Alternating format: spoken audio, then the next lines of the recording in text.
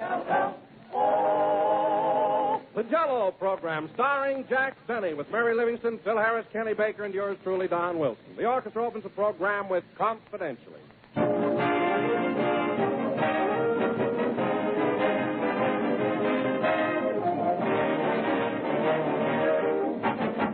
When I was a kid spending the summer in the country, my grandfather used to tell me about the country stores when he was a boy. He said he'd sit on a sack of flour and swing his bare legs while his mother argued with the storekeeper. Seems there wasn't a thing she'd take his word for, from a dill pickle to a barrel of crackers. And good old Grandpop said it was sure something to listen to those arguments. Well, things have certainly changed. Today, there's no ground for an argument. When you go into a grocery store, you find packaged foods with brand names you recognize as your guarantee of quality. For instance, when you see the word Jell-O on a package, you know that here is a fine product, the real thing. Because that very name, Jell-O, is a trademark. It's the property of General Foods. If you hear any other gelatin dessert called Jell-O, that's incorrect, for there is no other Jell-O. And remember, Jell-O brings you that extra rich flavor, as tempting and refreshing as the real ripe fruit. So always ask your grocer for Jell-O. And, by the way, this week, the National Association of Retail Grocers are holding their annual convention. And we want to send them congratulations and best wishes from Jell-O, America's favorite gelatin dessert.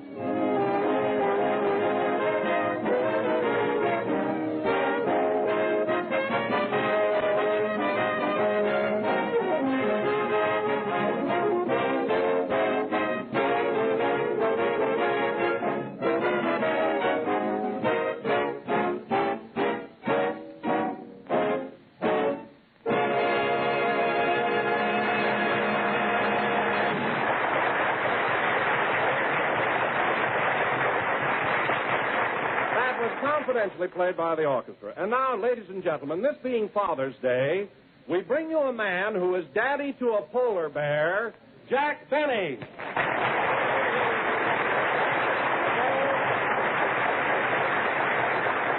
Thank you. Hello again. This is Jack Benny talking, and Don, you're right. I do take rather a paternal attitude toward Carmichael. You know, that animal is like a child of mine. He's so affectionate. You're really very fond of him, aren't you, Jack? I certainly am. Believe me, we're going to have a lot of fun this summer on our trip to Alaska. Oh, are you taking Carmichael to Alaska? Yes, he has relatives in Skagway. 2 uncles and a sister-in-law, I believe. Huh?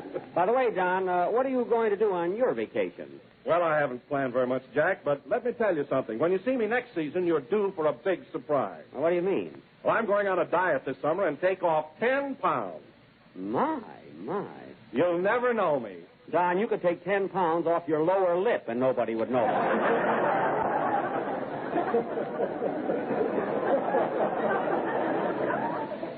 Now, when you go on a diet, you ought to try and take off about 50 or 60 pounds. Why, you'd even feel better. Jack, this may surprise you, but I'm not as fat as you think. What appears to be fat is really muscle. Oh. My stomach, for instance, is as solid as the Rock of Gibraltar. Oh, it is. Well, Don, I saw you playing golf the other day in nothing but a pair of shorts, and Gibraltar was out of bounds.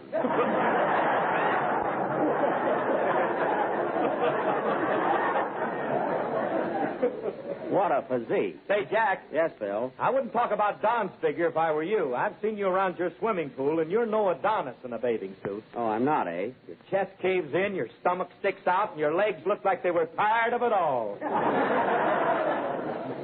Well, Phil, you don't even have to get undressed to lose a beauty contest. You know, your nose looks like a pack mule with those bags hanging down each side.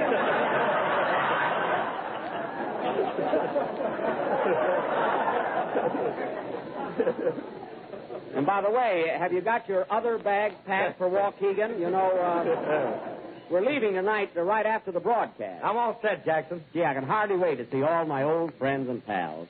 Yeah, I'm excited as a kid all week thinking about it. I can imagine. Where are we going to live when we get there, Jack? Well, you fellas are going to stay at the Hotel Waukegan.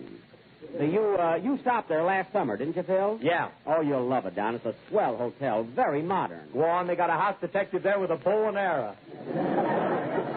Is that so? And if you're not downstairs by 7 a.m., they send a maid up to see if you're dead. Well, that's because Waukegan is a wide-awake town. Everybody gets up early. Are you going to live at the hotel, Jack? Well, I'm not sure, Don. I'll probably stay with relatives. I don't know whether to live at Aunt Clara's or Aunt Molly's or Cousin Sudie's. They're all so anxious to entertain me. Well, which one is the closest to town? Aunt Molly. She lives right over the elite Turkish baths. As a matter of fact, she's a rubber there. Oh, hello, Mary. Hello, Jack. Oh, say, Jack, I just got a wire from Mom, and she won't be able to meet us in Waukegan. Well, I'm just sick about that. What does your mother say? She says that, Dear Mary, we'll be unable to take the train to Waukegan, and your grandfather, who is off the beam again, cut paper dolls out of the tickets.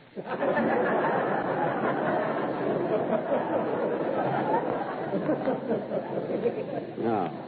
Well, maybe you can go to Plainfield afterwards and visit your mother and father. By the way, Mary, this is Father's Day. Did you send your dad anything? I sure did. I sent Papa some cufflinks and studs for his dress shirt. Dress shirt? Well, your father never wore a full dress suit in his life. He does now. He got a job with an escort service. Oh. Fine. Now, when he takes Mama to the movies, he charges her 60 cents an hour. Well, it's worth it to go out with her. Anyway, Mary, I'm glad you remembered your father. That was a sweet thought. Not only that, I sent him the cutest card with it, and I made up the words myself. You did? What was it? Oh, Daddy dear, I send you cufflinks with good cheer. And when you hawk them, which you'll do, if you can't get 5, go ahead, take 2.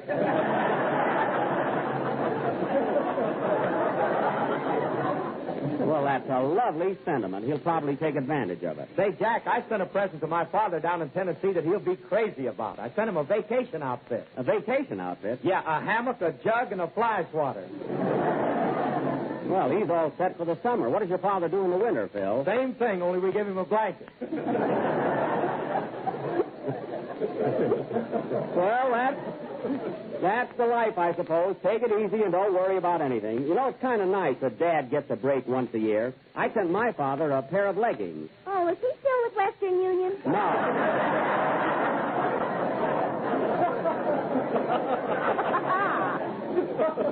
He wears them when he goes horseback riding. Say, Jack, you know what I sent my father for a present? Yes, Don, I know how many flavors it has, so don't get cute. Hello, Jack. Oh, hiya, Kenny. Say, Kenny, you all set to leave for Waukegan? You know, we're going right after the broadcast. Oh, sure. I got my suitcase downstairs on the sidewalk. On the sidewalk? Well, for heaven's sake, bring it in. Somebody's liable to steal it. Well, don't worry. Nobody will touch my suitcase. How do you know? I printed J. Edgar Hoover on it. Well, that's very clever, Kenny. How'd you ever happen to think of that? Oh, Kid Baker has a flash once in a while. You have it there. Now, Kenny, when we get to Waukegan, I want you to be on your best behavior and make a good impression. You know, I don't want you whistling at the girls like you do here. Can I wink at them? No. You can't whistle and you can't wink, so watch yourself. And now, folks... Can I wiggle my ears? No. You won't show off at all. I want everybody in Waukegan to say, now there's a nice boy. And now, folks... I'd rather have them run me out of town. Kenny. I don't want to hear another word about it. And now, folks, we will have a song by our fresh young tenor who's going to get his canoe paddled if he doesn't watch out. Now, go ahead. Hold it a minute. Come in. Mr. Benny? Yes? I just dropped in to wish you a very pleasant trip to Waukegan and to tell you that I'll miss you while you're gone. Well, thanks very much. Well, what are you standing there for? Ain't you going to kiss me goodbye? No, I'm not. Get out of here. He's the most affectionate lunatic I ever met. Sing, Kenny.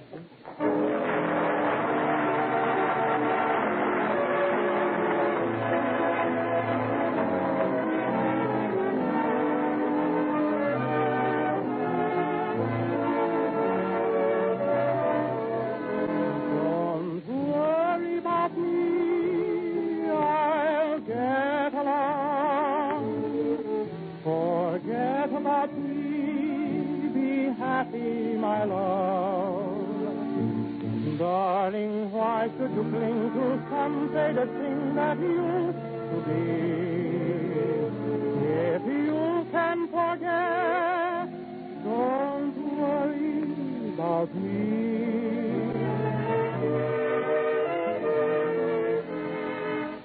This is the one moment that I thought I never could live through. But now somehow that it's here, my dear, that foolish fear has gone away. And saying goodbye seems sweet.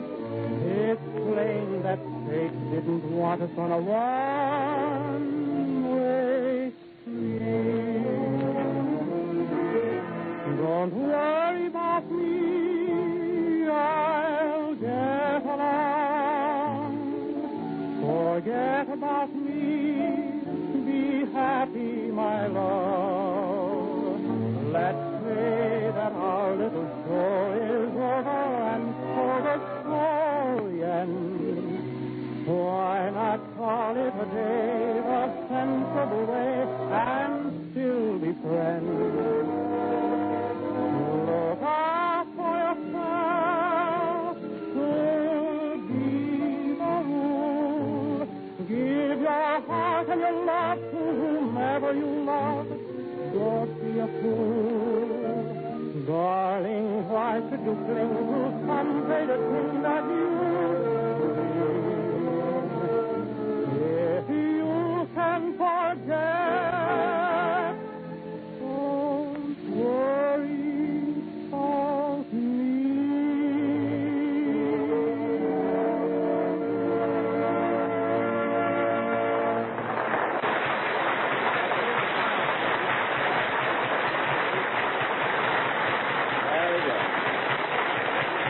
That was Don't Worry About Me, sung by Kenny Baker. And, Kenny, before I forget, I saw your picture, the Mikado, last night, and I thought you were swell in it. You look great in Technicolor. Oh, I thought I was too darn pretty. Well, that oughtn't to worry you. Good looks never hurt anybody. At least it's never hurt me. Can I say something, Jack? No. Anyway, the Mikado was a swell picture, Kenny, and you were grand in it. The Mikado. Say, that's a Western, ain't it? That was our musical director, folks. Phil, for your information, the Mikado is one of the most famous operettas ever written. No kidding. You're a fine musician, Phil. For you to pick up a baton and lead an orchestra is perjury. Why, Jack Benny, you didn't know what the Mikado was yourself until you saw the picture. I didn't know what the Mikado was? Why, Mary Livingston, before we went into the theater, I told you it was an Oriental story. You told me Charlie Chan was in it, too. All right, so I made one little mistake. But Phil has no excuse. He's supposed to have studied music. That studying don't mean nothing. Why, some of our greatest musical geniuses never studied music. Name one. Abe Lyman. Oh, fine. Lyman is worse than you are. He directs his boys with a rawhide whip. You know, funny thing about you and Lyman, Phil, you both started out as drummers, and now you both have your own orchestras. Proving what? Proving hooray for the red, white, and blue. It could only happen here.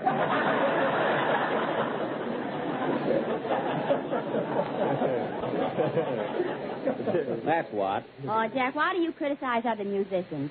You took violin lessons for 12 years, and all you can play is Love and Bloom.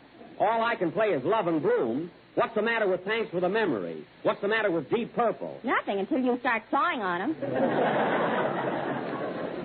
Listen, Mary, your opinion doesn't matter very much. If you want to know something, I've been complimented by Heifetz. Heifetz? Why, Heifetz doesn't even know you're alive. He does, too, because he tried to shoot me once.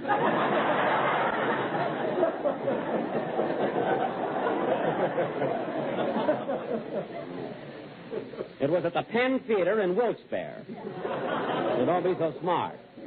You know, I don't like to pat myself on the back all the time, but there's one instrument I've really mastered. Well, I can make a violin talk. You certainly can, Jack. Thanks, John. Why, many's the time I've heard your violin say, I'm proud to snuggle under the chin of a man who works for Jell-O. Oh, for Pete's sake. Because Jell-O is economical, easy to make, and comes in 6 delicious flavors. Strawberry, raspberry, cherry, orange, lemon, and lime. You mean my violin even knows the flavor? Yes, sir. Well, isn't that amazing? This stuff is strictly for the kids. It was pretty subtle, Baker, so go and sit down.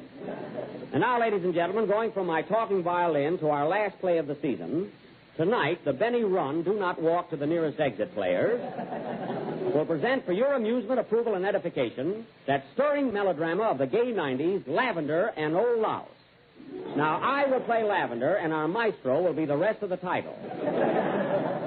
Now, in this play, I'll take it. Hello? Hello, boss. This is Rochester. All right, what do you want? Well, I just finished pressing your clothes for the trip, and I don't think you ought to take your white flannels with you. Why not? Well, you know that trouble I have with the toast every morning. Yes? Well, the same thing happened to your flannels, only I had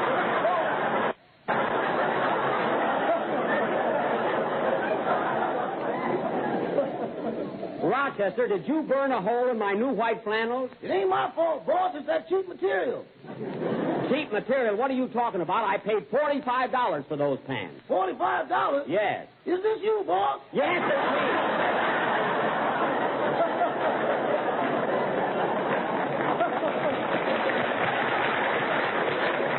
And don't act so surprised. By the way, is Carmichael all ready? I think you're making a mistake taking that polar bear to Waukegan. Well, I'm not going to leave him in the house by himself for 2 weeks. He'll get lonely. Why don't you rug him? Rug him, Rochester. I'm getting tired of these constant threats against Carmichael. Now put him in that big packing box and take him to the station. I can't put him in that box, boss. Why not? I'm talking from there now. You're in the packing case? Well, for heaven's sake, where's Carmichael? He's sitting on the lid. Oh, my goodness. If I had a long pin, I'd dethrone him.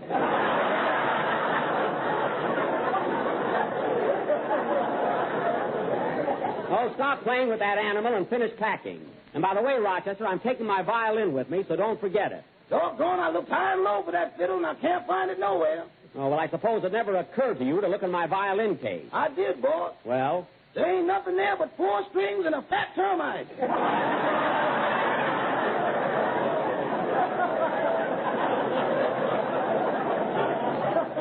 Now, don't give me that. The violin is around someplace. Now, get everything together. My trunks, bags, Carmichael, violin, and hurry down to the station. Okay. Can I take a taxi? What's the matter? Have the buses stopped running?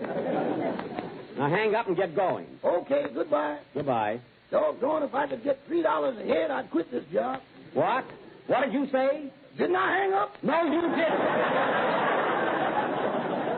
Well, here goes. So long, boss. The guy is always complaining. Never saw such a guy. Now he wants to ride in taxicab. Oh, well. Getting back to our play, the opening scene... Say, Jack, I don't think we're going to be able to do our play tonight. Look what time it is.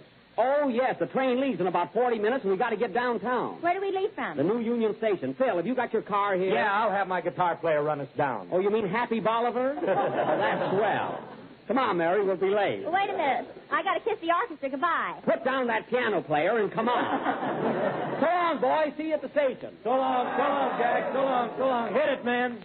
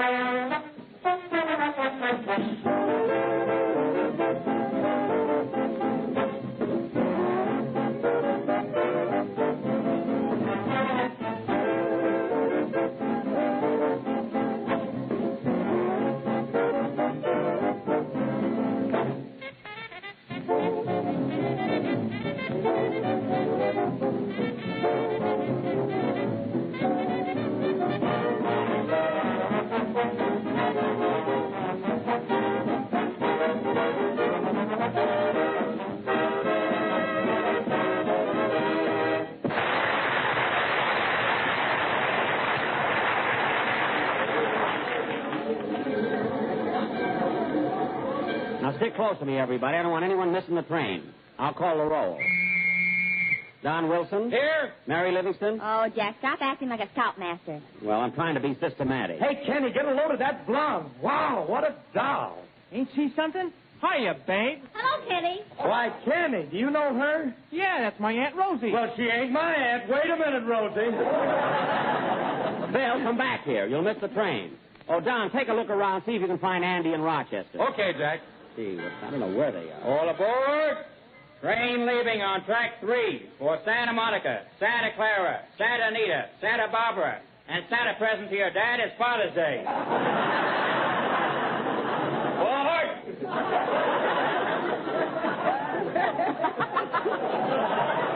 Well, he's a topical announcer, I'll say that.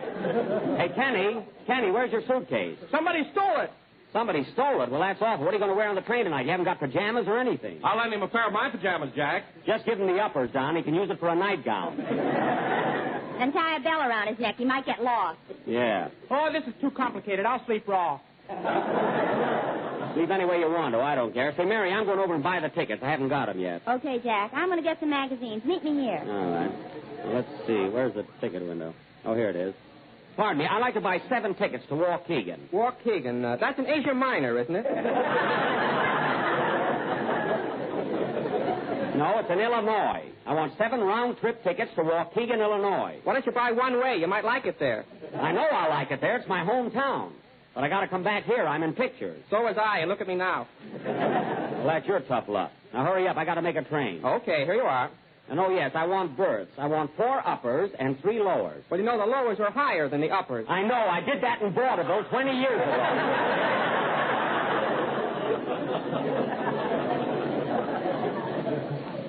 So don't start that routine. Just give me the berth. Here you are. Thanks. Gee, what a guy. Have a nice trip, Deadpan.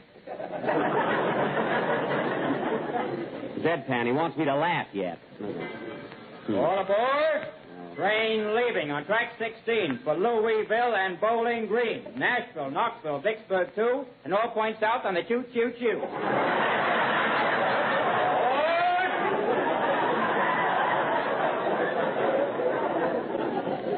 That guy has more fun than the Ritz brothers. Now, let's see. Where's the magazine stand? Oh, there's Mary now. Hey, Mary. Yeah? Did you get your magazine? Uh-huh. I got Look, Tick, Click, and Cluck. Oh, Cluck. That's that new one, isn't it? Yeah, it's got Kenny Baker's picture on the cover. Well, that ought to sell 1 million copies. Come on back there with me, Mary. I want to get a book. Okay. I want to get something light. A good mystery or something. Why don't you get Ferdinand the Bull? Ferdinand the Bull isn't a mystery. He is to the other bulls.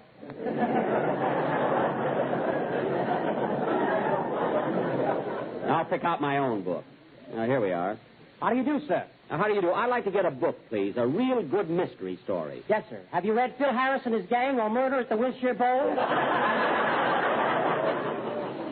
No, but I get what you mean. Say, Jack, here's a swell book, and it's a special. A special? What is it? The rains came and an umbrella for $2.50. Oh, that's by Louis Bromfield. He's a little too deep for me. Say, Buddy, what's your best seller here? Well, our most popular book is Twin Infiltrated Ungefittted by Chesterton Jr. Funny, I never heard of that. Why, it's very popular. He also wrote Twin Infiltrated and The Life of Amos and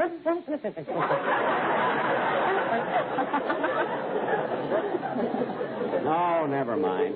Come on, Mary. Wait a minute. Why don't you take this one, Jack? What's that? Ralph Ram did it by George P. Slump-Bum. Don't you start that stuff. Hey, Buddy, just give me a Saturday Evening Post. There you are. Come on, Mary, let's go. Goodbye. Any kind for it. Oh, see.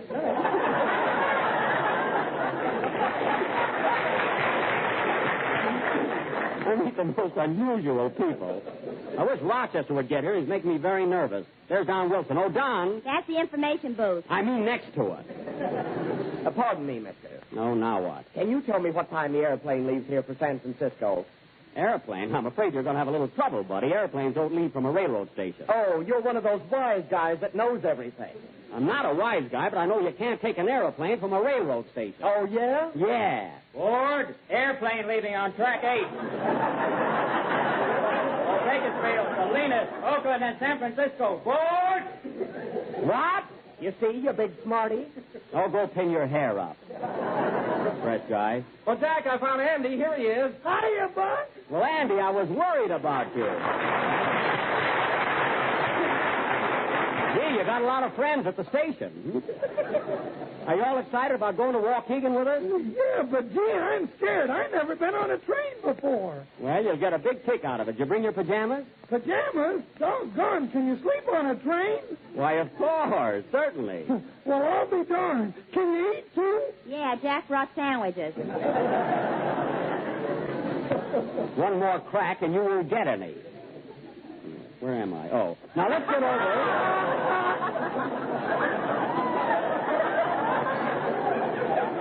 it. Hate to miss my place at the station. Now, let's get over to the gate. How long does it take to go to Waukegan anyway? Well, Andy, we'll be on the train for 2 whole days and 2 nights. We will? Yep. But say, Buck, do they have... Yes, don't worry.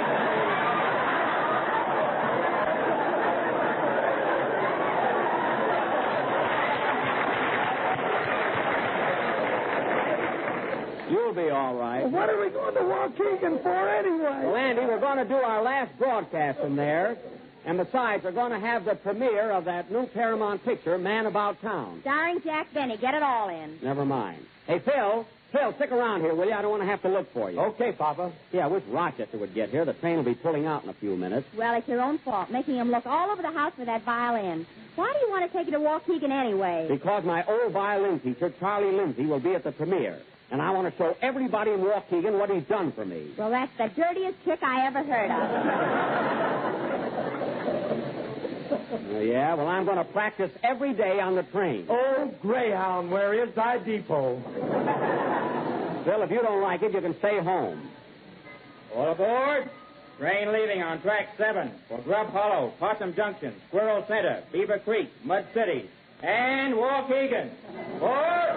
Oh, my goodness, there's our train, and Rochester isn't here yet. Yeah, I am, boss. Well, it's about time. You got all the stuff with you? Yep, trunk, bag, violin, and everything. Good. Where's Carmichael? He's buying the tickets. I bought the tickets already. Carmichael, come here. Come on, gang, let's go.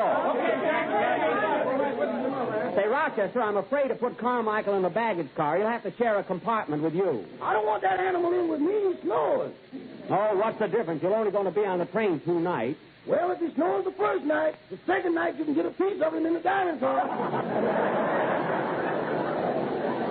You lay a hand on him and I'll... Hurry up, Jack. The train's leaving. I'm coming.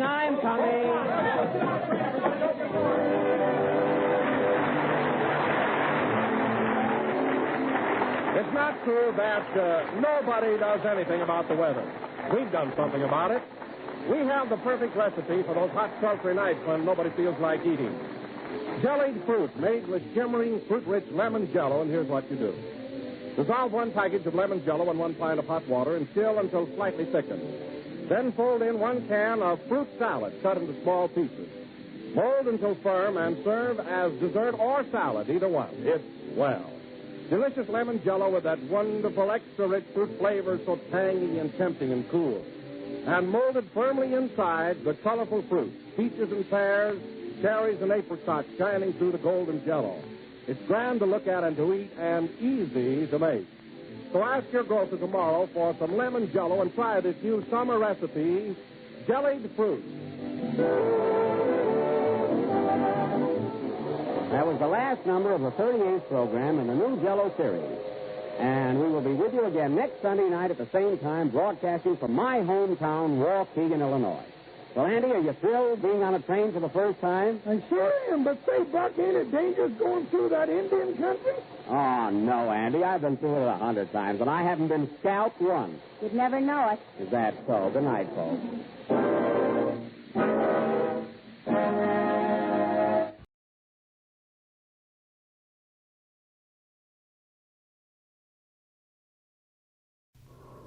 The challenge of the Yukon. On King, on you husky. The Wonder Dog King, swiftest and strongest of Eskimo lead dogs, blazes the trail through storm and snow for Sergeant Preston as he meets the challenge of the Yukon. Sergeant Preston was typical of the small band of Northwest Mounted Police who preserved law and order in the new Northwest country, where the greed for wealth and power led to frequent violence and bloodshed. But in spite of the odds against him, Sergeant Preston and his Wonder Dog King met that challenge, and justice ruled triumphant.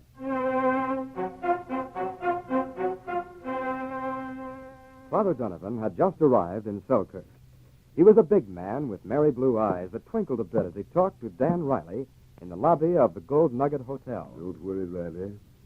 We men of the church are used to rough living. We aren't made of glass. Well, I thought a word of warning to you wouldn't hurt. The average prospector ain't exactly a plaster saint. Well, even though a man may forget the church for a while, he may sometimes feel the need of God.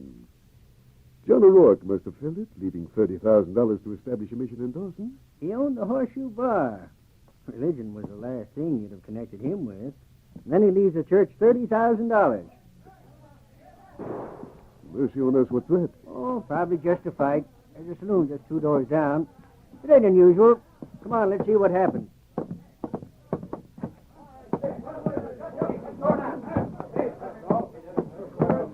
Shot Jake West. Where does Buck go? I don't know. What happened, boys? Jake West has been shot.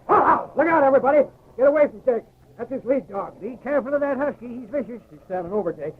We're going to have to shoot him if we want to get Jake out of there. He won't let nobody near him. Jake's unconscious. Might as well shoot Jake if you shoot Lobo. Jake thinks more of the animal than he does himself. Makes no difference. If we don't shoot that dog, we can't get near Jake. He'll bleed to death if he don't freeze first. Yeah, that's right. I'm going to plug him. Wait a moment. Maybe I can help. Who are you? This is Father Donovan. He just came to Seltzer. Oh, I'm sorry, Father. I know how to handle dogs. Perhaps I can get him away. But Lobo's a vicious husky, Father. You carry to pieces. Don't take a chance, Father. I'll shoot him. Let me try first. Father Donovan, no. I'm not afraid. Steady, Lobo. We can't let your master lie here in the snow. Come now, boy. We're not going to hurt him. Dog will take his hand off. All right, Lobo. You see, here's my hand open to you. Now, you see, I'm not hurting you. I won't hurt your master. Come, boy. Get off him. Let me take hold of your collar. Now, boy. Steady. Come on, this way, fella. He's getting him off. Well, I never seen anything like that. Only one other man could do that. Sergeant Preston. Come on, Lobo. Come along. We'll let you get back to him when it's time. All right, boys. Carry the man into the hotel. I'll hold this dog. All right, Father. Jake's hurt bad, ain't he? Bad enough. Buck James better not show his face around this part of the country after doing that.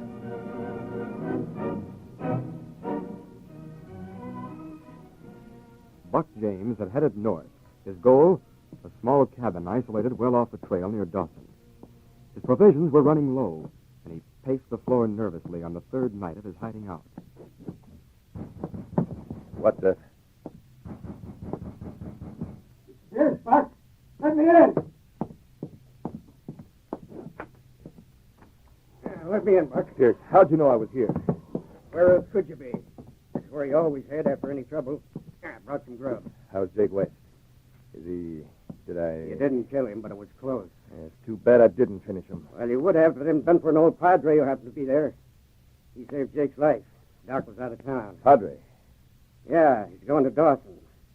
Some prospector up there left him $30,000 to start a mission. $30,000? Yeah, can you imagine that? When's he starting to Dawson? He was leaving the day after I left. He'll be coming by in a day or so. With $30,000, we could head for the border. Well, of course, Buck, he is a priest. What's the difference? We're watching that trail, starting tomorrow.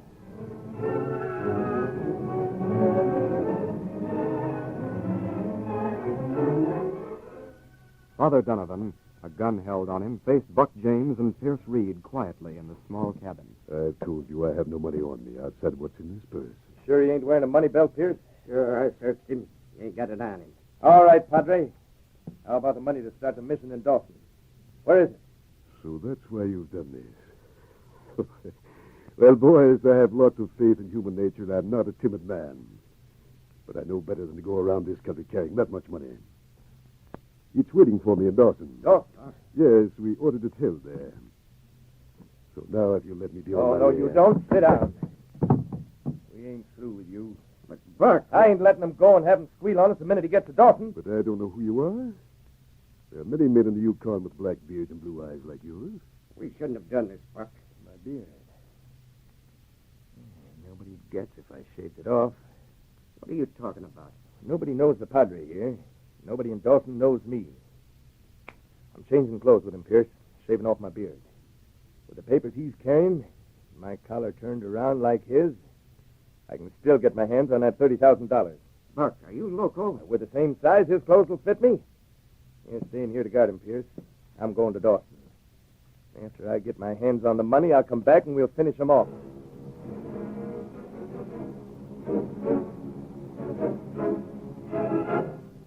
As Sergeant Preston talked to Dan Riley and Selkirk, his big lead dog King sat beside him, his head on the Mounties' knee.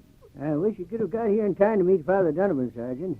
You and him would have had a lot in common with your love for dogs. You must know a lot about them, Dan, to handle Lobo the way he did. He told me afterwards that a dog can sense fear in a man. You're afraid he can smell it. That's true. A dog knows the scent of fear. King hates it. I've seen him growl and bristle at strangers for that reason alone. Father Donovan loves dogs, and they seem to know it. Oh? He has a grand sense of humor. He said he was as much veterinarian in his last parish as he was a priest. All the kids used to bring their dogs to him for repairs, and he mended as many animals as he did souls.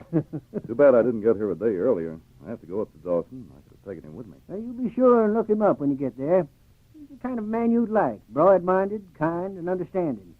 Ideal for the job he's planning to do. I'm leaving for Dawson tomorrow. I'll make it a point to meet him. I'd like to see what he thinks of King.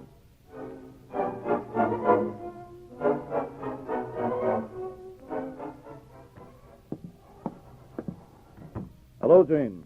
Sergeant Preston, welcome to Dawson. We have not seen you for a long time. Hello, King. How's business, Jane? Oh, there is always too much at these trading posts. I hear Dawson's going to have a mission. Did Father Donovan get here all right? He is here.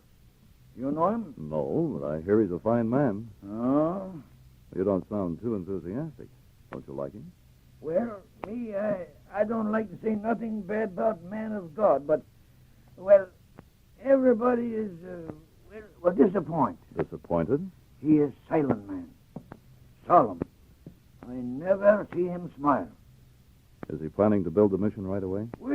He asked me to give him the $30,000 John O'Rourke has left. Tomorrow he will move from the hotel to his cabin.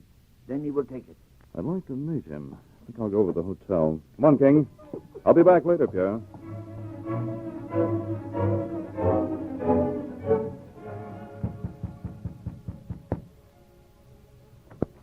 Yes? Father Donovan? Yes. I'm Sergeant Preston, Northwest Mounted. What do you want? Why, Dan Riley and Selkirk told me to look you up here in Dawson. Oh. Oh, yes. Come in. Come on, King. King, what's the matter with you? Quiet, King. Well, I hope you'll excuse him, Father Donovan. I don't know what ails him. Well, would you mind putting him out, Sergeant? I'm not used to these huskies you have here in the Yukon. But I thought... Oh, of course. Come on, King. You wait out here in the hall, fella. I hope you don't mind. No, not at all, Father. I suppose being a priest, you're not used to dogs. That's right. We're too busy with our church duties to have time for pets. I see. Sit down, Sergeant. Thank you. I can't stay. I just dropped in to say hello. You, going to be in town long? No, just passing through. Oh, I see. Guess you'll have quite a big job here in Dawson, Father. Yes, it will be hard. Trying to close the saloons and stop gambling won't be easy. And it will be dangerous.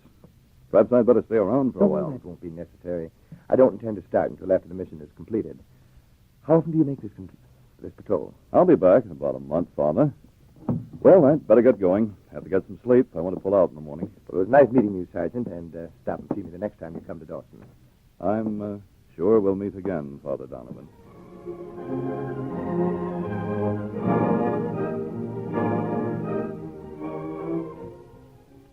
You are back so soon, Sergeant? You did not make very long visits. No, I had a little trouble with King. He didn't seem to like the new padre. Oh? And you, what did you think of him? Well, like you, Gene, I was disappointed. You say he's moving into a cabin tomorrow? It belonged to Tom Jacobs at edge of town. Oh, yes, I know where that is. Sergeant, maybe you can tell him that is a lonely place. Better he should leave this money here and safe. No, Gene, I think you'd better give him the money. After all, he has the right to do what he pleases with it. Well, maybe with you here in town, it is safe. I'm leaving, Gene. But, Sergeant, you are leaving? Well, something rather urgent's come up. I'll see you in a few days. Come on, King.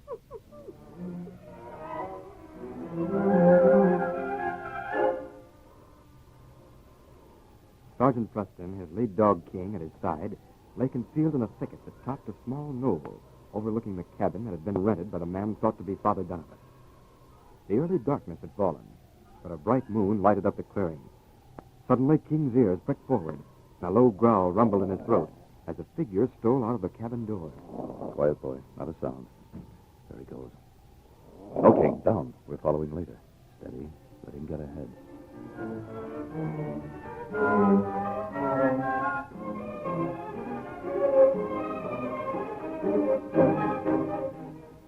Pierce yawned as he watched Father Donovan, who sat near the stove, deep in thought.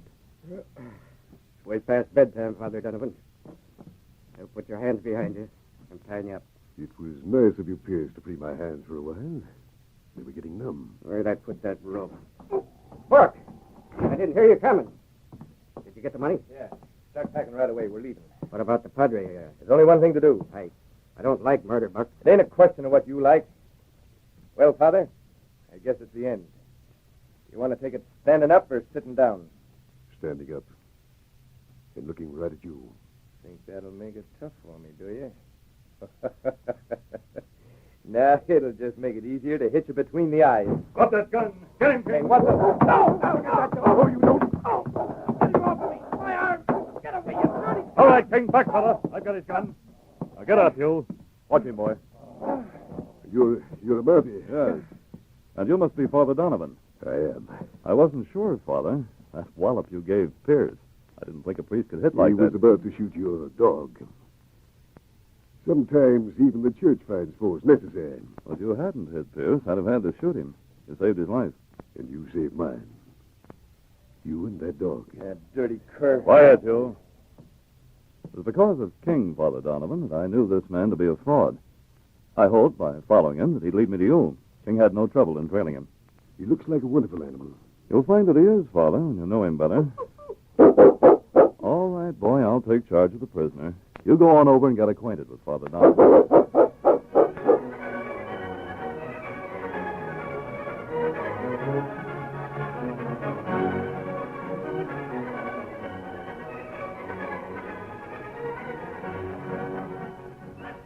These copyrighted dramas originate in the studios of WXYZ Detroit, and all characters, names, places, and incidents used are fictitious. They are sent to you each week at the same time and reach you from our transcription studios. Hal Neal speaking. This is the Michigan Radio Network.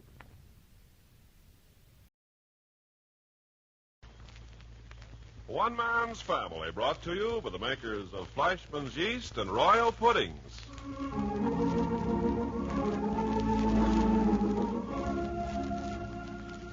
One Man's Family begins its 16th year in radio today by rededicating itself to the American home and to the mothers and fathers of the younger generation and to their bewildering offspring.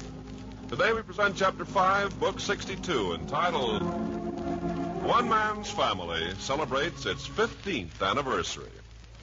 From 1932 to 1947. Goodness. That's right, Mom. From Herbert Hoover to Harry Truman. From Flapper to Bobby Soxer. From WPA to OPA. Yes, Cliff, I was just going to say, from the Great Depression, when there was plenty of everything and no money to buy it, to plenty of money and nothing to buy. 1932 to 47. From the period of the great American isolation through our greatest war to our present conviction that we are part of the world community. 15 full years, 15 historical years, 15 dramatic years. The end of Prohibition, the Great Depression, the rise and fall of Hitler and Mussolini, the rise and fall of gang warfare in the United States. The rise and fall of women's skirts and their rise again. Yes, 15 years is a good long span. Why, just imagine it. There are young men and women walking the streets today who can't remember time when one man's family didn't exist. I can hardly remember myself. Yes, and through all these years, one man's family has had one central theme, one main purpose for being, the American home, the American family. The paramount thought being that so long as the American family survived, these United States would remain safe and secure. Oh, yes. Throughout the years, one man's family has meant many things to many people. There was, for instance, the wife who wrote that her husband's last deathbed request was to hear the Barbers, and afterwards closed his eyes and went to sleep. and the young man who was arrested in Chicago for purse snatching. Only he said he didn't do it, that he was listening to one man's family at the time.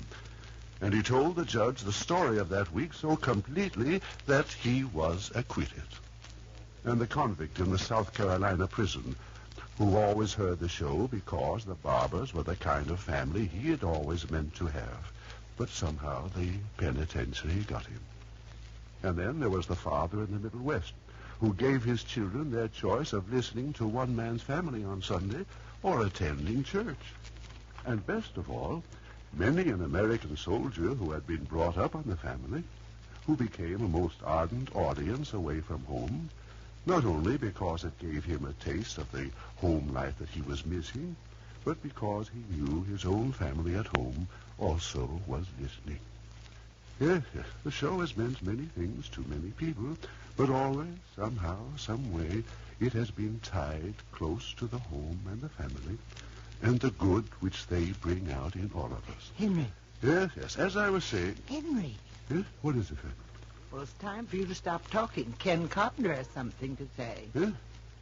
Ken Carpenter. Oh, by George, now, yes. Well, as soon as you've heard Mr. Carpenter, you'll hear the principal portion of our 15th anniversary celebration. All right, Mr. Carpenter, move right along. No nonsense about it. On the American table, the breadbasket or plate is one of the busiest, most popular dishes. Sweet rolls, cinnamon buns, coffee rings for breakfast, Parker House rolls, and so on for the other meals. All nutritious, all nourishing, all delicious. If you bake at home, use Fleischmann's yeast to give your rolls lightness, even texture, and especially delicious flavor. It's the amazing little powerhouse that brings the dough to life, adds flavor to all the other ingredients.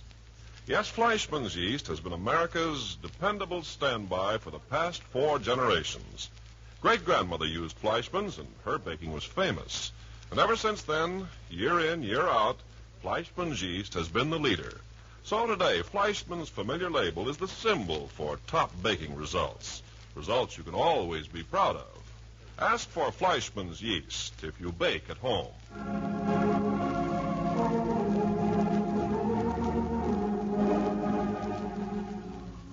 Now I'm going to turn the show over to Paul. Thank you. As we said in the opening today, on the beginning of our 16th year, we are rededicating one man's family to the American home and the American family. For 15 years, this has been our principal theme, as we're going to demonstrate for you in a moment.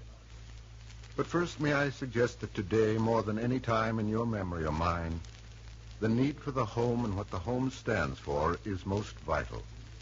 That now, if ever, there is need for the moral strength, the unswerving integrity, the basic Christian ethics and tenets, which are the stuff the American home is made of.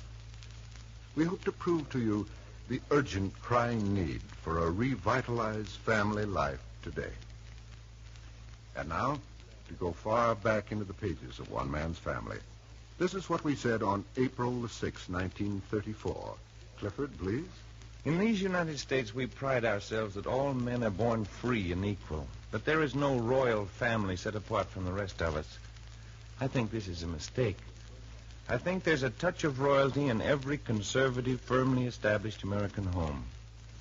I believe the children of these homes are born to the purple. They have behind them glory and honor and dignity and tradition. Just as surely as empires were molded by the will of kings, so this nation is molded by the will of the American family. And just as surely as empires crumbled under the touch of dissolute, degenerate monarchs, so this nation will fall away with the corruption of the American family. Well, a bit of something to think about. You know, I can remember Dad saying that to us way back there, just as plain as though it was yesterday. 1934. Goodness, Cliff, you and I weren't dry behind the ears yet. You couldn't have told us that then. How true, how true. Goodness, we were young. You were young. What does that make me? Bottle baby, no doubt. Well, that's what we said in 34. And now, here is what we said in 1936. Mom, will you do the honors? Already, Paul? Here, Mom, put on your glasses. Oh, goodness. Where's that copy you gave me, Paul? Right in your hands, Mother. Of course. Now, Paul. Yes. This is what we said in 1936. Marriage is the gateway through which a man or woman obtains personal experience in the field of human relations.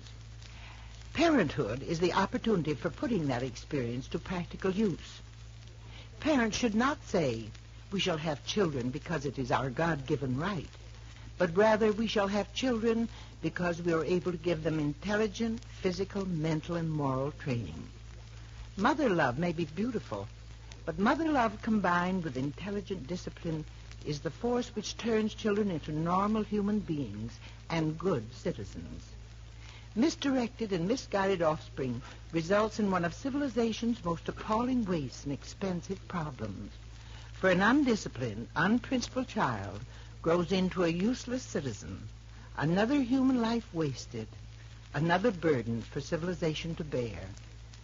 Good citizens are necessary to civilization, but good parents are obligatory if civilization is to continue. Exactly. You still agree to that, huh, Dad? More than ever. Oh, yes. What a waste of time and effort and pain and worry to go to all the trouble of conceiving and bringing a child into the world only to abandon him to indolence, dishonor, and disreputable habits. And yet I think I'm going to be able to bring you proof that this is exactly what a large portion of our parents are doing. Oh, no, Paul. Well, don't rush me. We'll get to that presently. Just now, Claudia, you're going to read us what we said about family life in June of 1937. What Dad said. Huh? See if you remember saying this 10 years ago. Ooh. In this day, with gods of finance and the gods of power tumbling in a shower of unutterable chaos on every side, and with the very foundation of nations trembling on the brink, it is only natural that each of us should be looking for something firm, something staunch, something honest to which we can cling. Something that neither fire, nor flood, nor earthquake, nor avarice, nor greed, nor war, nor the rumor of war, can shake from its deep-rooted foundation. What is that something? In these United States, we have the American family. So long as the American family shall live, with its wholesomeness, with its ideals, and its basic principles of discipline and citizenship, we have little to fear. But once let the family life of America lose its own self-respect, and the fate descending on Germany and Italy will be a small catastrophe indeed compared to the bitterness, the affliction, and the desolation which shall encompass us. Therefore, when we bring you the saga of the Barber family, we do more than tell a story. We pay tribute to the American family way of living, and we hope, in some small extent, extol its virtue and unveil its weaknesses. You remember saying that, Dan? Huh? I don't remember, but I'll be very happy to take the credit for it. He said it's all right. The sort of thing he was always preaching to you children. With excellent results, I'd say. Yes, I guess some of it soaked in. Yes, yes. There were times, however, when I felt as if I was pouring water on a duck's back. Well, now we come to the year 1940. The year before the war. The year before we got into it. Oh, yeah, sure. Hazel, will you read us what we had to say about family life in 1940? Yes, Paul. Mother Nature, who is an elemental old lady and interested only in fundamentals, requires of the human organism but three functions: to be born, to reproduce its kind, and to die. That is all any of us need to do to satisfy the laws of nature. But somewhere along the rugged pathway which represents the evolution of man, this superior creation of nature picked up a spark of fire, a spark burning so fierce and hot that with each advancing generation it has increased in its intensity. A spark so burning with promise, so glowing with hope, that it has driven the human race far beyond nature's elemental requirements of birth, reproduction, and death. It has made man stand straight and look toward heaven. It has made him think. It has stirred his imagination and given him glimpses of greatness and genius. It has made him consider his kind, cultivate humanity, understand the value of beauty and love and goodness. And greatest of all, it gave him the power of conceiving and creating the family home as we know it today, the greatest, the most important of all man's creations. That is, the home. I say that's an excellent thought. Man's greatest achievement, the home. That's okay. I want you to notice the difference between what Hazel just read out of 1940 and what I'm going to ask Nicky to read out of 1941. There's a sort of calmness and sense of security in Hazel's words. Now listen to what Nicky reads just a year later. Please, Nicky. Right on. Today, the American family as a unit of society is more precious, more deserving of care and cultivation, and at the same time in more danger than at any other period in our national history. For we can promise you that out of the welter of strife and disorder in which the world is now engaged is coming great change. Practically nothing will be the same. We have seen one government after another submerged. We have seen peace-loving people forced to pull the plow out of the furrow and beat it into an implement of war. Right here in these Americas, we have seen, in a few months, weakling airplane factories blossom into a gigantic major industry. Shipyards which haven't turned out a vessel in years suddenly bursting into life and energy. We've seen our men in uniform again, marching up and down. We've made Iceland an outpost, and our South American neighbors have suddenly become nearer and dearer. And in the plethora of jobs, the WPA has become one of the dodo birds of the past. And wages have gone up, and prices have gone up, and everywhere there is change, change, change. The government is modified to meet these times. Our banking system is modified, and our tax laws are modified. And our institutions of learning are modifying their views. And every other institution, by reason of necessity or convenience or circumstance, is modifying its activities. Even the minds of men are thinking new thoughts, uncertain thoughts, worried thoughts, but still new thoughts. The businessman, the laboring man, the farmer, the industrialist, the politician, all are sitting in the anxious seat of change and uncertainty. And there is only one place where the American man may go for refuge, for comfort, for security. The bosom of his family, the American family. Nations may fall, institutions be dissolved, great men be brought to their knees. But so long as the American father can close the door of his home against the world, so long as the American mother can gather her children about her to love them and teach them, so long as the American child can have the granite solid foundation of the home to cling to, family love to warm the heart, and family continuity to give him a belief in and a hope for the future, all is not lost. In a word, so long as the American home exists, America itself exists. But beware, the American family is not modified with the changing of other institutions. There is the danger. It must be warmed and watched and nurtured as never before, lest it slip through our fingers and is gone, as many other things are being lost to us in these restless, urgent days. Beautifully done, Nicholas. Oh, yes. But did you notice the urgency, the sense of a need for preserving something important? Yes. What I read had a feeling that we possessed something precious. What Nicky read hinted at a dread of losing it. Yes, there was undoubtedly a great transition in American living from the early part of 1940 to the end of 1941. Oh, there was indeed. And now we come to 1947. Oh, we're jumping the war years completely? Yes, we're doing that deliberately. What we feared, what we dreaded might happen in 1941 is becoming a reality in 1947.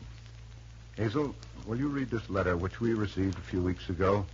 When you've read it, I'll explain further. Yes, Paul. Office of the Director, Federal Bureau of Investigation, United States Department of Justice, Washington, D.C., March 29, 1947. Dear Mr. Barber, on Sunday afternoon, March 23rd, I listened to One Man's Family, as is my custom on Sunday, whenever it is possible to sit down with a radio. I did want to drop this personal note to tell you how deeply I appreciate the splendid manner in which you developed the necessity of building up the home and the need for emphasizing constructive family life. I thought the program was particularly well done. The need is so great that this point cannot be stressed too frequently, and possibly by constant emphasis an impression can be made. With best wishes and kind regards, sincerely yours, J. Edgar Hoover. Hey, a pat on the head right from the top. Golly. But that's not the point. The important thing is that even our leaders in Washington are worried about the American family and the carelessness and laxity of today's parents. And just to emphasize Mr. Hoover's point and to demonstrate what One Man's Family is still emphasizing after 15 years, I want to repeat what was said by Jack and Dad on the show of March 23rd. Go ahead, Jack. Dad, You've had more than 50 years now of being a family man. Yes. What do you think of it? Huh? Would you devote yourself to a wife and home and family if you had it all to do over? What a question. You would? Certainly, with all my heart. You really honestly feel that the end achieved is worth all the years of trouble and effort it takes? I do. Well, there are a lot of people in the United States who don't think like that. Well, you mark my word, Jack. If American home and family life fall into disrepute, then the people of this nation are going to feel real tragedy. Because if we lose our ideals and our humanity and our godliness and our love of justice, which are the virtues taught in the home, if we lose all these, then we're a nation without a heart. We're a ship without a rudder. And just as surely as you and I are standing here, we'll drift into the chaos that has fallen upon the rest of the world. We'll be a people at the mercy of tyrants. In one generation, we'll be an ignorant, drifting, helpless people. A nation at cross purposes. A lost nation, ready to be swallowed up by the first outside power to come along. Dad, you really feel the American home and family is that important? The American home is the backbone of this nation. The American family is the lifeblood of American democracy, the seed of our way of life. If we let that seed die, if we kill the divine spark, then we've killed America. Well, when you come to think of it, that's one of the first things Hitler did in Germany. Broke up families, made a mockery of marriage and home ties, put a prize on license and illegitimacy. Yes, I'll never believe that the great body of America will give way to any such business. And I quite agree with you, Henry. We'll never fall to such a level. Of course not. Naturally. Are you also sure about that? Hey, of course. Huh? What are you driving at, Paul? Well, now we come to the climax of this whole business. In the March 24th issue of Life magazine, there was an editorial headed The Family. I'm going to read you a portion of that editorial, and if when I'm finished, you still feel so smug and secure in where we're headed, I'll be interested in hearing you say so. In heaven's name, Paul, read us. What is it? It begins this way. There is strong evidence that the institution of the family, not only in the United States, but throughout Western civilization, is at a crisis. Some people are more alarmed about it than others, but certain statistics are painful indeed. For instance, 1 out of 3 American marriages now ends in divorce. John Haynes Holmes, on a recent radio broadcast, said, "What's wrong with marriage, you ask? Our society is sick. Our social order is going to pieces." And a few days before that, Dr. Carl Zimmerman, Harvard sociologist, told the American Social Hygiene Association, Evidence indicates that our middle-class family system has reached its maximum demoralization, or will very soon. If left alone, the family system will break up before the end of the century. The family is not a biological necessity. Primitive man thought that birth was a matter of the seasons, and it was not until he became better informed that he assumed responsibility toward his offspring. Once he did so, the family became the basis of human society. And the metabolism of the family has measured the health of Western civilization ever since it began some 3,000 years ago. Professor Zimmerman points out that the Western family has collapsed twice before, in Greece about 300 B.C. and in Rome about 300 A.D., in each case marking the decline of those states. Both times the manifestations were the same. 1, almost universal corruption and disregard of the marriage agreement. 2, vanishing birth rate. 3, denigration of parents. 4, juvenile and adult delinquency. it remained for our own epoch to give the family its first legal kicks in the teeth, when in France in 1791 and Russia in 1917, the familial legal system was temporarily overthrown by revolutionary governments. Nevertheless, the body of Western common law strongly supports the institution of the family. In the frequently cited language of Justice Birdseye of the New York State Supreme Court of 1857, the family is the origin of all society and of all government. The whole frame of government and laws has been said to exist only to protect and support the family. The bad news. Most social scientists are agreed that the family, particularly the American family, needs all the support and protection it can get right now. Some of them point out that our family system is undergoing the Greco-Roman style of dissolution in all its 4 tragic phases. 1, we are witnessing an intercontinental divorce spree. And the all-round champion is the United States, where about 1 urban marriage in 2 goes on the rocks, thus approximating the record hung up by the Bolshevik free lovers prior to Russia's familial reformation of 1936. And nobody knows how many American upper-middle-class families are precariously held together because the partners feel that the Internal Revenue Bureau doesn't leave them enough money to support separate establishments. The morality of this situation is no less extraordinary than the statistics. As Dr. Holmes has truly said, when a woman takes a 4th husband who is finding in her a 5th wife, they have no more to do with marriage than prostitution has to do with chastity. 2, the sociologists draw another parallel between the classical and the current family crisis in the international sit-down strike against motherhood, which has been accelerating since the Industrial Revolution. Here again, the United States is well up front. 44% of our families have no children at all, and 22% have only one. At this rate, the United States will begin losing population by 1980. 3, sociologists Austin L. Porterfield and H. Ellenson Sally find the old sex moral so broken among all ages and classes that it is becoming increasingly difficult to define sex delinquency, and perhaps meaningless to try to do so, except in certain types of behavior involving cruelty and exploitation. 4, if parents are showing less respect for children, children in the classic mode are showing less for parents and everybody else. J. Edgar Hoover's number 1 job is protecting our atomic secrets. Number 2 is curbing juvenile crime. The recent batch of laws requiring premarital health inspection and cooling off periods prior to marriage licensing are nothing more than a recognition by the state of the decline of parental control. Why? As social scientists see it, the chief enemies of the Western family are the selfishness and brutality of our age. They see these qualities arising in part from our family degeneration and then returning to further the family's destruction. To some sociologists, incidentally, the wholesome family means a permanent pair of parents and at least 3 children.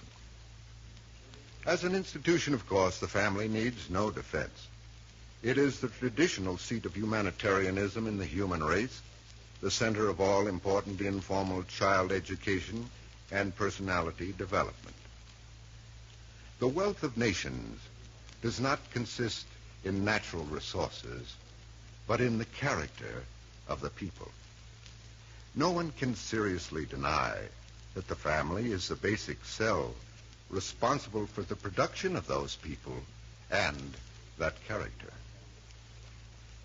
Every remedy proposed for rescuing the family today was grasped at in one way or another by the Augustine Caesars in their attempt to restore the Roman family in the last 2 centuries of the empire.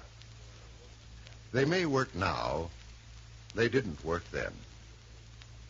But if the sociologists offer us dubious hope, we can look elsewhere. The problem is moral as well as social. And what we have that the Greeks and Romans didn't have is a universal moral code, the most important of whose codicils is the definition of right and wrong, familial, no less than personal. The strongest foundation of Christian society and the Christian family is a Christian conscience and a Christian heart. Huh?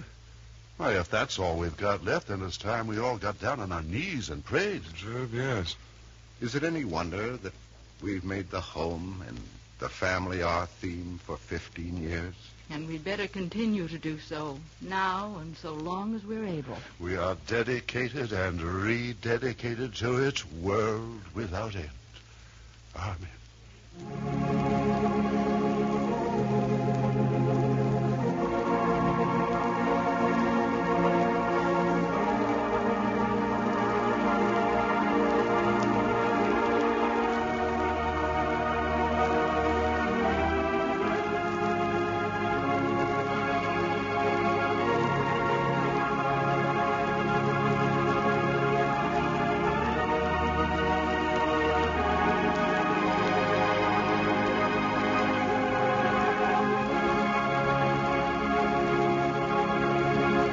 Jack's favorite room in the house has always been the kitchen, especially when one of his sisters is cooking. I won't be in the way, will I? Not at all. You can put the groceries away. Okay, on condition that I can talk as I do it. I'd like to see anybody stop you. Fleischmann's yeast goes in the refrigerator. Wonderful stuff, Fleischmann's yeast. I bet you'd be mighty proud of me if I thought up something like that. But kept on doing good in the world for 79 years. I certainly would. 79 years. And tops all the time. That's what I mean. America's favorite yeast through 4 generations. Just think of all the rolls and bread it's baked in that time. Someday I'm going to figure out how many times they'd go around the moon. I suppose a roll is 4 inches long. How many inches around the moon? Maybe you'd better figure something on Earth, Jack. Okay. Figure all the people who've enjoyed those rolls and things made with Fleischmann's yeast. Why, standing shoulder to shoulder, they would cover continental United States. And Alaska, maybe. And then some. Boy, it's a lot of happiness all in one piece. And all from these yeast cakes. Well, put them in the refrigerator. They're getting warm in your hand. Let's see, 79 years times 3. Yes, Fleischmann's yeast is first choice today, just as it has been for the past 4 generations.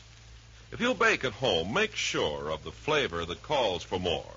Get Fleischmann's yeast. It's the amazing little powerhouse that brings the dough to life. It raises the dough, makes it light and airy, gives you even texture and delicious flavor. So follow great-grandmother's example. Look for the famous, familiar label. Ask your grocer for Fleischmann's yeast if you bake at home.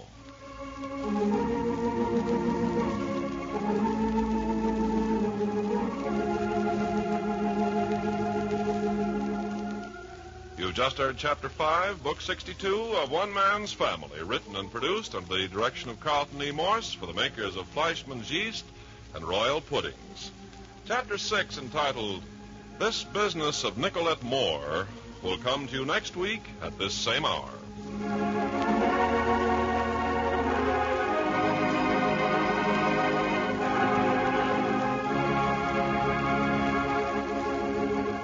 You're worried because food bills seem to be getting higher and higher?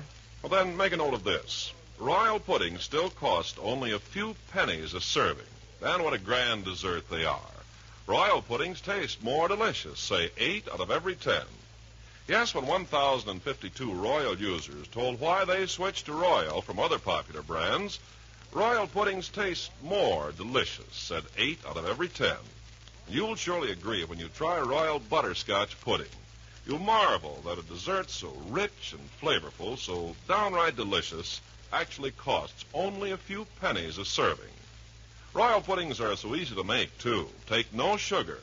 So no wonder women buy more Royal puddings than any other kind. Be smart. Serve Royal puddings several times a week. You have 3 tempting flavors to choose from. And remember, they cost only a few pennies a serving.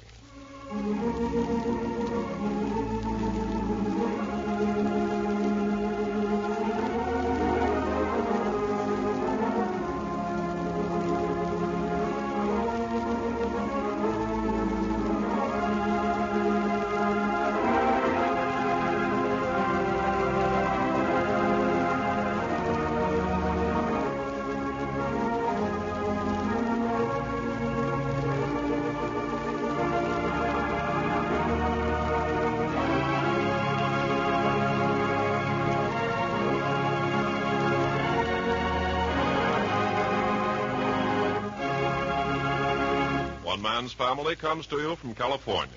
This is NBC, the national broadcasting company.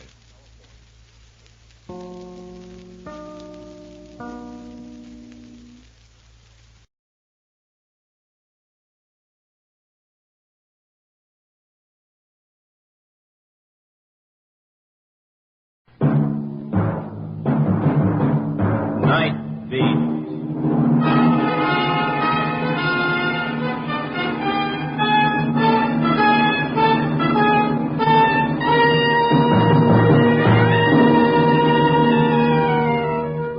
Hi, this is Randy Stone. I cover the night beat for the Chicago Star.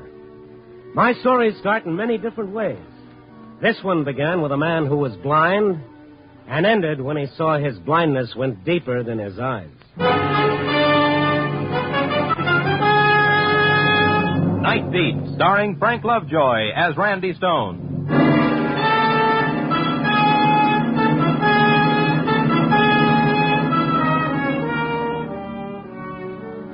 was after 11 when I turned into that section of North Clark that begins to wake up then.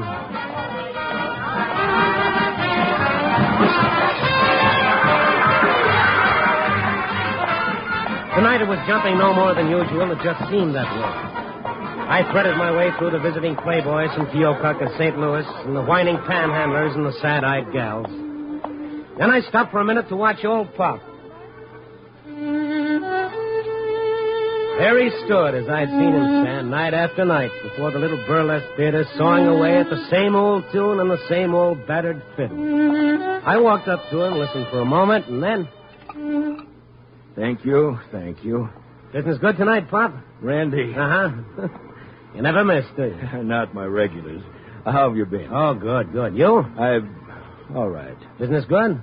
Lousy. Well, it's still early. Midnight shows ought to bring in some tariff. Uh-huh. What's it look like tonight, Randy? I don't have to tell you, Pop. I think you can see more than I can. Yeah, that's the trouble with being blind. It's not what you miss without eyes, but what you do see. I can feel them, Randy. The cheap sports. The ones who drop a penny in my cup. Drop it in from way up because it sounds heavier when it hits. Big shots. The ones who drop $50 when they're with a girl and pass me up when they're alone. Where do I fit in, Pop? You never change. Always a quarter. Night you drop in something else, I'll know something's wrong. Well, the show's breaking. Here come the girls. Dancers, they call themselves. Dancers, cheap, shoddy. Oh, careful, Pop. Well, if it ain't Horace Greasy. Greeley. It's Horace Greeley. How are you, Pearl? Feet are killing me. From what? Standing in one spot and... So I should move around? Here. Thank you. For nothing. Ain't seen you in a month of Sundays, Randy. Now, you have to wait your turn. See the show? No, should I have? Nah, new one's moving in tomorrow. Bigger and better. And bearer. When I'm paid to wear more, I'll know I'm washed up. How's it going? Same old grind. Ha, get it? Every night the same lousy joke. So what? Every night you play the same lousy tune. Oh, who asked for hyper? A long time ago, I played better. Yeah, I played fiddle for the Tsar, so comes the revolution. Honest, Pop, you know anything else? Who'd recognize it around here if I did? So where's your hi-hat? Oh, shut up. Now, listen. Cheap burlesque dancer. Hey, wait a minute. Who you calling a... You, all of you. Hey, Pop, take it easy. What's the matter with you? Now, let me alone. Just let me alone, that's all. Hey, wait a sec. Well, what's eating on him? He blew up like a boiler. Yeah. He ain't never done that before. And calling me a cheap dancer. Who does he think he is? Plays for nickels and sops himself in cheap wine when he's got the price. Hey, Randy. What? No wonder. He was sober. Yeah, I saw that, too. First time I ever seen him come out from under that cloud. He's sick. Well, maybe there's something else for him. Nah, he'll take his nickels and dimes, buy a bottle, and soak in it. Believe me, there's nothing wrong with Pop that a wet cork won't cure. I don't know. There was something else. Honest, you give me the willies. Okay, Pearl, I'll throw in a cup of coffee. Come on.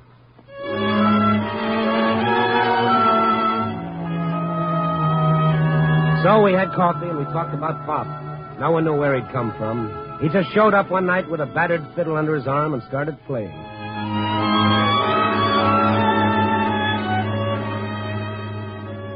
It was a half hour or so after I left Pearl.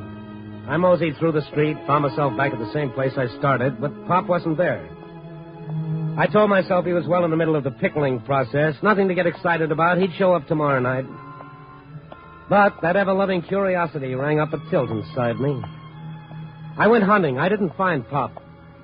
And when I passed an all-night hock shop, something in the window sent me inside. Yes, sir. Yeah, you see something you like? Yeah, that violin in the window. The violin? Oh, sure. You want to see it? Yes, I'd like to. Sure. It ain't often I get a piece like this. No, sir. It ain't often I get a chance to offer something like this. Horowitz himself couldn't want one any better. Yeah, I'll tell him when he gives up the piano. Huh? Yeah. Oh. Where'd you get this? From a collection. It's a fine old violin, maybe 100 years. A few scratches. How much did you give him for it? Give who? The blind man who brought it in. Yeah, how come you know where I got it? Huh? How come? I'd know this violin in 100. Now, come on. How much do you want for it? $20. 15. I paid that. Okay, 20. Give me the receipt. Just take it. Give me the money and take it. The receipt, Buster. I need it for my expense account. You a copper? Why ask that? If you ain't, why are you asking all the questions? Why? What's bothering you? If you got this violin legitimately, you'll sell it without all this ping-pong. I got it legitimately. Okay, then. The receipt. Neither of us is getting any younger. Well, I ain't got a receipt. Oh? Why not? Look, the guy comes in. He wants to hock this fiddle. I can't give him no dough on it, not like he wants anyway. So? We make a deal of swap. For what? I'm only telling you this because I don't want no trouble. But he wants a rod, a heater. You let him have a gun? Yeah, but... Was it loaded? Maybe a couple of shells in it, but... Got anything on paper? His address, maybe? No. But you let him have a gun? He was blind. I ain't going to give anybody a rod if they look like they're going out for a heist. I got a legitimate business. What could a blind guy do with a gun? Figure it out. Look, I'm trying to tell you that I'm clean. I tell you I'm clean.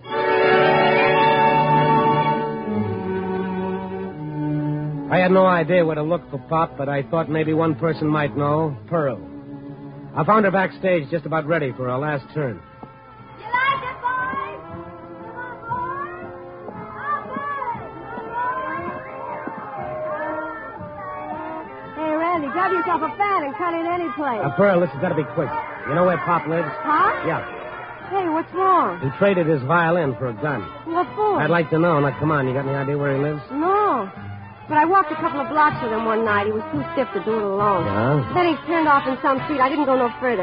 Feet were killing me. Which street? I never look at street signs. There was a candy store on the corner. So you know the street? I guess so. All right, then let's go. But my aunt... Forget it for now. Pop's liable to do something with that gun. Okay, I'll fix it. Don't make no difference anyhow. New show opening tomorrow. Hey, Gracie!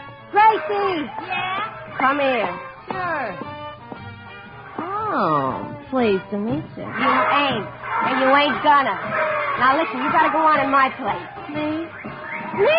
You've been yammering how good you are. Now's your chance, honey. I don't know nothing. It ain't education they want out there. Here, take my balloon. Blow it up a little bigger. You need it. Oh, but I can't. All you gotta do is be careful of the guy in the first box. He's got a rubber band and some bent pins.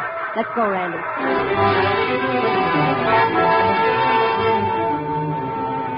We tore out of the theater before she had much more than just time to throw on a coat. I'll say this for Pearl. She didn't catch cold easily, but if there was a wind blowing, she'd have been a sensation. Anyway, she found the street and a few questions and answers sent us to what is politely known as a theatrical boarding house. And then outside Pop's door... Bust it in, Randy. Pop! Hey, Pop, it's Randy. Open up. Bust it in. Okay, look out. Wait. Pop. Are you all right? Yes, I'm all right. What do you want? We're coming in, Pop. No. We're coming in. Yo, Sponge, what's the idea of throwing a scare in Wait a there? minute, take it easy, Pearl. All right, let's have the gun, Pop. There it is, Randy. Give it to me. You look better in a fiddle. Crying Jack, that's what it is, a crying Jack. No, he's sober. And for this, I let Gracie do my act. I'm ruined. Get out of here, both of you. Leave me alone. Just a minute. Randy, don't point that. You couldn't fire this in a million years. The firing pin's filed off. He cheated me. No wonder he let you have it. Okay, Pop, what's the idea? I thought I could kill myself. Okay, you thought you could kill yourself. Why? I wanted to stop living this way. I wanted to stop lying to myself. So all of a sudden you don't like the way you've been living? Shut up. Okay. I'm sorry. Pop, you want to talk about it? Well, he already did. He already said No. That's not the whole story. You know, don't you, Randy? I know there's something else. What is it? Yes, there is. There's 9 years of lies and cheating. 9 years of running away from something I want to face but can't. Tonight, I want to stop it. Stop what? Stop the whole thing from coming down. Coming down and killing me. And her.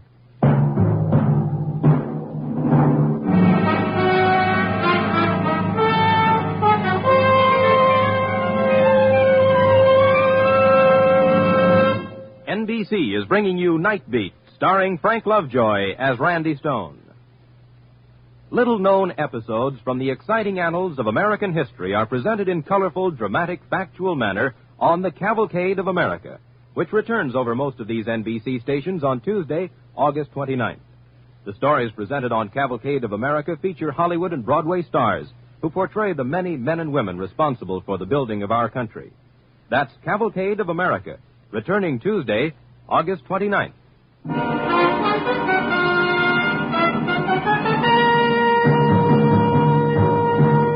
And now, back to Night Beat and Randy Stone. For a moment after Pop said that, he stared into space. His sightless eyes seemed to be seeing something neither Pearl nor I could sense. And then... Over on the dresser, Randy. Picture, face down. Get it? Okay. You mean this one of a girl? Yes, bring it here. Gee, nice. Here, Pop. I haven't seen it in 5 years. Since my eyes... She's a beautiful girl, Pop. Hey, that's Vicky, my daughter. This classy-looking dame? Yes. You know, I've seen her someplace. She's famous. What about it, Pop? I'm a great old man for a kid like that. Busted, broken down, blind, playing for nickels and dimes. Look, if she's the right kind, what difference does it make what you did? I lied to her. For 9 years, I've lied. Well, what about? And when did it start? Well, when she was a kid. I was playing in a vaudeville house. She was going to school. That and learning to dance. And her mother? Left.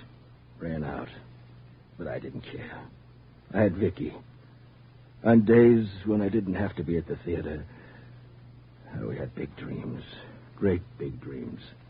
I'd play for her. She'd dance.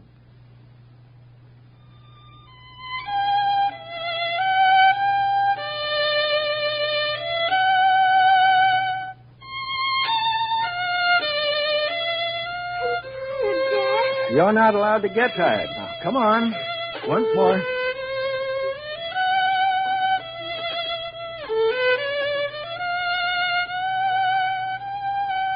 Too fast. Just right, Vicky.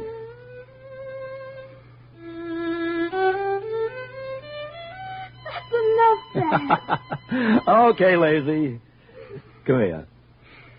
What's the matter, honey? Nothing. Now, come on. Let's have it. I can't dance as good as the rest of the kids. Who said so? Me. What's your teacher say? Nothing. What do you want her to do? Hang flowers on you? Now, listen. Listen. What do we always say? We'll go all over the world together. That's right. And you'll be the greatest ballerina in the world. I'll lead the orchestra for Vicky. France, Italy, England. Great big oysters full of pearls. You wouldn't let me down now, would you, honey?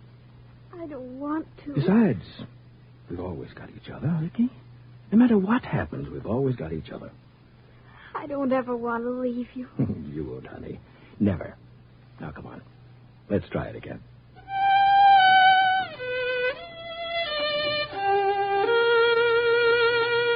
Better. Better.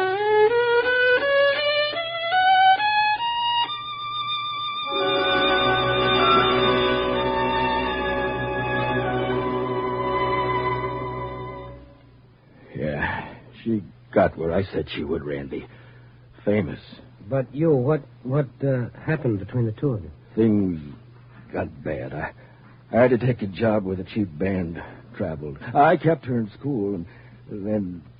Go on, Pop. Then? I hit a grease toboggan. Bottoms up, huh? Yeah. And my eyes. But I kept writing to her, telling her I was doing all right. I sent her money, all I could. I lied to her. Told her I was playing with a big orchestra. 1,000 times I tried to pull myself together. I didn't. Where is she now? Coming here. To Chicago. How do you know that? Randy, on the table there, a copy of the billboard. Get it? Turn to the personals. Mm-hmm. I get it every week. No matter where we were, we'd keep in touch that way. I pretended to keep moving around. I mailed in fake addresses so she wouldn't know. What's in this one, Pop? I always had somebody read the column to me, and this morning, you'll see it, Randy. Oh? Dad from Vicky. That it, Pop? Yes. Dad from Vicky. We'll be in Chicago the 8th. Please meet me Washington Boulevard and State under the clock at 10 in the morning. Please be there. But I can't. How did she know you were here? It was my last address. She just put it in, hoping. Well, look, what's so tough? Just meet her. Like I said, if she's any good at all, she won't care what No, I won't. Pop, you've been running away for 9 years. You can't keep on doing it. Let her see me? No, don't you see, Randy? She's famous. She's Mivanya. Wow, she is famous. And it's still 10 to 1. She's got legs like a piano. Oh, come on, hold it, Prue. The ballet's here in Chicago, huh? Yes, I heard their first American tour in 10 years. Randy, I want to meet her. Talk with her. Touch her face again, but I can't. Not now. Pop, you're going to meet her tomorrow. No. She'll be here for only 3 days. During that time, you'll be what she thinks you are. She doesn't have to find out anything else. I never told her I was blind. Well, is that a crime? Oh, Randy. Pop, you're going to be under the clock tomorrow morning at 10.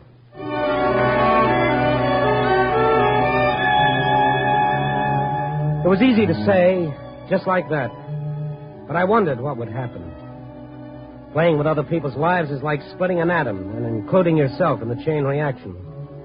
But I wanted Pop to meet Vicky. I stayed with him that night, got him into a clean press suit, made him shave and stay out of striking distance of anything that looked like a bottle. And then it was 10 in the morning.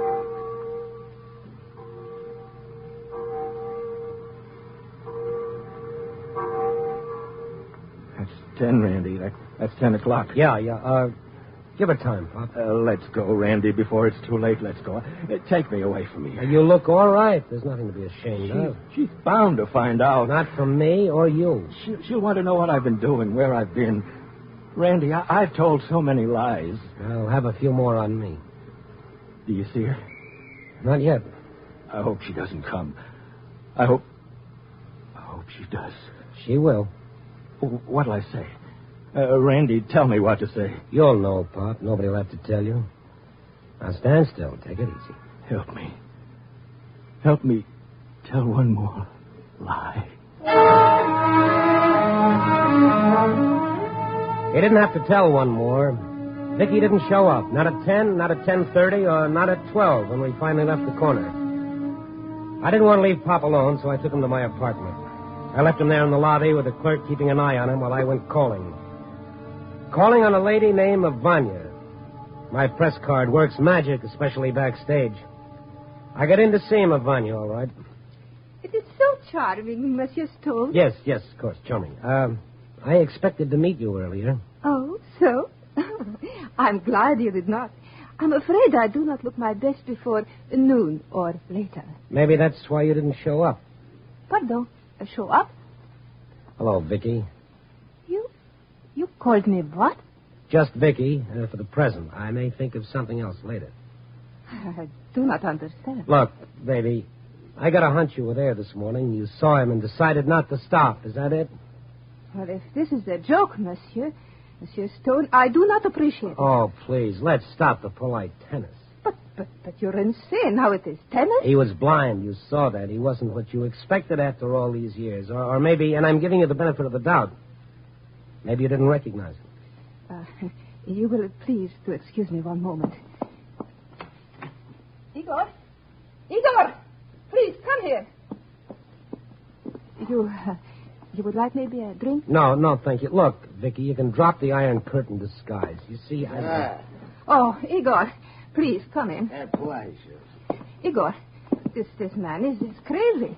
He says he's from a newspaper. Oh, that is very nice. And who are you? I am the ballet master. What else?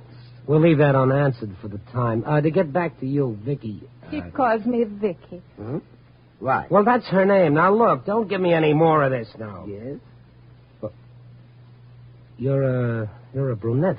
A little gray, perhaps, but understand. Wait a minute. Let me get a closer look. Igor, keep him away. I will go for help. No, never mind. You're not Vicky, are you? Please, Monsieur, I am Mivanya. Ludmila Mivanya Krochenko. One of those is enough. Okay, I'm sorry. It's all a mistake. I thought you were someone else. But that is impossible. I know. I apologize again. I made a very bad mistake. Please forgive me. Oh, it is nothing. Please do come again. Sure. Invite some fawns over. We'll spend another afternoon.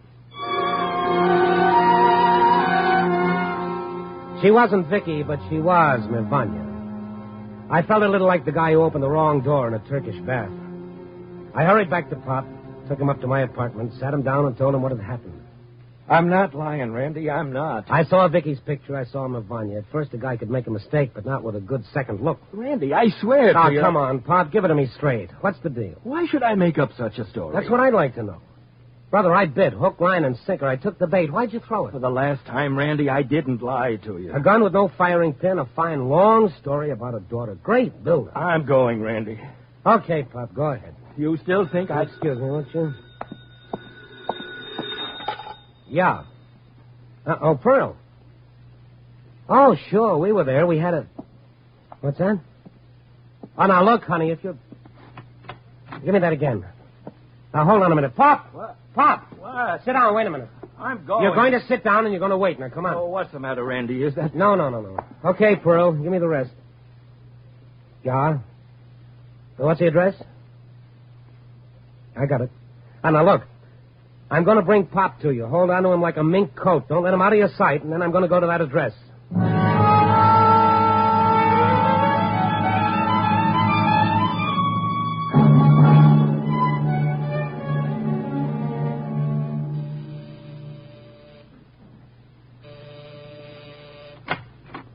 Yes? How do you do? My name is Stone, Randy Stone, Chicago Star. Here's my press card, Social Security. What do you want? May I come in? What? Thank you. Hey, you got a nerve. Yeah, today I've got to have. May I sit down? And if I say no? Well, I'll have to stand. I can say what I want standing up. All right, what do you want? I want to know why you weren't under the clock at 10 this morning. I don't know what you're talking about. Dad, from Vicky, in Chicago the 8th. Please meet me. Where'd you find that out? Billboard magazine, personal column. I don't want to talk about it. Well, I do. And so does your dad. Where is he? How is he? Well, first tell me why you didn't show up this morning. Is he all right? I guess so. You guess. Don't you know? Answer me. Vicky, you are Vicky, aren't you? Yes, what about Dad? You want to see him, don't you? More than anything else in the world. I thought so. Now, how about tonight? Tonight? But... I'll fix it. You know who I am? As far as I'm concerned, you're Vicky. That's all I care about. That's all he cares about. I want to believe that. Well, you can. Now, how about tonight? What'll I say? Vicky, you'll know what to say when you see him. I wanted to be there this morning. Now, look, don't give me the excuses or reasons. Just meet me tonight. Where? I'll pick you up. A date? Why are you doing this? Human interest stuff. Let it go at that, huh? But... Tonight, and Vicky. What? Maybe you'll be a little shocked. I will? Yes, maybe you will. Well, I'll see you tonight. And this time, show up.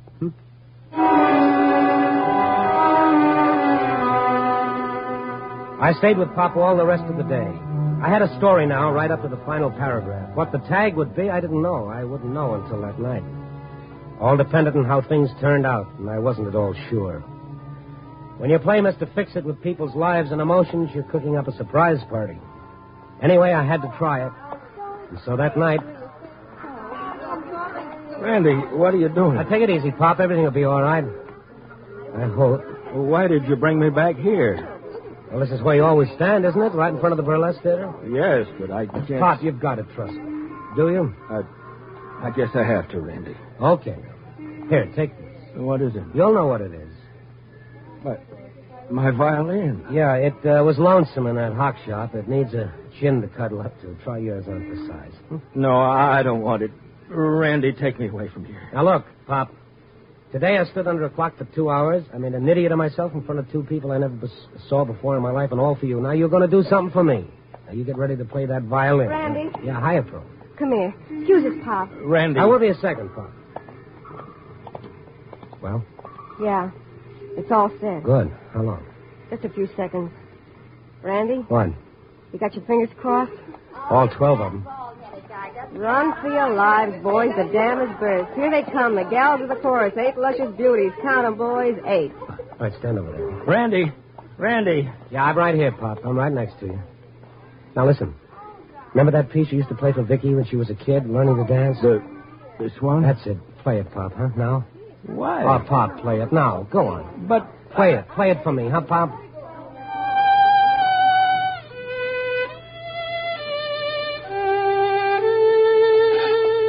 Hello there. You... Recognize the tune? Oh, no. Yeah. Randy, who's that? Ask her. No, it's... Dad! Vicky. Vicky. Oh, Dad. Yes, Pop. Vicky. Here. No. Yeah. Here, Pop. She's a big star, all right, but not quite in the same line you figured. But it's still dancing. Dad, forgive me. I've been wanting to write to tell you, but I've been lying all these years. I pretended You that lied. You pretended. I was tired of lying, running away. I knew you'd find out I wasn't with the ballet when it came over here. But I'm not ashamed. I'm not dead. You're not. Why should she be, Pop? Now, how about you? Vicky, my baby. Pearl. Huh? Come on. Oh, we waited for this. We didn't wait 9 years, Pearl. Come on. Yeah. Okay. See you later, Pop. He didn't even hear you. Come on. Worked, didn't it? Could have gone haywire. Oh, I don't know. The odds were with us. Yeah. I gotta apologize to her. Hmm? What for? No muscles in those legs.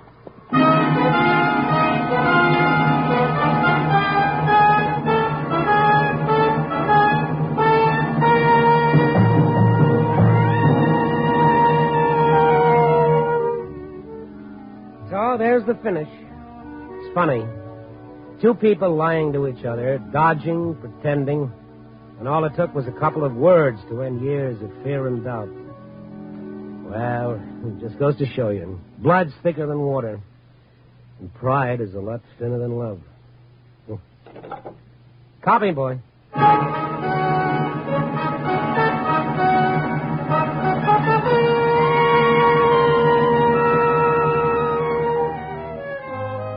Night Beat, starring Frank Lovejoy, is produced and directed by Warren Lewis and edited by Larry Marcus.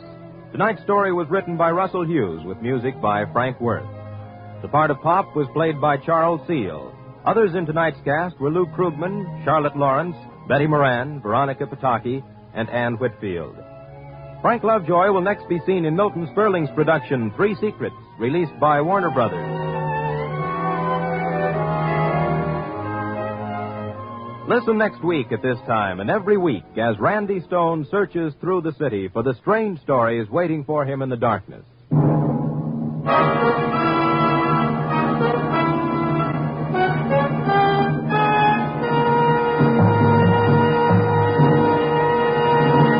Night Beat came to you from Hollywood.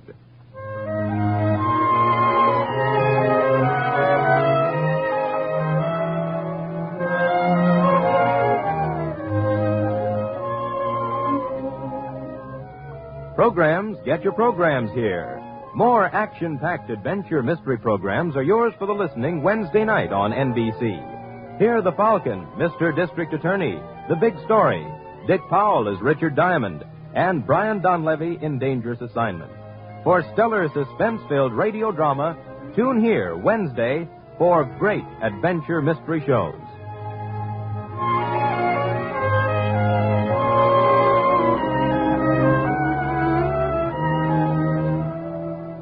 Stay tuned for the first piano quartet on NBC.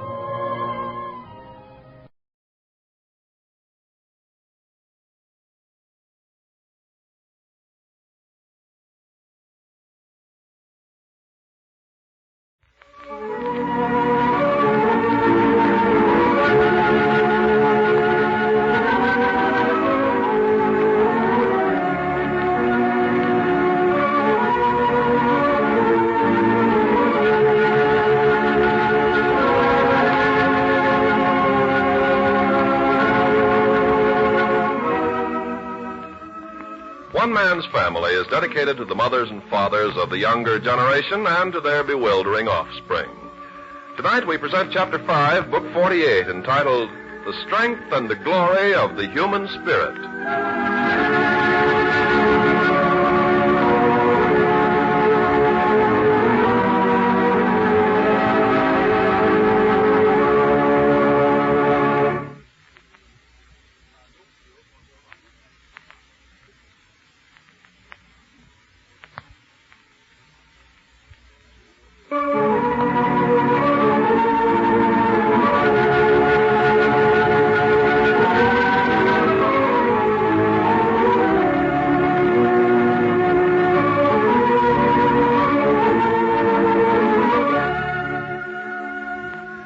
spirit of the Barber family has been somewhat subdued by their great loss.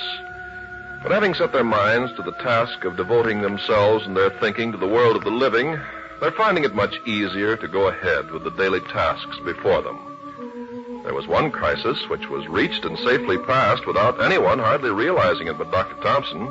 That was Joan's struggle with pneumonia. Of course, the family was cognizant of the little girl's plight, and Paul and Hazel stood by at the hospital until the crisis had been reached and safely passed.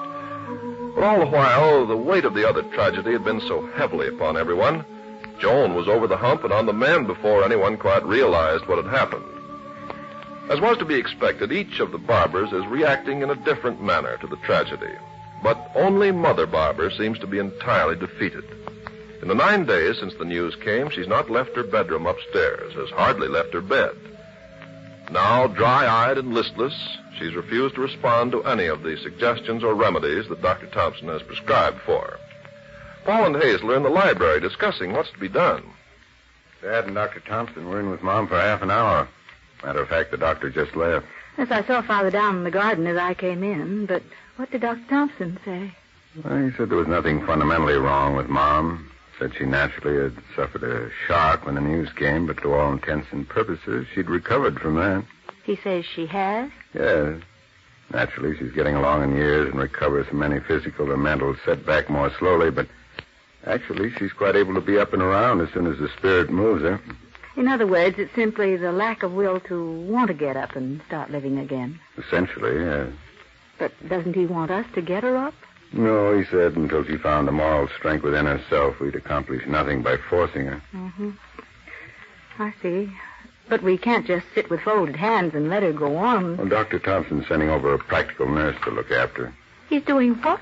Well, after all, Hazel, you have your own house to look after, and Teddy's going to be busy most of next week taking entrance examinations for her nursing training. Betty isn't strong enough yet to look after her 2 babies and Mom in the house. But with all the women in this family... Well, can you actually spare the time and not neglect your children?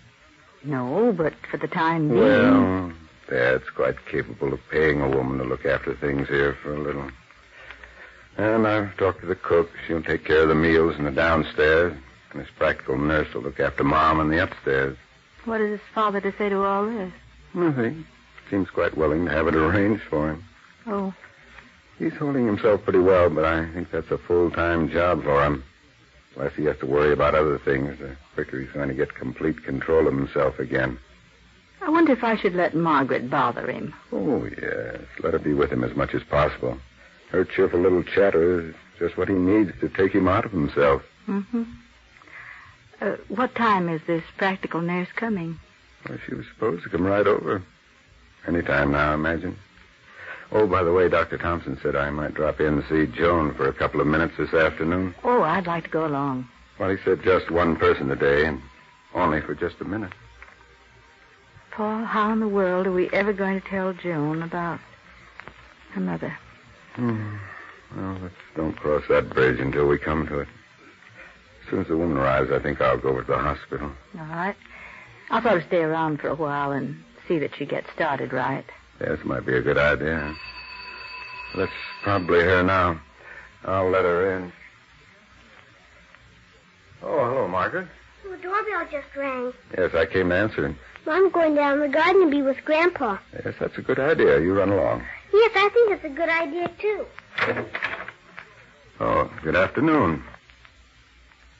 I'm the practical nurse which Dr. Thompson sent over to look after poor Mrs. Barber.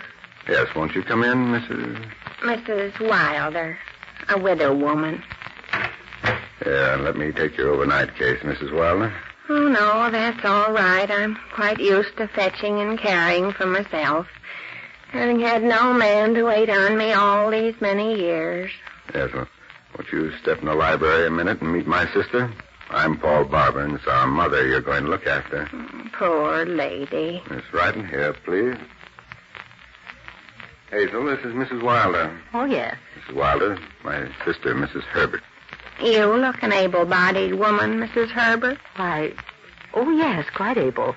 But you see, I have a house of my own and 3 small children to look after. Mrs. Wilder, are you well? Well, I've never been a well woman.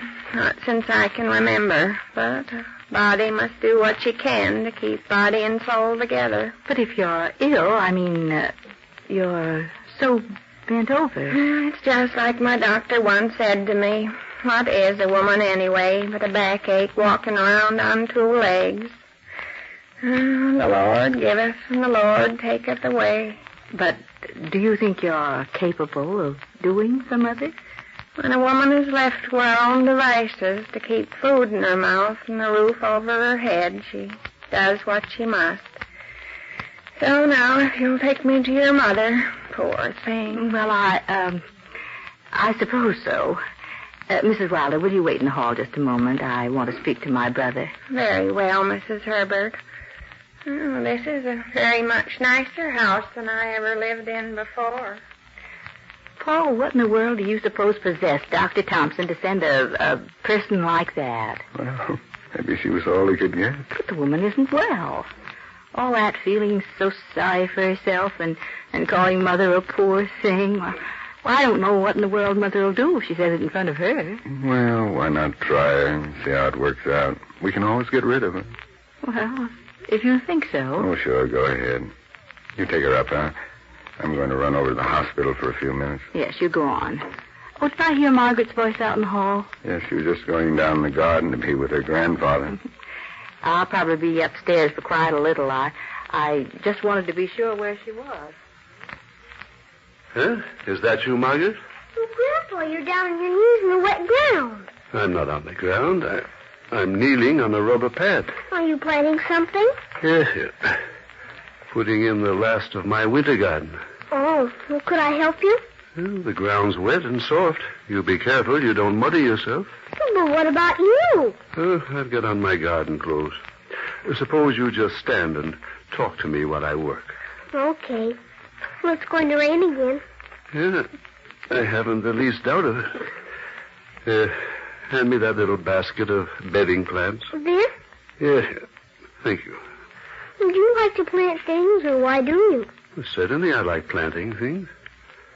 Besides, don't you know that the month of November has been dedicated to food? November? Yes, yes. Food Fights for Freedom Month. I didn't know that. Well, it is. Produce and conserve. Share and play fair. What does that mean? Yeah. You know what produce means, don't you? Grow more food, you mean? Certainly. And you know what conserve means? That means to can food. Yes, I suppose it does. But it also means not to waste food. Mommy makes Hank and Pinky and me eat everything we take on our plates. And she won't let us waste a thing. Good for her. That's a small stroke for victory right in your own home. Do you know that? I don't eat half as much as Hank and Pinky. Well, girls don't. Why? Well, their little interior mechanisms are more delicate. Oh. What are those other things? Eh? What other things? About conserve and preserve. Not conserve and preserve. Produce and conserve. And what else? Produce and conserve and share and play fair. I know what share means. That's to give somebody else part of what you've got. Exactly. Those of us with plenty must divide with those who have little. Not only as individuals, but as a nation. So there won't be any hungry people any place? Was that the reason, Grandpa? That's the reason. And you know what play fair means. Don't cheat. Exactly. Don't cheat with food. Give everyone an equal opportunity to get his share.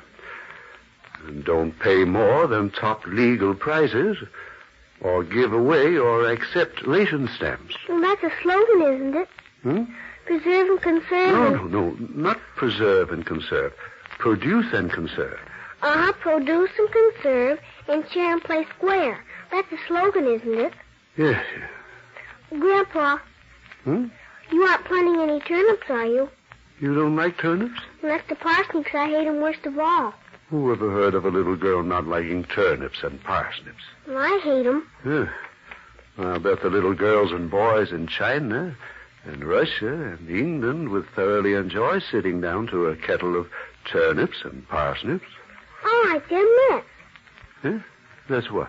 Nuts in the more of ours. Yeah. You know something, Grandpa? What is it, child? I'm awfully glad you're you again. Huh? Oh, now we're friends again. Yes. Yesterday you looked right at me and didn't even see me. Did I, indeed?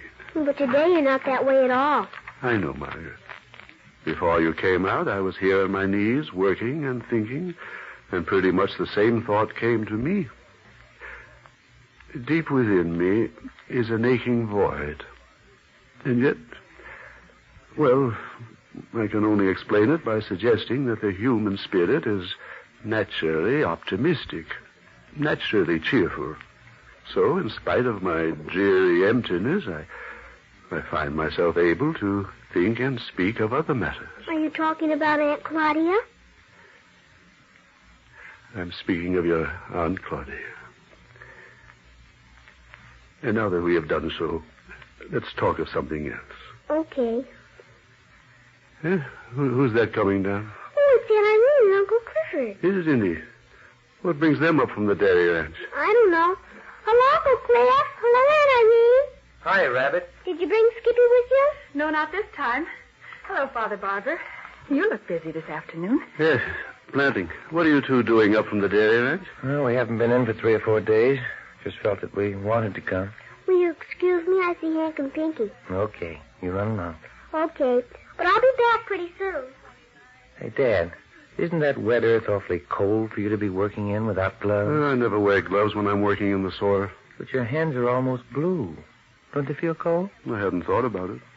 Why don't you come on in, Father Barber, and warm them in front of the fire? I'm almost finished here. How's Mom? Ailing? Oh, she's still in her room? That's right. Well, what does Dr. Thompson say? Well, he was here this morning. He's sending in a practical nurse to take care of her. Practical nurse? But, Dad, that sounds like she was going to be down for a long time. Is that what it means? I don't know what it means.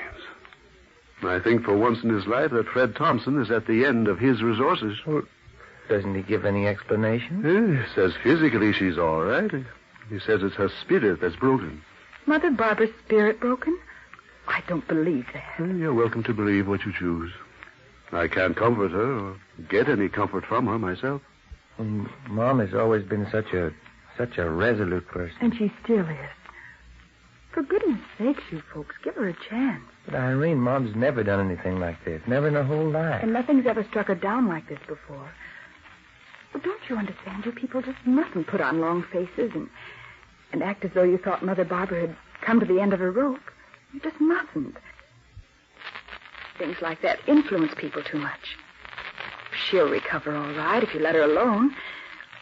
It's only if everyone insists on making a useless old woman out of her that she'll become one. Hey, that isn't what I meant at all. Well, that's the way everybody sounds.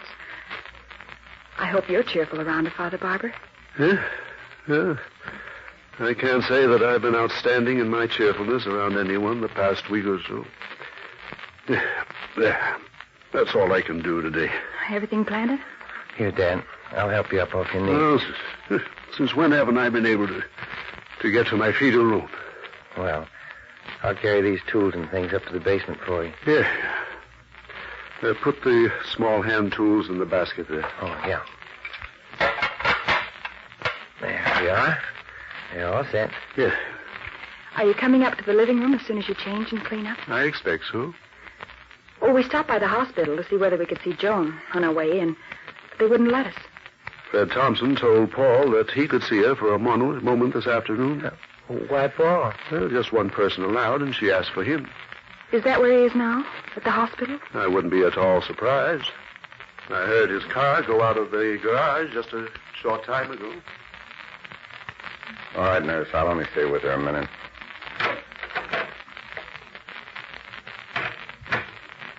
Well, hello there, Joan.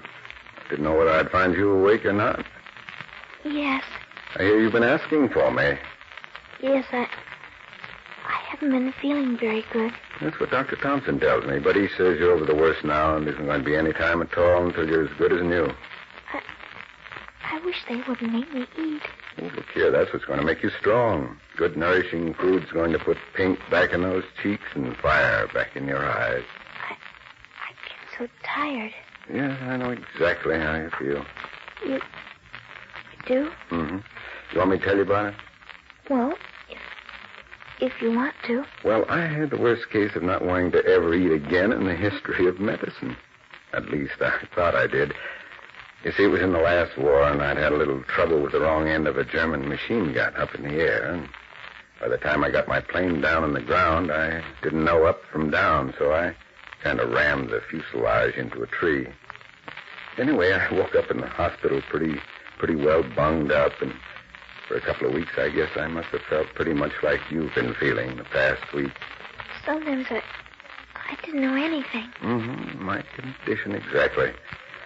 Well, pretty soon they decided I was going to stay alive, and then came the business of eating. Food, eating. I didn't even want to bother to open my mouth. Oh, dear. Have you tried ice cream? I can't swallow it, Paul. I just can't. Well, you keep trying, you will. You'll be surprised how soon you will. Paul? Yes? Claudia doesn't know about me, does she? No, Joe. Uh-huh. Well, would you tell everybody something? Mm-hmm, I certainly will. I'm really not mad at the Barbers. I'm awful sorry I ran away. Well, let's not even think about it, huh? I was sorry right after I did it, and I wanted to come right back to Grandma and Grandpa's, but I just couldn't. Mm-hmm. Well, I think I stayed long enough. You look like you needed some sleep. Couldn't you stay just a little while longer? Well, only if you close your eyes and go to sleep. Well, will you tell everybody for me? Mm-hmm, I promise. Now close your eyes. Yes. Paul. Yes. Paul, why do I have such bad dreams all the time? Oh, people often have bad dreams when they're ill. I feel like I lost something, and it makes me want to cry all the time. Well, in another week you'll have forgotten all about it. Don't go away till I'm really asleep. No. Talk to me while I'm going to sleep. Maybe then I won't dream. Well, let's see. It's November. How will this do? And now it is November. And now the sun leans farther to the south, shining with a glassy, heatless light. And almost all the trees are bare of limb and stem. The mist of dawn is high and still like a frozen blanket or a suspended curtain, and the smoke of morning fires curls from the chimney tops to rise straight and lithe in the motionless air. And the bark of a dog a mile away comes sharp and crisp and exciting. And little crystals that might have been ice glisten on the surface of the water pitcher. The fogged windows of the warm breakfast kitchen makes that room cozy and isolated and friendly. And the water boiling for the morning eggs is friendly. And the percolator is friendly. And the smell of toasting bread is friendly. And the murmuring voices of people rising from their beds in the upper reaches are friendly. For now, it is November. And in the middle of the day, the morning dew still clings to the brown, dead, rumpled grass, and the underside of a fallen leaf is still wet in the heatless sun. The caw of a crow is raucous and lonesome in the middle of the day, and the spice of chrysanthemums and apples and burning leaves is in the air. Downtown, the traffic is brisk and cheerful and purposeful. But out on the ocean edge where Sea Cliff is, there's no movement at all, except perhaps a bundled child peering through a picket fence, or a large bird coasting by on dejected wing. It is more than the quiet of a dignified street in a good neighborhood. It is the quiet of recumbent nature, resting gathering her strength for winter's bluster. For now it is November. And in the evening of November's day, the porch lights make luminous puddles in the early dark, and any crispness that the daylight had now melts down into a cold, soggy blanket of night. And the living room glows and is alive with movement, and the hearth fire snaps and sizzles over a green log. Here it is that human beings gather closer for warmth and friendliness and cheerfulness and companionship. Laughter and chatter and pleasantness within, barricaded against the damp, gloomy, prowling restlessness without. For now it is November, and white-tusked, shaggy winter only waits to be upon us. Sound asleep.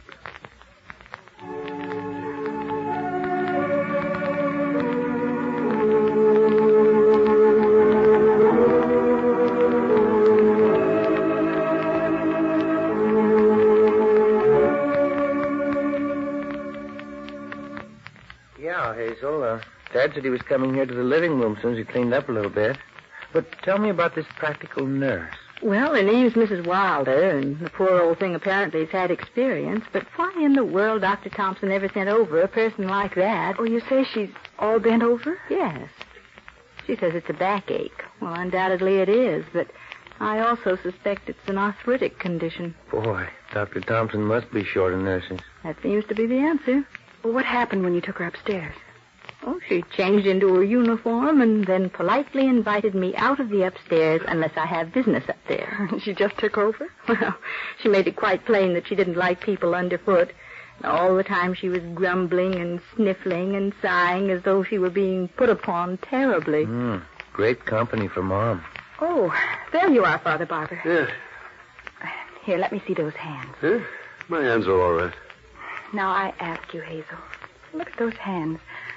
Working out in that cold, wet ground without gloves? Oh, Father, why would you do a thing like that? They're almost blue with cold.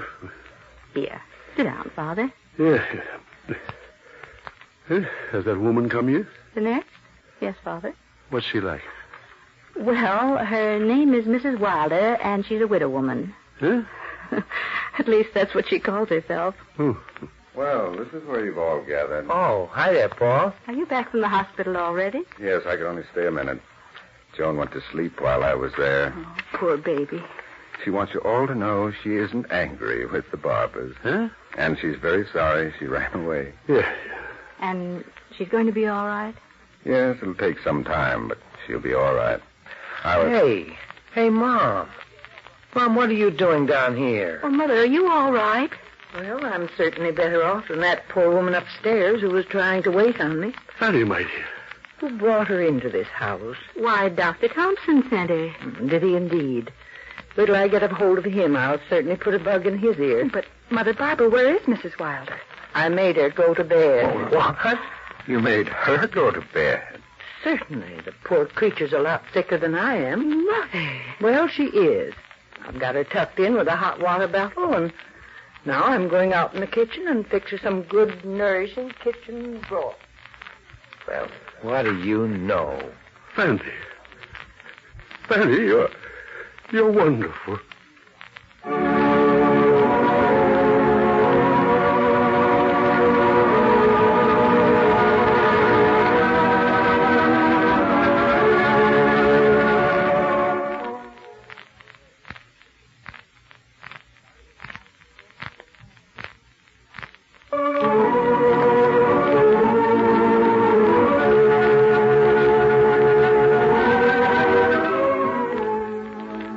Just heard Chapter 5, Book 48 of One Man's Family, written and produced by Carlton E. Morse. Chapter 6, entitled Further Relationships Between Joan and Her Family, will come to you next week at this same hour.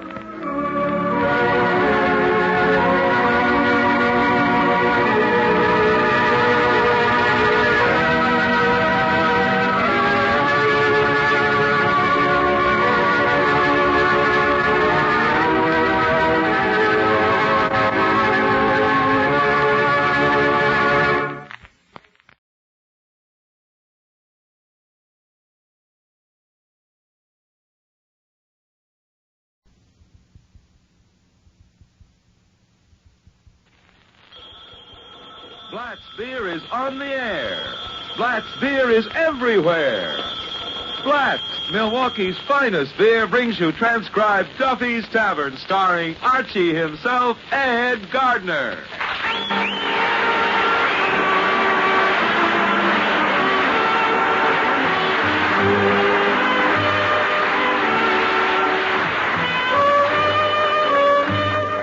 Friends, good taste isn't a matter of geography. A good, juicy steak is appreciated just as much in Los Angeles as it is in New York or Milwaukee. And the same goes for good beer. Take Blatz, for example. There's nothing unusual about the good taste of the people who have made Blatz the largest selling beer in Milwaukee, premium beer capital of the nation. They're the same kind of particular people who have made Blatz the largest selling Milwaukee beer in scores of other cities in 48 states and 29 foreign countries. Yes, from B to Z, from best to zest.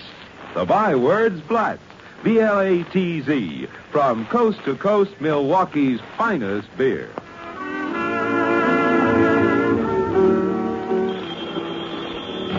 Hello, Duffy's Tavern, where you'll eat meat to eat and drink Blatz Beer. Archie, your manager's speaking. Duffy ain't here.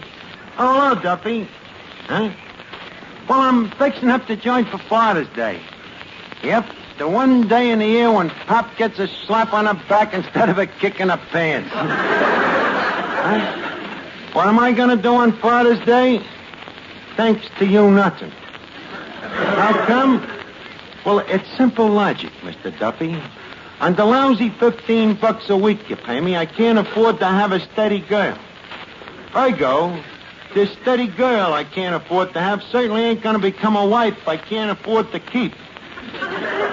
So if this steady girl I can't afford to have won't become a wife I can't afford to keep, she certainly ain't going to have no kids I can't afford to support. Therefore, I bid you good day, home wrecker. Mr. Archie. Don't disturb me now, Eddie. But this is important. The roof is leaking again. How do you know? A customer just finished the same bowl of soup 3 times. Well, so what? Is the guy complaining? Naturally. He didn't mind the first time when it was tomato soup. Or the second time when it was consomme. But now there ain't nothing in that bowl but water. Well, if he squawks again, tell him it's a finger bowl. And please, stop bothering me with mere crassness. I got more important things on my mind. Such as? Father's Day. Oh, how come you getting so sentimental about Father's Day? You ain't no father. So what? I get sentimental about Christmas and I ain't no Santa Claus. Definitely not. Now, Eddie, Father's Day is a great institution. I ask you, what would this world be if there'd never been no fathers? Think of it. Millions of fatherless kids. All running around calling both of their parents Mama. That would be serious. Yep, every Father's Day, I get to thinking how alone I am in the world. All me friends, look at me at my age, still without child. What'll I be doing Father's Day? What'll I be doing? Brooding about the fact that I ain't been breeding no brood to brood about. Yeah, Eddie, I've been doing a lot of thinking lately. I've been taking inventory of myself. How much you short?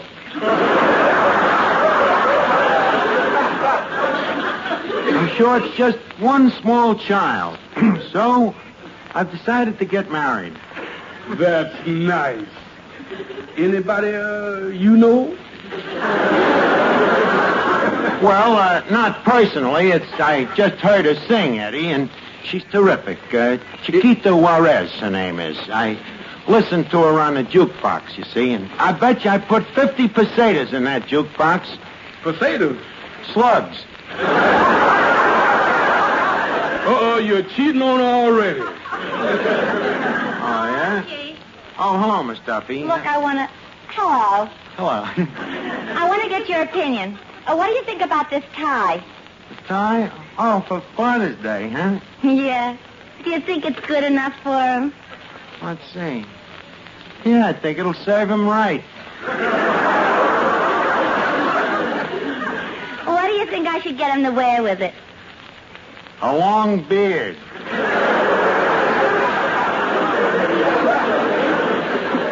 Miss Duffy, do you always have to buy ties? Well, I don't know what else to buy. Papa's so hard to please. He's hard to please, huh? Well, what about some cards or maybe some poker chips? Mama won't let Papa gamble.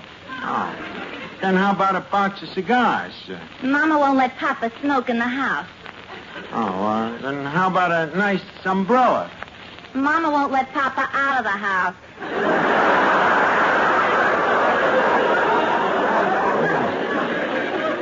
Guess you're right. Your father is a pretty hard guy to please. But believe me, when I marry Chiquita, I ain't gonna be ordered around like that. Who's Chiquita? The dame I'm gonna marry. When did you meet her? I ain't met her yet. Well, how can you marry a girl you haven't met? Do you know of a better way to get acquainted? No, Miss Duffy, I figure it's time for me to stop flitting around from flame to flame and to settle down and raise a few kids.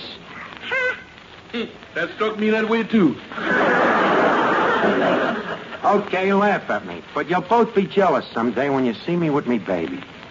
Bathing him and feeding him, slapping him over me shoulder to burp him. That's fine, but what if the baby needs a change? Let him go to the mountains like anybody else.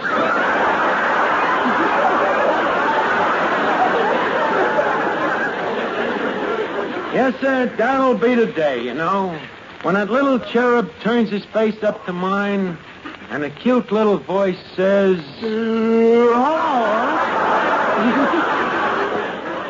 Hello, Finnegan. We was talking about babies. Oh, want me to leave the room? It's all right, Finnegan. You don't have to leave. It was just in connection with Father's Day. Father's Day? Oh, boy, I can't wait for it, Arch. I'm expecting a lovely present. From who? Me dog, Rover.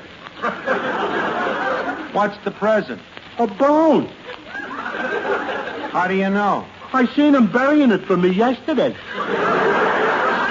But how do you know it's for you? Oh, just leave it to him, Arch. He knows what I like. What? Forget Rover. What are you going to give your old man for Father's Day? Problem. So's your old man. But what's your problem? What to give your father? No, what to give me mother. But it's Father's Day. You ain't supposed to give your mother a present. I know, Arch, but she's been just like a father to me.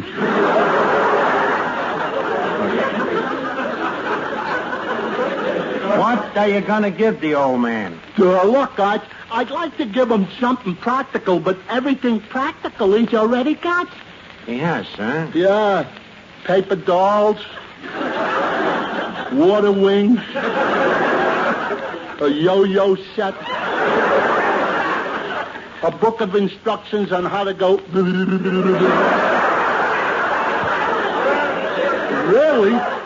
Really, you know, I don't know what to get him. Don't know what to get him, huh? Well, how old is he? In his 60s. What do you think a guy about 60 would go for, Rod? Blonde about 20? No. I think it should be something more practical. There ain't no such thing. What did you give him last year? Oh, last year, a bundle of hay. A bundle of hay? Yeah, last year he thought he was a horse. Thought he was a horse, huh? What does he think he is this year? Well, I can't get him to commit himself. Every time I ask him, all he says is, oink, oink.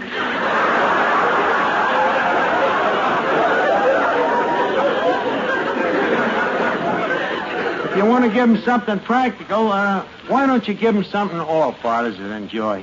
What's that? Milwaukee's finest. Some good old Blatz beer. Yeah.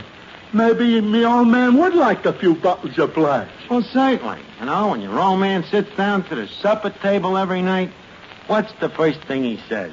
Go easy on the butter. It's 90 cents a pound.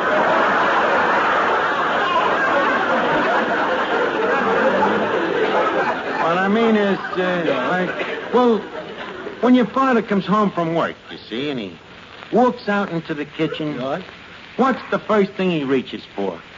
The maid?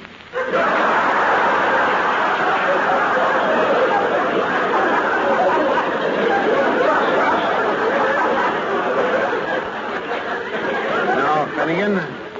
I'm talking about Blatz beer. But, the icebox is full of Blatz already. Well, in that case, get him another icebox. Now, stop bothering me. I got my own Father's Day problems. My future spouse is going to be here any minute now, and I got to get me tailor on the telephone. You getting a new suit, Mr. Archie? Yep, and from one of the finest tailors in town, Eddie. The Fifth Avenue shop. Here, look at this card. Now, let me see. Sam the Tailor's 3rd Avenue, 5th Avenue shop.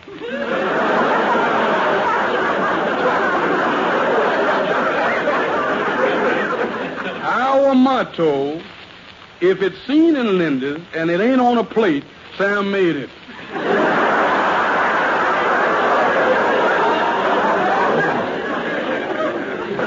P.S. 50 cents holds any garment in the store. Sound like a first-class tailor. Yes, the best on 3rd Avenue. Guaranteed factory misfits for only $11. Of course, I get a special reduction on account of me built, you know. You're built? Yeah, Sam says I'm a perfect misfit. I think I'll call him on the phone and see if it's ready. Hello? 5th Avenue Tailors? Junior Executive Shop, please.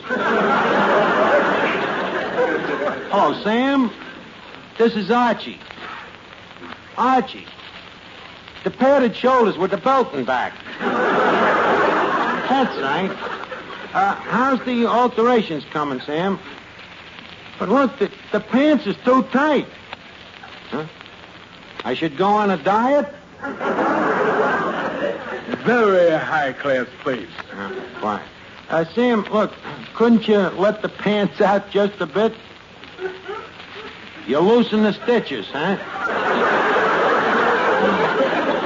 Well, all right, I'll come over and pick it up.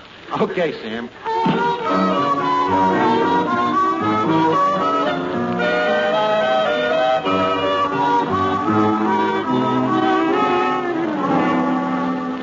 Well, Eddie, get a load of me.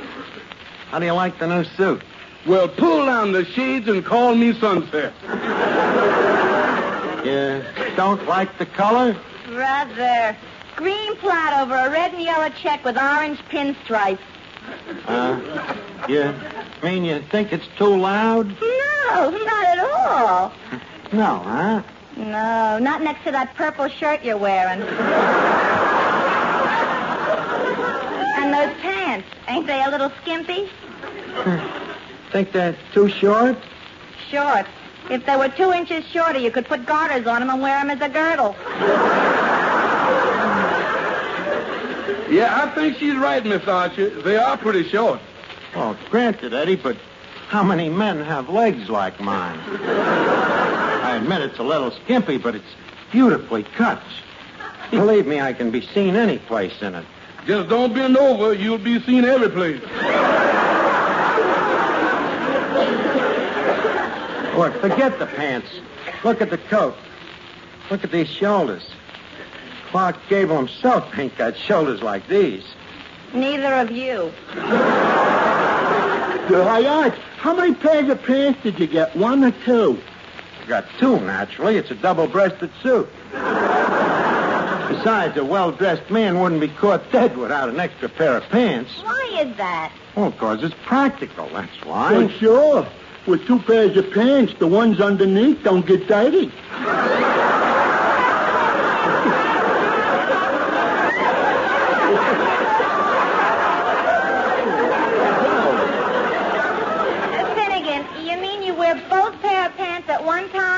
Of course. But how do you get into them? My dear, there are certain things that are not discussed in mixed company. I should think a dame that chases anything in pants would know more about them, anyhow. It happens that I only chase one pair at a time. Just a minute, folks. Miss Archer, look what just came in. Where? Hey, that must be Chiquita. Well, senorita, buenas noches, hasta la vista. Buenas noches. I'm Chiquita Juarez. Si. And me, I am Archie. Well, senorita, hablam español?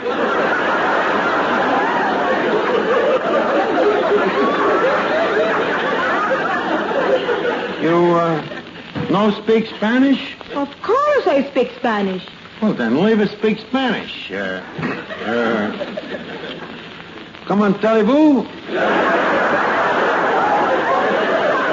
Archie, that's French. Oh, dove casa? That's Italian.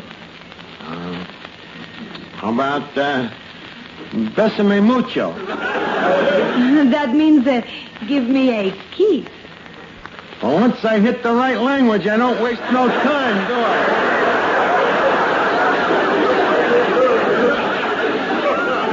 Well, before we get away from the subject, how about it? A kiss? Yeah. But I hardly know you.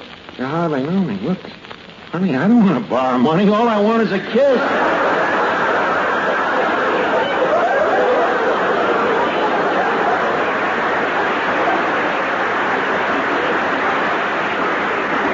You believe in love at first sight, don't you? Yes. Well? No. Why not? Nothing personal. It's just that my only love is my singing. I have no time for anything else. In other words, I have built a fence around my heart. A fence, huh? Didn't you leave just a few knot holes? Not that I ain't interested in your voice, Chiquita, you know. It's just that I'm more interested in what it comes out of.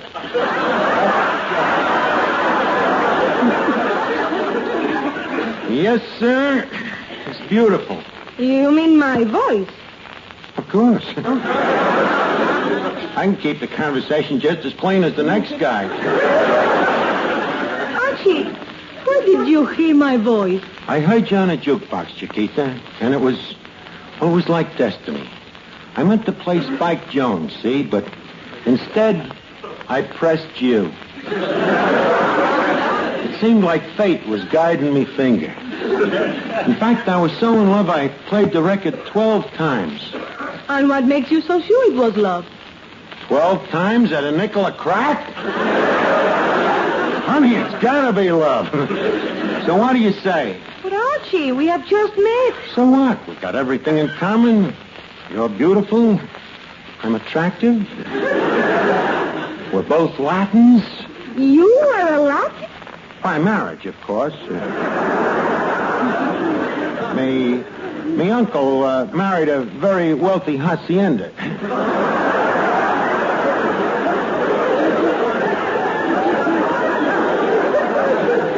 Archie, a hacienda is a house. Me uncle likes them built that way.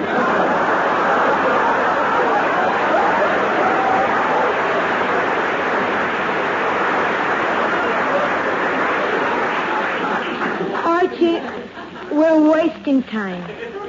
The reason I came down here is because you offered me a job as a singer. I got news for you. Good or bad? You're hired. There's bad news tonight.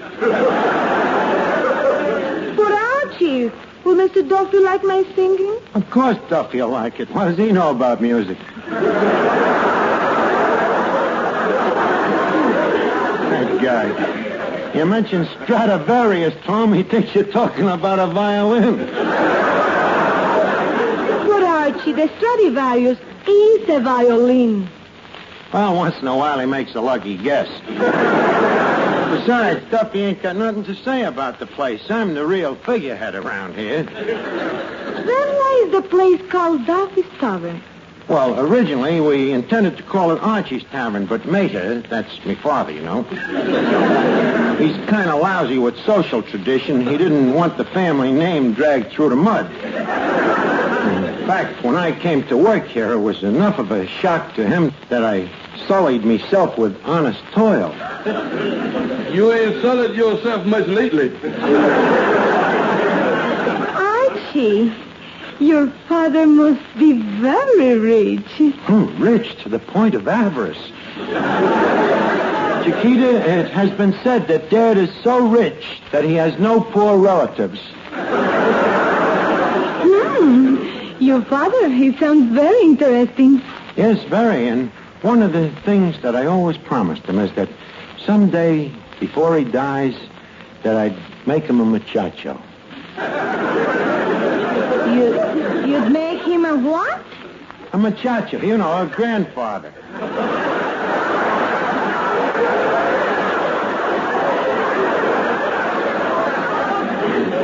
So, what do you say? Will you marry me?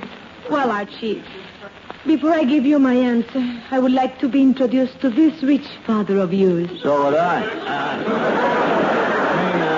He's very busy with the moment with his real estate. He just took an option on Lapland, you know.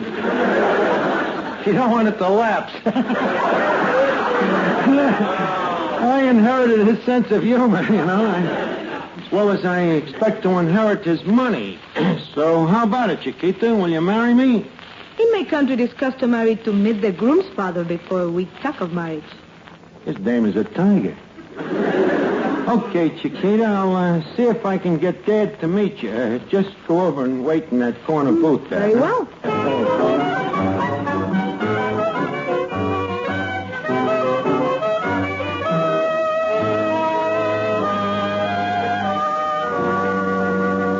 Dodge, how can I act like your father? Why not? But I don't look like you. I'm more the Dean Acheson type.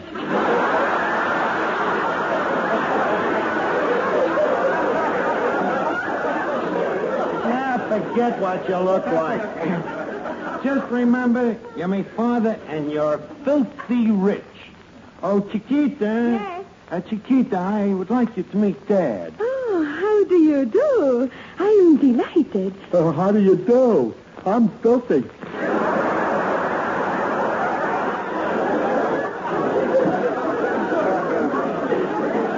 Archie, this is your father? Oh, don't forget, they don't make parents like they used to. Archie, this is very strange. What's strange? You look older than he does. Well, having a father like this ages a kid very fast. Dad, Yes?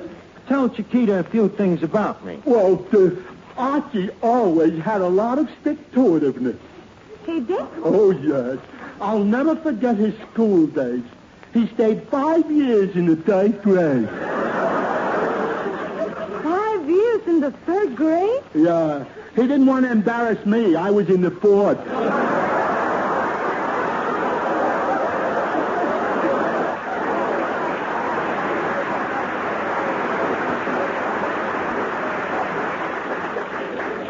Archie, your father sounds a little eccentric.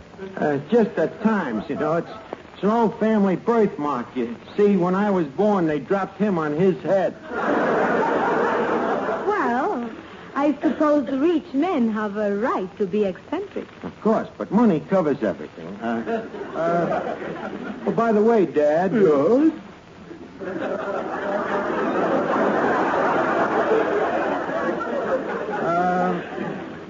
Do something rich.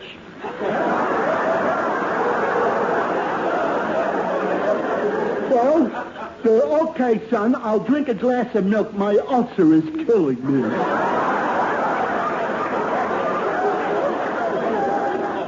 Ulcer? Dad, why so modest? You know you have at least 3 ulcers. Well, that's true, son, but I don't like to brag about the other two. It makes the poor people envious. Sometimes you're just too kind. But getting back to you, Chiquita. Just a second, Archie. Let your father talk. I think he's very cute. Ah, go on. Tell me, are you married? No, I'm a bit of a widow.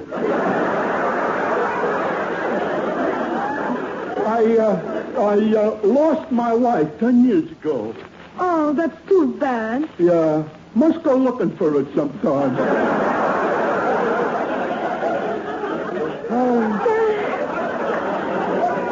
Dad, you're precious. You say you are a widower? That's right. Then what are we waiting for? Let's get out of here. But Chiquita. Don't worry, Archie. You can count on me. Count on you. Yes. I'll always try to be a good mother to you. Oh, no. Come on, Dad. Okay, my little cucaracha.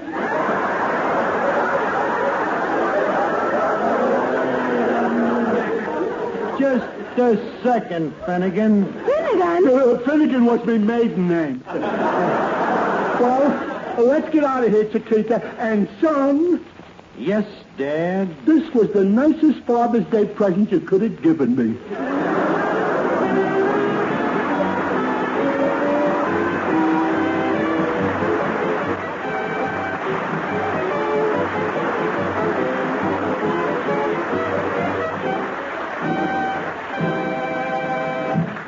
You know, Eddie, the more I think about Father's Day, the more I realize there's something missing in me life. Something missing, huh? Yep. My knee is just like the British Empire. No sun ever sets on it.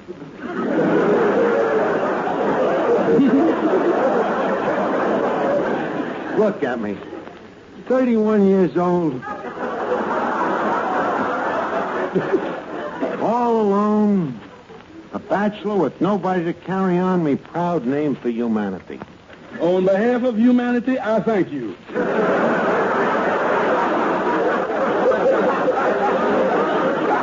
Eddie, please, have a little compassion. Okay, Dad. What do you want for Father's Day? A nice necktie? Don't be a wise guy, Eddie. Not that I'm spoiling a necktie, if you really mean it, but if you really want to be nice to me, you know what I'd like? A what? A nice case of Blatz Beer. That's the ideal gift, Eddie. You know, when you give Blatz, you don't have to worry about whether you got the right size or whether it's the right color. With Blatz Beer, you know you bought the best. In other words, a gift that's in good taste and a gift that tastes good, too. A gift that's in good taste. Hey, that's a good slogan. We must send that to the Blatz Company. But all kidding aside, to you folks listening, I say, if you want to make this Sunday a real big day for a mighty swell guy, if you want to say that you're pretty fond of him and that you think they don't come any better, then say it with Blatz Beer. And that's something the family will do good to remember all year round, too, because life with Father can be a real happy one if you always keep a good supply of cool, refreshing Blatz Beer in the refrigerator. You'll find that if Dad knows best, then it's 10 to 1 that Dad knows Blatz. It's Milwaukee's finest, and don't forget, Milwaukee is the premium beer capital of the world. Yes, sir, the people in Milwaukee drink more Blatz than any other beer. And that goes for all Wisconsin, too. So take a tip. Just try it once. Try it for Father's Day. And I guarantee you, you'll be back every day. Good night, everybody.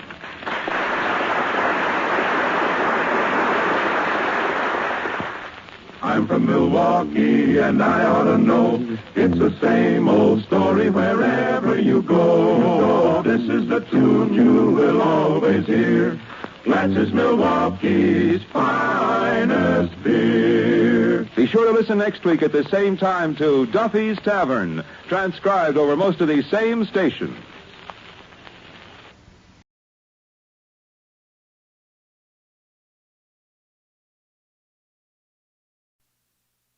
Now, Miss Barbara Stanwyck on the Bromo Seltzer Hollywood Star Playhouse.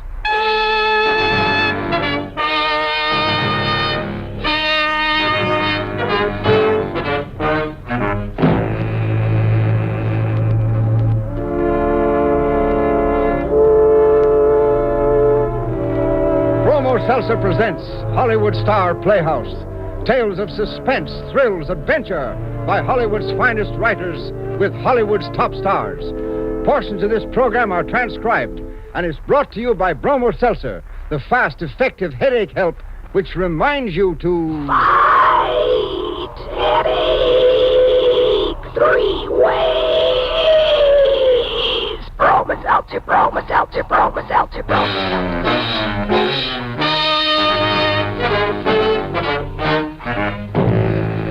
Good evening, ladies and gentlemen. This is Herbert Rawlinson. Welcome to the Bromo Seltzer Hollywood Star Playhouse. This evening is a special occasion for us. We are celebrating the start of our 2nd year on the air. And as a birthday present, we are bringing you that outstanding actress whose radio appearances are all too few, Miss Barbara Stanwyck. What would you do for a chance to win back the thing you prized most in life? The thing that you felt was rightfully yours? Would you accept any help at any price? Or would you kill? Listen now as Miss Barbara Stanwyck creates for you the role of Alice in the story ironically titled Father's Day.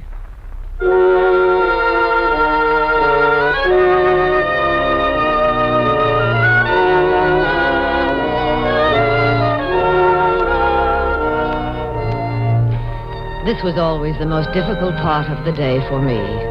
When the last mother had taken home the last child and I was alone again. All alone in my nursery school. Yes, always in the gloom of departing day, my life seemed as empty as all those tiny chairs, drawn up at their tiny tables. And I remember telling myself that I ought to snap on a light and look over the blueprints for a large new playroom, that I ought to work, do something, anything, but I didn't stir. Until suddenly I realized I'd heard the door open.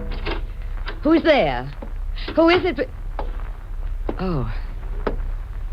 Hello, Alice. You. I didn't mean to shock you, Alice. But it's so hard to know what to do, what to say after 5 years. And a divorce. Don't forget the divorce, Ralph. I haven't. Not for one day of those 5 years. That's part of what I came to tell you. Get out of here. Alice, now that I've finally found you again, won't you at least listen? Are you sure your mother would approve? It's 2 years now since Mother passed away. Oh. Well, at least you have the consolation of knowing that she died content with her darling son. Please, Alice. Died knowing that she had succeeded in making you divorce me, the wife she didn't like, so you could marry the girl she did. Even that's over with. My marriage to Elaine. I got my final decree last month. It's all over. So is everything between us. No, Alice. Not everything. What makes you think that? For one thing, the fact that I find you here, running a nursery As school. if that could have anything to do with us. Helene wanted to hurt me, too. So, she told me. Told you what? What you had kept from me. The time of our divorce. The fact that there was to be a child. She told you that... Why, it's true, Alice. I know it's true. All right. Then where is this child of ours? You gave it out for adoption, but you've never forgotten it, never stopped missing it and wanting it. No. That's why you started this nursery school, to be near other people's Ralph. children. But it's not the same, is it, darling? Is Ralph, stop. Listen, darling, listen to me. I'm going to get our child You back. can't. I gave the child out for adoption. Alice. I never even saw my baby. I don't even know if it's a boy or a girl. Alice, you gave it out for adoption. I didn't. But I signed a paper. It's legal. Not if the legal father intervenes and refuses to give his consent. Alice, I've checked the law very carefully. Because of the date of our divorce, I am the legal father. So if I intervene now and refuse to give my Ralph, consent... you aren't just saying these things. I swear to you. And I'll make it up to you for everything. We'll have our child back, and we'll have each other back. If that's the way you want it. Oh, Ralph, more than anything else. More than everything else. I want my child back.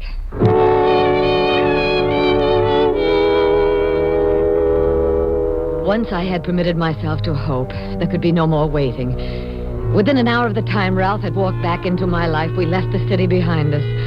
All through that night we drove. And in the morning we arrived at Hill Haven. Yes, Mrs. Hadley retired as superintendent about 3 years ago. Or should I say, retired.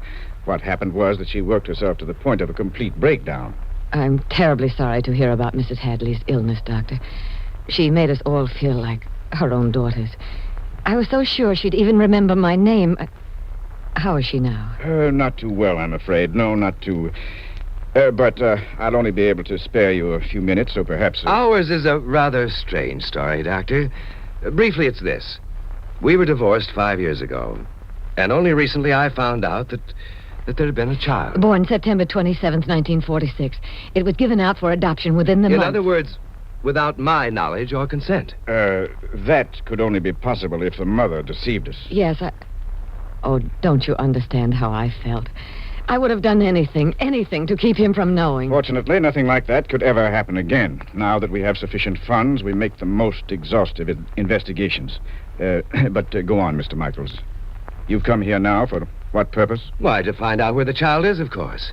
I'm sure that I don't have to point out to you that, as the legal father, I have the right... You see, we're going to remarry, and we want our child back. Yes. So if you'll just give us the name and address of the adoptive parents... I can't do that. Why not? In the first place, we never, under any circumstances, divulge the identity of adoptive parents. Such information is privileged. Oh. Wait a minute. You know, I can take you to court. It still wouldn't do you any good. I'd like to know why. Because of the fire. Fire? What fire? The one that burned up all the records. I don't believe it. In which case, sir, you're perfectly free to check my veracity. Now then, if you'll excuse Doctor... me... Yes? I wouldn't want you to think that... Oh, try to understand how I feel. Please believe me, I do. But think how the adoptive parents would feel. And you can have other children. And what about them? They can adopt others. I see that you don't understand. I do. But I still want my child. The thing Ralph talked about as we drove away made no impression on me. I didn't even hear him. Nor did it mean anything to me when we made several stops in the nearby little village. If only I hadn't allowed myself to hope. Alice, we're in luck. She'll see us. What? Who'll see us? You mean to say that all the time we were driving around and I was telling you... Well, anyway, I finally located her. Her? Mrs. Hadley. Mrs. Come on, Alice. Our nurse said we could only have a few minutes.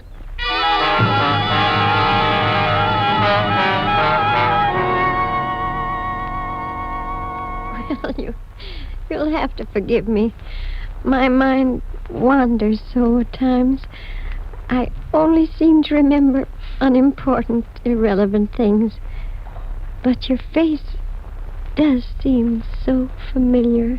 I'm Alice. Alice. Yes. Alice, who wept so much of the time. And the baby. You remember the baby. I remember so many babies. Sometimes when I can't sleep, they come to visit me. I know, it's only my imagination, of course. But they seem so real. We thought you might remember Alice's baby. Alice's... Yes.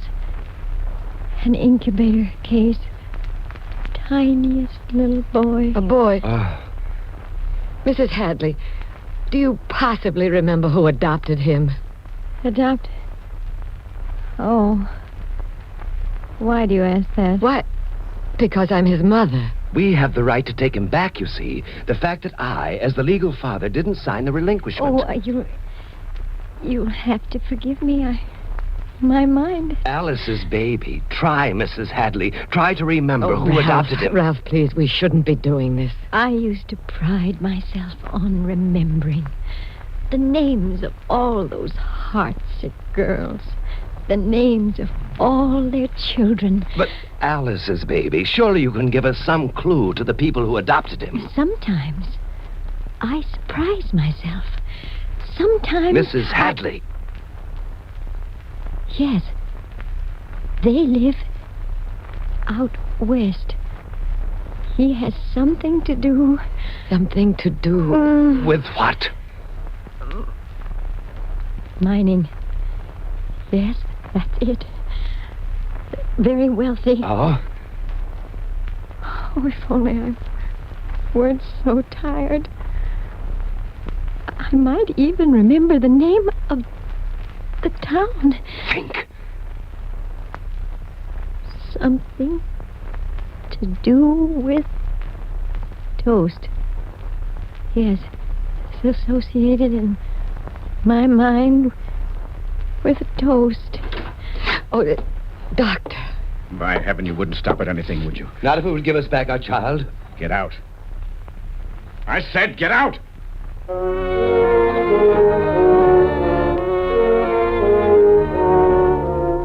All during that long, silent drive back to the city, I kept telling myself that I should have been ashamed, remorseful, conscience-stricken, and yet if only I could reconcile myself to the fact that now I would never find my son, because there was nothing to go on but the ramblings of a poor, sick woman's mind. Nothing. But Ralph wouldn't give up. I had never dreamed he could be so determined. He spent whole days in the map section of the city library. Sorry I'm late, Alice. Come on. I'll take you to dinner. Ralph. Alice, I've pored over every map of the western part of the United States. It's in print. If there's any name that could be even remotely associated with the word toast, I can't find it. Oh, if only Mrs. Hadley. Well, that's another thing I hated to tell you, Alice. What? The day after we were there, Mrs. Hadley died. Oh, I'm sorry. You must be starved. Let's go. Alice. Yes? I'm flying east tonight to wind things up. In a few days, I'll be back, and we'll get married. But I thought we'd live back there because of your business. Too many memories. The wrong kind of memories back there. We'll start over again here. Yes, it's better that way. Oh, Ralph. I know how you feel, darling. But we'll have others. And we do have the consolation of knowing that he's in a fine home, that he's loved by people who are very wealthy. People who would probably give anything rather than give him up.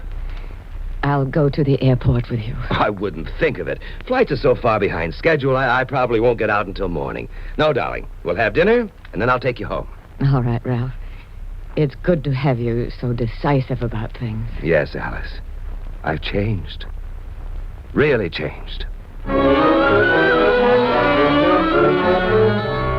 I fell asleep early that evening, but around midnight, the baby in the apartment upstairs woke me up.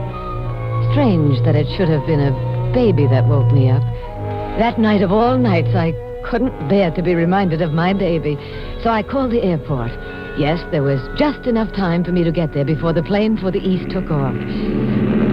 But Ralph didn't get on the plane. Something had happened, but what?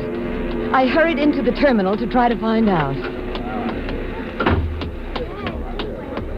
May I help you? Is there another flight east tonight? No, that's the only flight going east. Oh, well, then perhaps you can tell me if Mr. Ralph Michaels. You see, he had a reservation on this plane. Oh, Michaels? Yes, he took flight 73 going west. West? That's right, to Omaha, where we'll transfer to a plane for Casper, Wyoming. Oh, no, there must be some mistake. Well, you can see for yourself. Ralph Michaels, destination Casper, Wyoming. Casper? He's due to arrive there tomorrow morning at 9:40. Miss? Yes? Please don't think me crazy, but does Casper remind you in any way of toast? Toast? Well, there's that wonderful cartoon character, Casper Milquetoast, but I don't suppose... Yes, that's it. Oh, would you like a glass of water? No. I'd like a ticket. A ticket on the next plane to Casper, Wyoming.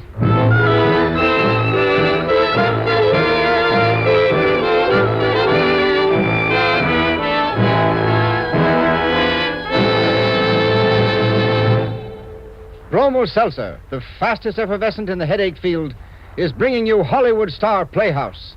Tonight starring Miss Barbara Stanwyck in Father's Day. Fight headache 3 ways. Bromo Seltzer, Bromo Seltzer, Bromo Seltzer, How do you do, ladies and gentlemen? How do you do? This is your old friend Norman Brokenshire. Say, has it ever occurred to you that most headaches are caused by an upset stomach, excess stomach acidity? What's more, when this happens, your nerves become jumpy, too. Well, neighbors, that's why Bromo Seltzer is so famous as a headache product. It gives you fast, effective, 3-way help. Yes, sir, Bromo Seltzer gives you speedy help for the pain of a headache. Bromo Seltzer soothes your upset stomach by neutralizing the excess stomach acidity, and it calms those jittery, jangled nerves. Bromo Seltzer gives you the help you want when you've got a headache. As for speed, you just compare the speed of Bromo Seltzer's effervescence with that of any product in tablet form you've ever tried. You'll be amazed, and you'll be delighted, too, because Bromo Seltzer is so pleasant to take, so sparkling and refreshing. For best results, use cold water, follow the label, avoid excessive use. Don't let a headache make you miserable. Get fast, effective, three-way relief from that headache. Take Bromo Seltzer, Bromo Seltzer, Bromo Seltzer, Bromo.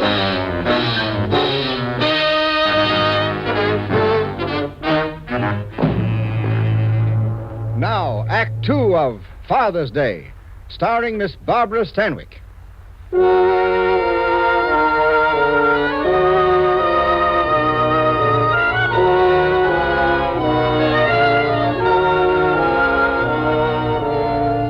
Ralph had told me that he was flying east, but he had bought a ticket west, a ticket to Casper, Wyoming. It could only mean he thought Casper was the clue we had been looking for. The clue to a little boy not quite 5 years old. Our little boy whom I had never seen. But why hadn't Ralph told me? Was it because he didn't want to build up my hopes too much in case his theory was wrong? Was it because he wanted to keep it all as a big surprise? Yes, of course. And yet, as I flew west next day, I began to wonder if Ralph hadn't changed too much. Within an hour of the time my plane had arrived in Casper, Wyoming, I was at the public library. Yes? I'm not sure, but doesn't the city directory give each person's occupation and such information? That's correct. Oh, good. What shelf will I find it on? Oh, I'm sorry, but we have only one copy of the city directory on hand, and it's in use. Oh, well, I'll wait. But it may take some time. You see, he's had it now since morning. He? That gentleman sitting in the far alcove. Yes. I do believe, though, that he... Yes, here he comes. I'll be back later.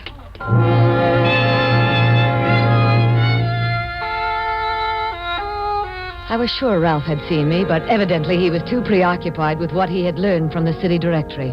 I slipped into a phone booth in the lobby in order to follow him when he left the building. But as he came into the lobby, he walked right toward me. It could only mean that he had seen me, but no. He went into the adjoining booth. Through the thin partition, I could hear everything. Hello, Mrs. Stone. I'm calling you at the request of Mrs. Hadley of Hillhaven. Mrs. Hadley of Hillhaven. Yes, there must be a mistake. Sorry. So that was his plan. How many names did he have on his list? How many numbers would he have to call before he located the right one? If there was a right one. After all, this whole thing might be pretty far-fetched, just because Mrs. Hadley had said toast... I'm calling you at the request of Mrs. Hadley of Hillhaven. Yes. Yes. Oh, she's fine.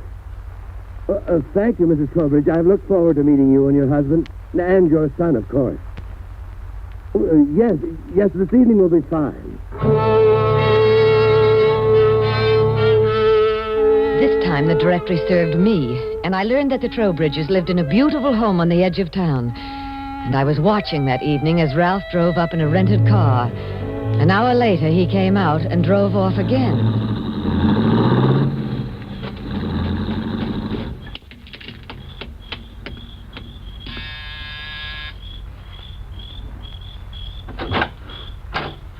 Yes? Mr. Trowbridge, there's something I must ask you. Oh, not now. Of all times, ask you now. About the man who just left. Oh? Come in. Thank you. This way, please. What did he say this time, Fred? Oh, She wants to talk to us about him. who is he? Fred. Her eyes, they're just like Richie's. Richie. His name is Richie. So you are the mother. He told us you didn't even know. Then he did mean to surprise me. Some surprise. Well, I've got a surprise of my own for you. I won't pay. Pay? Fred. It wouldn't work. Won't Not pay? For long. They'd be back So again and that's again. it. Fred, how That's can you why think of Ralph Richie didn't in tell terms me. of money? That's Martha, why you know I'd give every cent I've got if there was any chance that they'd let us alone. But they never would now that they've found out. I don't care. Anything would be better than giving Richie back to people like that. What I should have done when he first walked in here was call the police. Oh, listen. Please listen to what I have to say. It won't do any good. We know you're in on his little game, probably here to hike his price. No. So go back and tell him for me. My mind is made up. Yes. Yes, I'll tell him. Outside, I couldn't find a taxi. It wasn't until people turned to stare at me that I realized I was running, but I didn't care about anything except getting to my room and getting the gun out of my overnight bag. Care for a lift? Ralph! Come on, hop in. How did you know? Saw you going up to the Trowbridge house as I was driving off. Now it's my turn to ask. How did you know? There's one thing I still don't know, Ralph. How much? Huh? How much is our son worth? As the mother, I have a right to know his asking price. Look, Alice, it's too bad you had to find out this way. What way had you planned? Or were you going to spare me from ever knowing? It's too bad, I said, because now you've got it all twisted. The fact is, what I'm doing is for your sake as well as mine. Yes, and for the boys' sake. And what about the Trowbridges? Is it for their sake, too? Come down from that iceberg, Alice. After all, it was the doctor at the Hillhaven who gave me the idea. Yeah. Remember him asking us to think what it would mean to the adoptive parents? Whereas we could have other children. I also remember something that Mrs. Hadley said about the people who adopted him being very wealthy. Sure. And there's something you don't know, Alice. My business is shot. I'm practically broke. But with the $50,000 that'll come from the Trowbridges... $50,000? My, what a big price for such a little boy. Don't worry. They're glad enough to pay. That's where you're wrong. Yeah? Mr. Trowbridge told me to tell you he won't pay. That's so? What did his wife say? He'll pay, all right. And keep on paying, maybe? Now you're getting smart. Yes, after being stupid enough to believe that you would come back to me because you loved me. I didn't even know then that the kid had been adopted by wealthy people. But you did know that I was doing well with my nursery school, didn't you? Didn't you? What if I did? Have I said I won't marry you even now? Now that my day has come? Your day? Yeah, Father's Day. $50,000. The Trowbridges are going to keep that boy without paying 1 cent ever. Who said? I do. Alice, you don't seem to realize just how much I've changed. Nobody's going to dominate me anymore, not even you. But I'm going to stop you, even if I have to kill you. And what do you think would happen to you if you did? I don't care. Don't you? We'll see. We'll see. Look out! What are you so scared about? I thought you didn't care about dying. Now you listen to me. I made up my mind to get that money, you understand? Even if I have to do the killing, understand? You don't know what it's been like since Mother died, and Elaine left me, and the business started to go bad. You don't know what it's been like to have creditors hounding out. Look out! Look out!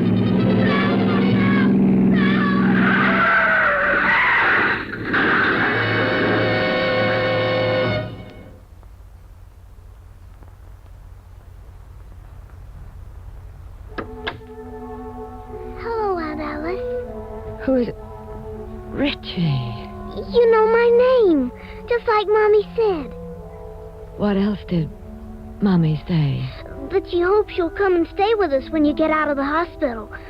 You will, won't you, Aunt Alice? Well, Please. Mommy says it'll help you forget. About what? The accident. Mommy said to be sure to tell you that the man, he died. Did he, Richie? You could cry if you want to. I'll go out. No, Richie, stay. The man who died, he wasn't a good man, like your father. Besides, when you're with me, it's so easy to forget.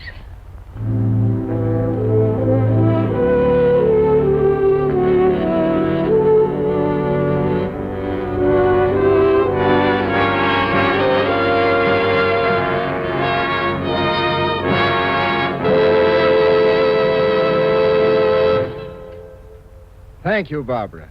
Thank you for making our birthday party a memorable one. Herb. That was truly a great performance. Well, Herb, I'd like to say happy birthday to everybody on Hollywood Star Playhouse. My particular thanks to Jeff Alexander for his fine music on the show. Our engineer, Johnny Schneller, the soundmen, Gus Bays and Ross Murray, Maurice Zim for his excellent script, and our director, Jack Johnston. And certainly I don't want to forget the people in tonight's cast. Carlton Young, Ted Von Elst, Jeanette Nolan, Bob Griffin, B. Benaderet, and Ann Whitfield. I hope that I can be here to celebrate many birthdays for Hollywood Star Playhouse. Thanks again, Barbara. In just a moment, I'm going to introduce Mr. David Bryan, the star of next week's play.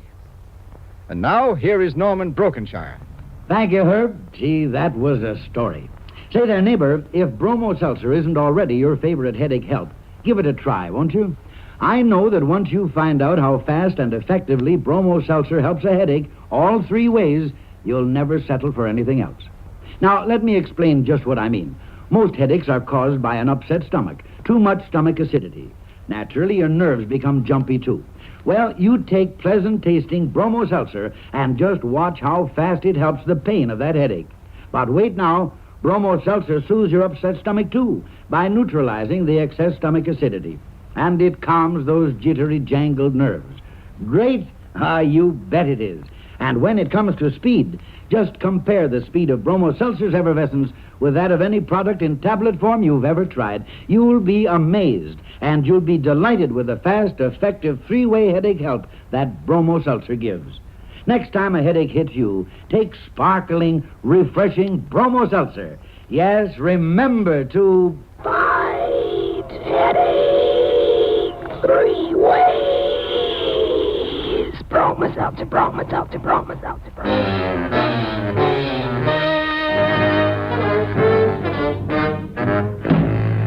Barbara Stanwyck can soon be seen in the Metro-Goldwyn-Mayer production, The Man with the Cloak. Tonight's play was written especially for Miss Stanwyck by Maurice Zim, with music composed and conducted by Jeff Alexander.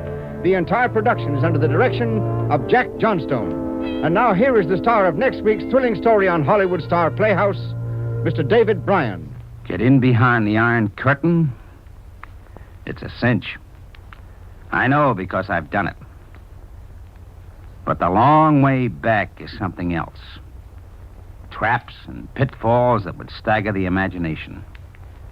And always there's death waiting for you just around the next turn in the road. Thanks, David. The long way back for next week sounds mighty intriguing. Yes, and timely, too. Thanks. On tonight's program, all characters and incidents were fictitious. Any similarity to actual characters or incidents is purely coincidental. Portions of this program were transcribed. And now this is Herbert Rawlinson saying good night for all of us here on the Hollywood Star Playhouse. And from Bromo Seltzer, the fast, effective headache help in the familiar blue bottle. Bromo Seltzer, Bromo Seltzer, Bromo Seltzer, Bromo Seltzer, Bromo Seltzer.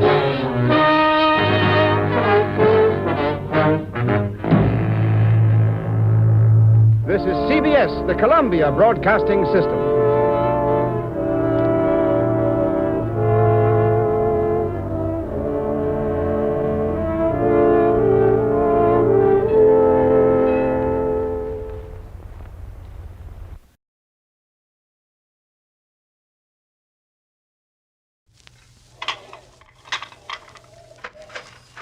One cherry phosphate. One cherry phosphate. Hey, buddy, I've got a broadcast to do in a few minutes. Will you please hurry with my sandwich? Why don't you eat after the broadcast? Because I'm hungry now. Get the sandwich. Okay, Mr. Benny. What kind was that again? Tuna fish and peanut butter on rye bread. Oh, yes, with an egg in it. The egg goes in my malted milk. Now, hurry, please. Oh, hello, Don. Oh, hello, Jack. Think I'll have time for a bite to eat before our broadcast? Yes, if we can get a little service here. Sit down. Okay.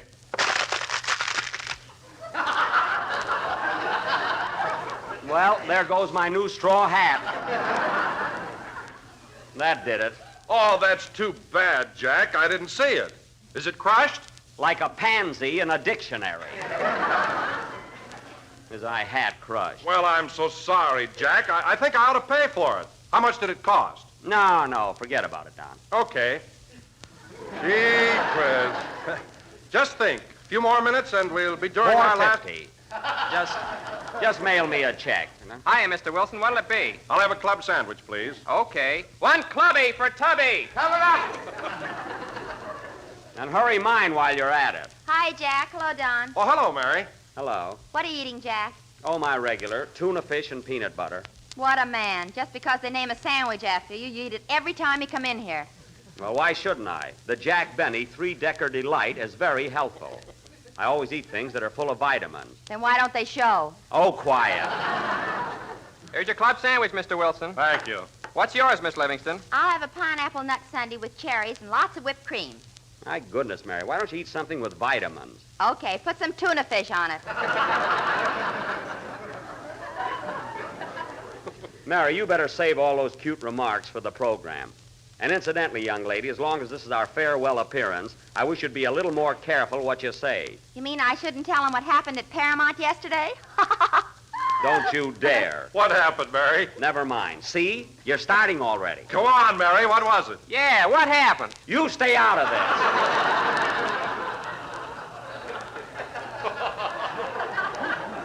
And get my sandwich.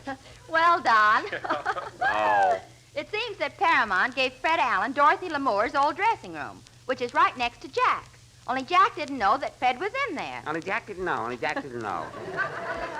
Anyway, Jack knocked on the door and yelled, "Hello, Dorothy. Hello, sweetheart." It's very amusing. And what happened, Mary? Fred yelled back, "Don't come in. I haven't got my sarong on."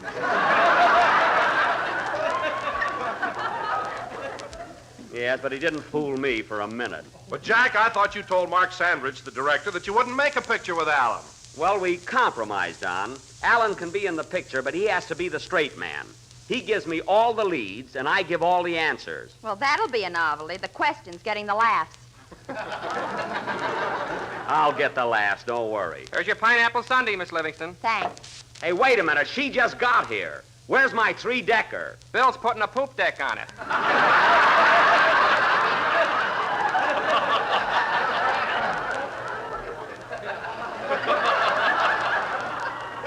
Don't get fancy. Just bring it in. Hiya, kids. You better step on it. We'll be on the air in a few minutes. Oh, hello, Phil. How are you? Hello, Don. Well, look who's on time tonight. What's the matter, Phil? Does your conscience bother you because this is our farewell program? Holy smoke, is this our last broadcast? I better start saving my dough. Yes, Maestro, you have about 30 minutes left to get an annuity. So make it snappy. What'll it be, Twitch? Hiya, Bub. Just give me a glass of water. Glass of water? Okay. Put some bromo in it. I thought so. A Bromo Seltzer, eh? One Phil Harris special. Coming up. They know you like a book, eh, Phil? Hey, fella. Hey, are you Jack Benny from the radio? That's me. My program goes on just a few minutes. Yeah, I heard it last week. Oh, you did? But I didn't like it.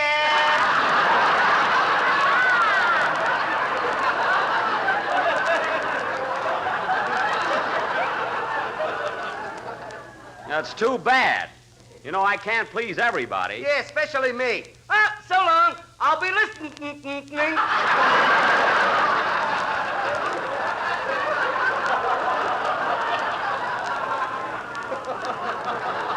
Goodbye. I'm going to worry whether he likes me or not. Here's your sandwich, Mr. Benny. Well, it's about time. Give me that malted milk, too. Okay. Boy, am I hungry. Say, Jack, I better run along upstairs. I'll see you in the studio. All right, Don. Well, I'll be darned. Hey, buddy, I ordered a tuna fish and peanut butter. Well, what's the matter? This is tuna fish and peanut brittle. A fine combination. Well, we're all out of peanut butter.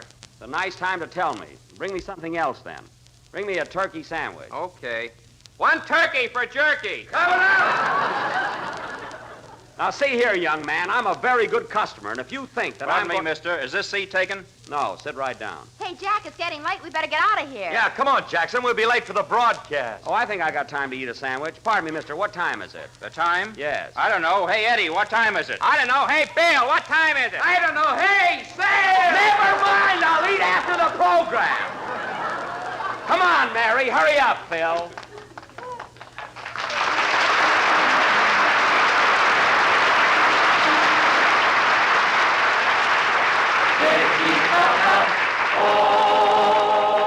The Jell-O program, starring Jack Benny, with Mary Livingston, Phil Harris, Dennis Day, and yours truly, Don Wilson. The orchestra opens the program with Down by the Ohio.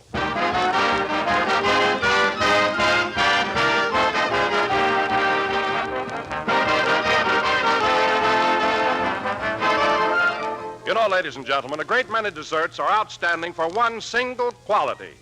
Some you remember for their delightful taste, others for their tempting appearance, their simplicity, or their low cost. But when it comes to Jell-O, there's a dessert that has everything. Color, yes, color so gay and inviting that Jell-O is a joy just to look at.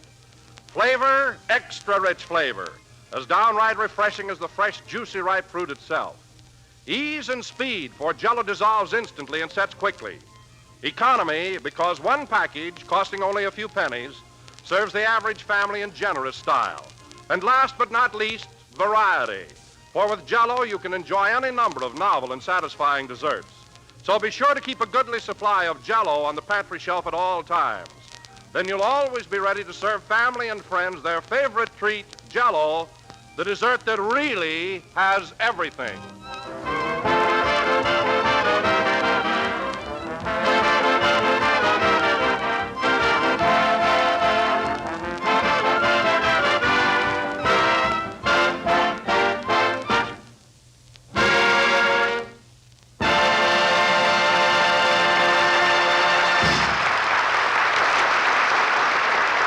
Down by the Ohio, played by the orchestra. And now, ladies and gentlemen, it is only fitting that on this, our last program of the season, I should pay tribute to the man who has guided us through the past 36 weeks. Oh, don't bother, Don. A man whose spirit and leadership has made this program what it is today. Oh, anybody could have done it. Maybe. Continue, Don. A man whose buoyant and sparkling personality has been reflected into each and every one of us. I have so much of it. Go ahead. A man whose age and experience has proven invaluable to us younger members of the cast. That one he could have left out. Oh, well. So here he is, folks, the old Mother Hubbard of the Jell-O program, Jack Benny.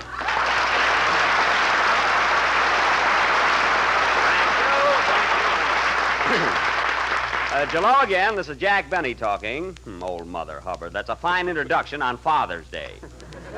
Don, as long as you started out so beautifully, why didn't you finish with something sentimental like, here he is, folks, the genial skipper of the good ship Jell-O, Jack Benny. Now, that would have been swell. Well, to tell you the truth, Jack, that sounds a bit too corny. Oh. Well, now that you mention it, it does sound a little like one of Phil Harris's mental nuggets. There you go again. Oh, boy, am I glad this is the last broadcast. You are? Yeah. Next week I'll be out on the road playing those one-night stands where people appreciate me. Phil, you stay in a town longer than one night and see what happens. So you start on the road next week, eh? What's your itinerary? Plain suits for the boys and a sport outfit for me.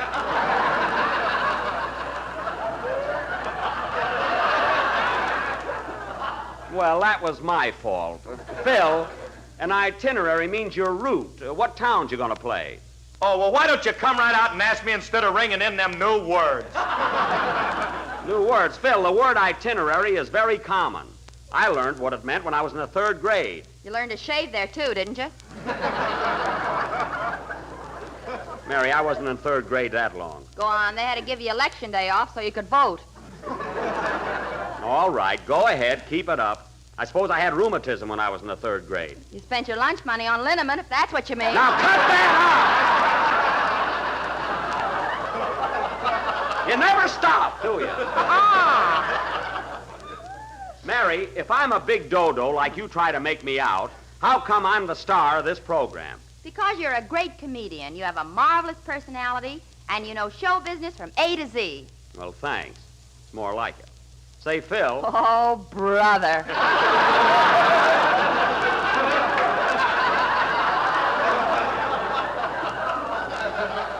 Now, don't spoil it. Say, Phil, as I started to ask you before I was sent back to 3rd grade, what's your route? What towns you going to play? Well, tomorrow night we open in San Bernardino, then we go to Santa Barbara, then Long Beach, then San Diego. I see. Then the following night we go to Fall River, Massachusetts. Fall River, Massachusetts? How are you going to get there in one night from San Diego? I don't know. Is it much of a drive? You hear that, fellas? What a schedule. That'll be a fine vacation touring the country with those 18 downbeat derelicts.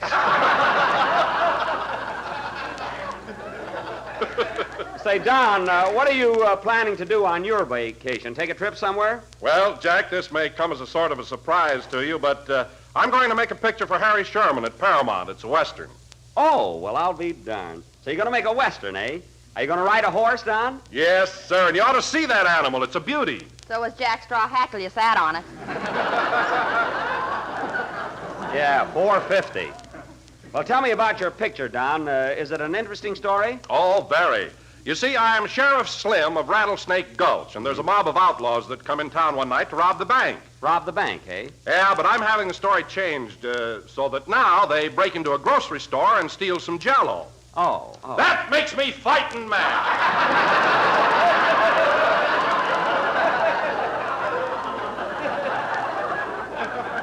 Well, I should imagine it would. What's a bank? So what,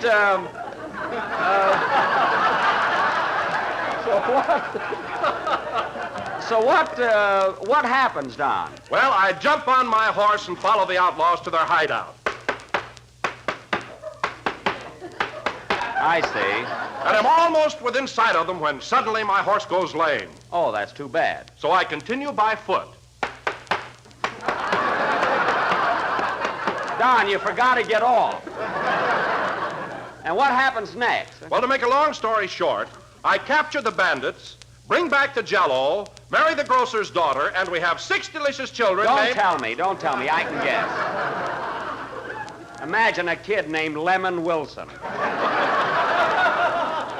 Well, it sounds like a fascinating story, and I wish you luck, Don. And now, ladies and gentlemen, going from Buck Wilson Rides Again to our vocal interlude, Dennis Day, our young tenor, will offer... Dennis isn't here yet.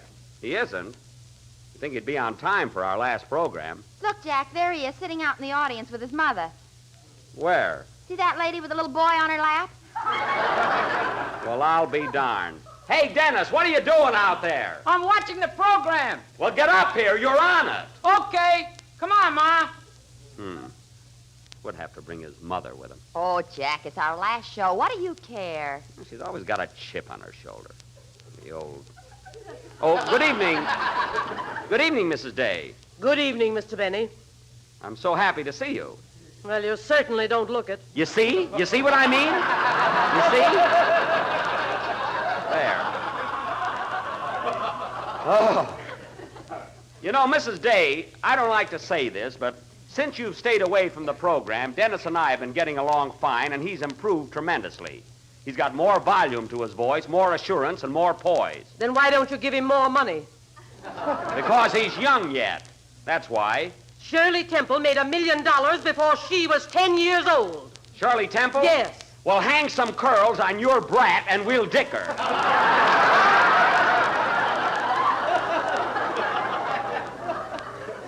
Now, look, Mrs. Day, give me a little credit. I've developed your son into being a first-class comedian. Then he ought to have more jokes to tell. Oh, now you want jokes for him. Well, for your information, Mrs. Day, there are just so many jokes in our script. And when this pack of wolves come in here Sunday night, your lamb is lucky if he gets to sing. And now, Dennis, how about a song? Okay. Gee, Mr. Benny, you're not a bit afraid of my mother, are you? Your mother? No. The woman don't live that you're afraid of, eh, Tiger? Mary, I don't like those nicknames. Go ahead and sing, Dennis. Mrs. Day, will you please take your seat in the audience?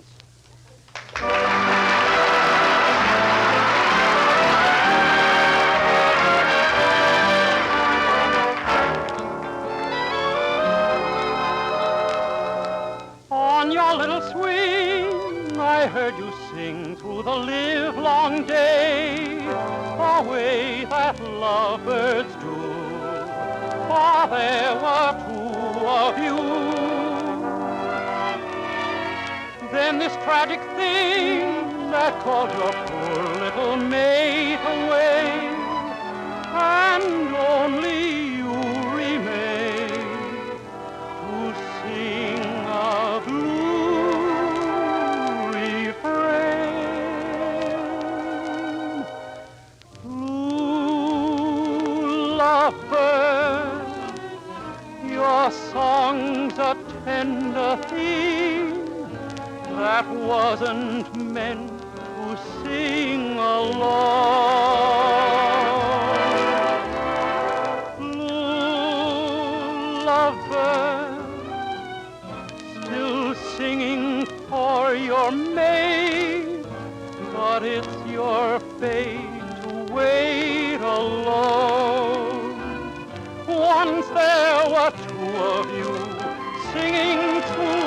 door.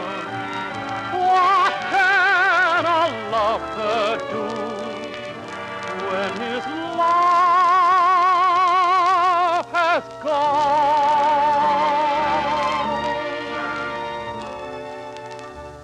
Ooh, lovebird, your song becomes a sigh. It seems that lovebirds die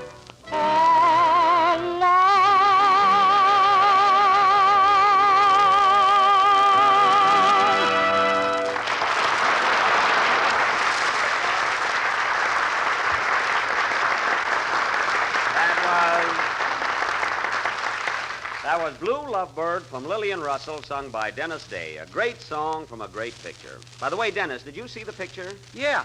And I was wondering, Mr. Benny, do you think Alice Faye on the screen was as beautiful as the real Lillian Russell? So they say. Of course, I never knew Lillian Russell. Uh-huh.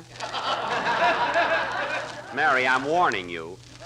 I suppose I knew Diamond Jim Brady, too. If you did, you didn't get any on you. Mary, I was just about to make an announcement concerning our cast next year, and a certain clever kiddo may be cut out. Now, sit down. Yes, Mr. Benny. Yes, Mr. Benny. And now, ladies and gentlemen, before we conclude this final broadcast, I would like to announce that on Sunday, October the 6th, Mary, go away. We will return to the air for the same sponsor at the same time and with the same cast. Mary, Phil, Don, Dennis, Andy, and Rochester, who is now touring in vaudeville. Incidentally, Jack, who's taking over our summer show? Has it been settled yet? Yes, Don, the Aldrich family is going to move in for 3 months. As a matter of fact, young Henry Aldrich is dropping in here in just a little while. I want you all to be very nice to him. He'll probably be scared stiff in front of a microphone. Huh? Scared in front of a microphone? Why, Henry Aldrich is a veteran in radio. Why, he can't be. He's just a kid. Sure, but he's had his own program for the past 2 years. Gee, he's funny. Funny? Does he do comedy? Haven't you heard about him, Jackson? Why, that kid's a riot. He's terrific. He is? And he's young, eh?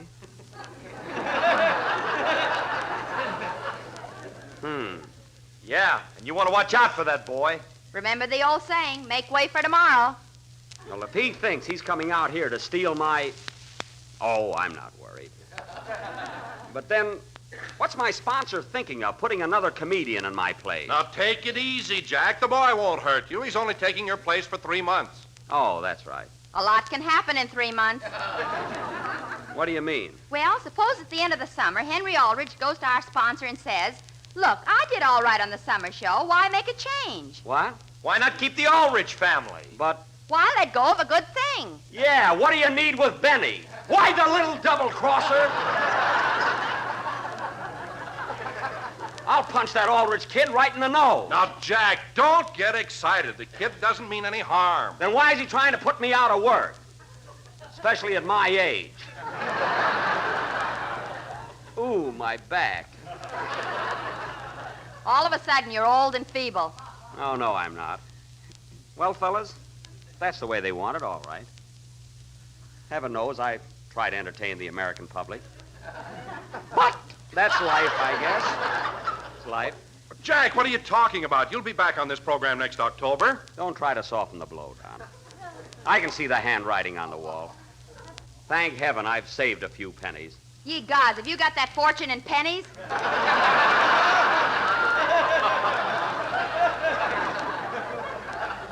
It's no time for jokes, Mary. When I think that a little squirt like that Aldrich kid can come along, come in, and take away all that I've built up through years of constant... Come in, come in.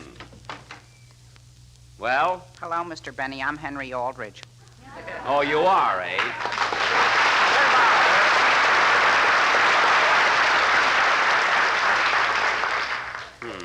He got a nice hand there, didn't he? Yeah, that's the public for you, fickle.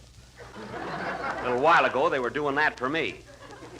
Well, young man, you can very nicely get right out of this studio. Get out of the studio? Why, our sponsor sent me I don't here care what our sponsor did.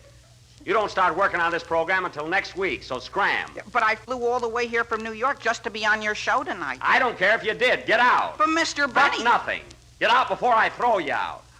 What's going on here?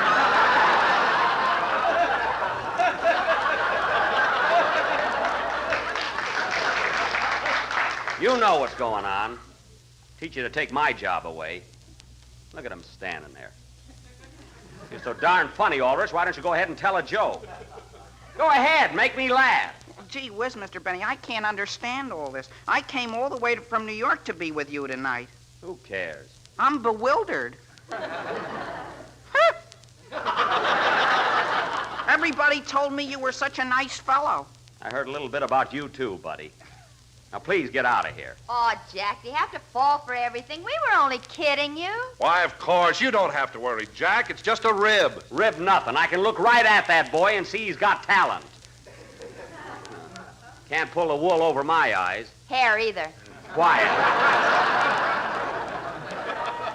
I'm worried enough. Oh, wake up, Jackson. This kid isn't trying to take your job. But my goodness, Mr. Benny, I think you're the greatest comedian in the world. You're my ideal.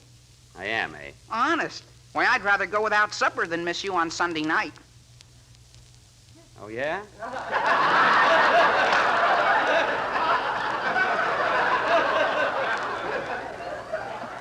Well. Oh, I always listen. Why, I know all of your stuff by heart. Oh-ho! Put up your dukes! Put them up, kid! Jack! Grab him! Grab him! Jack, what's the matter with you? Calm down. Calm down? You just heard him admit he was stealing my stuff. Oh, no. You misunderstand me, Mr. Benny. All I meant was you're so funny that I can't help but remember everything you do. Oh. Oh, I see. Well, and I'm sorry I made that pass at you.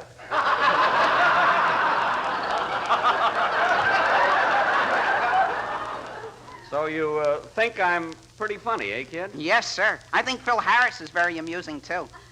Oh, you do, eh? But when it comes to class, you got him beat a mile. Well, Henry, I'll have to admit that Phil is a little corny. Oh, you're both corny, but you have more finesse.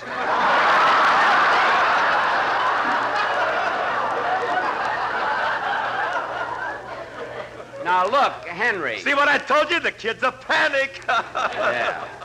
Now, look, Henry, there are a couple of rather personal things I want to talk to you about.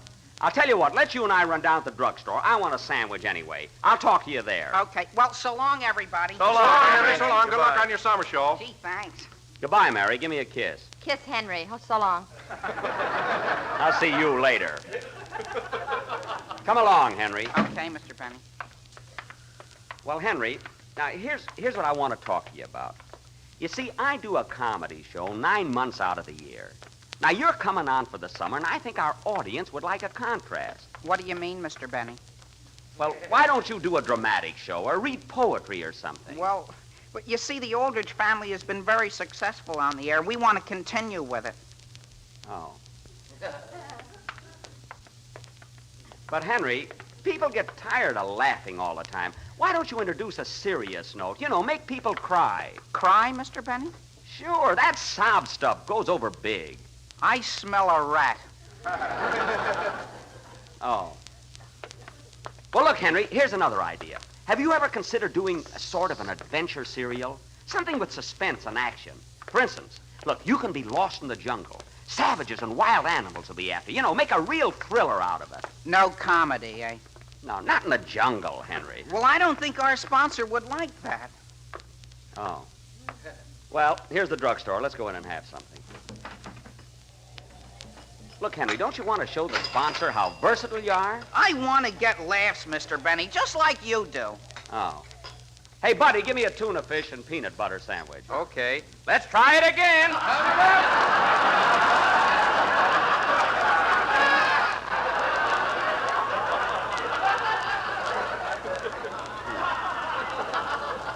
Now, look, Henry.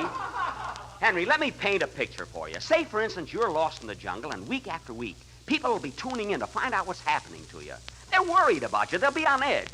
Did the golden dragon get Henry, they'll say? Or have the cannibals got him? Think of that. I'll have a chocolate soda. But, Henry... Vanilla ice cream. Now, look, Henry, forget about the jungle. Here's another idea for you. You're an office boy on a big new city newspaper, and you're just dying for a break. You want to be a reporter, see? Uh-huh. Well, one day there's a big fire in the building next door, and Millicent Mandalay, the girl you're going to marry when you're 21, is trapped in this burning building. You hear her screaming, "Henry! Henry, help me! Help!" No soap. Listen. So hearing her cries, you dash right into the blazing inferno. Think of it, Henry. Flames to the right of you, flames to the left of you. I tell you, Henry, this is the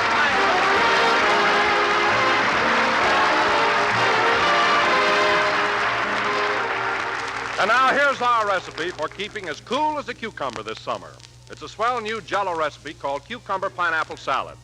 Why, there's an even breezy, refreshing sound to the name itself. And believe me, here's one time when there really is something in a name. Tiny diced pieces of crisp cucumber, golden wedges of juicy pineapple, and clear emerald lime Jell-O. Yes, sir, it's enough to make the laziest summer appetite perk right up and say more. And better yet, it's so simple and easy that it's practically making itself. Just prepare one package of lime Jell-O in the usual way and chill until slightly thickened. Next, fold in a cup of diced cucumbers and one slice of canned pineapple cut into wedges. If you use fresh pineapple, be sure to cook it. Then mold and serve on lettuce. And there it is, friends, a bright, colorful salad with a grand, tantalizing taste. Just the thing for warm weather meals, which must be light yet delicious. So tomorrow, enjoy this new Jell-O salad, a delightful combination of cool, tingling cucumbers and golden pineapple, tucked into a glistening mold of tempting lime Jell-O. This is the last number of the last program in the current Jell-O series, and we'll be with you again next October 6th at the same time. Meanwhile, I hope you will all enjoy The Aldrich Family starring Ezra Stone beginning next week. Before signing off, I'd like to thank our listeners everywhere and the members of my cast for their splendid cooperation. I would also like to thank my authors, Bill Morrow and Ed Boulogne, who worked with me in the preparation of my material. And, oh, yes, I think I better thank Ezra Stone, too. You're welcome, Buck. Good night, folks. See you next fall.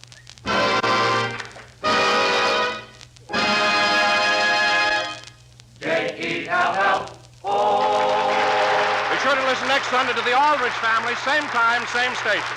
This is the National Broadcasting Company.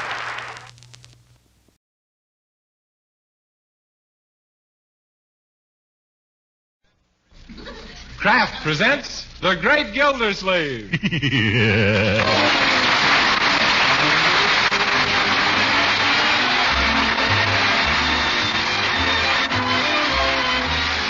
The Kraft Cheese Company, who also bring you Bing Crosby every Thursday night, present each week at this time Harold Peary as The Great Gildersleeve, written by Leonard L. Levinson.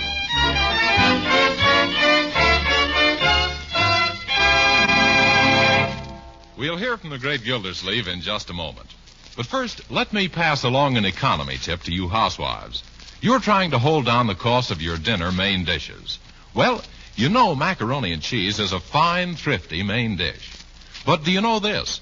With the product called Kraft Dinner, you can make grand macaroni and cheese thriftily and make it in just 7 minutes cooking time. You see, every package of thrifty Kraft Dinner contains a special quick-cooking macaroni. Also, some Kraft Grated, which lets you sprinkle the cheese goodness through and through the fluffy macaroni. In a jiffy, you have a delicious, economical main dish. When you're in the food store, it's smart to buy several packages of Kraft Dinner, for the family will want Kraft Dinner macaroni and cheese often. Tomorrow, ask for Kraft Dinner.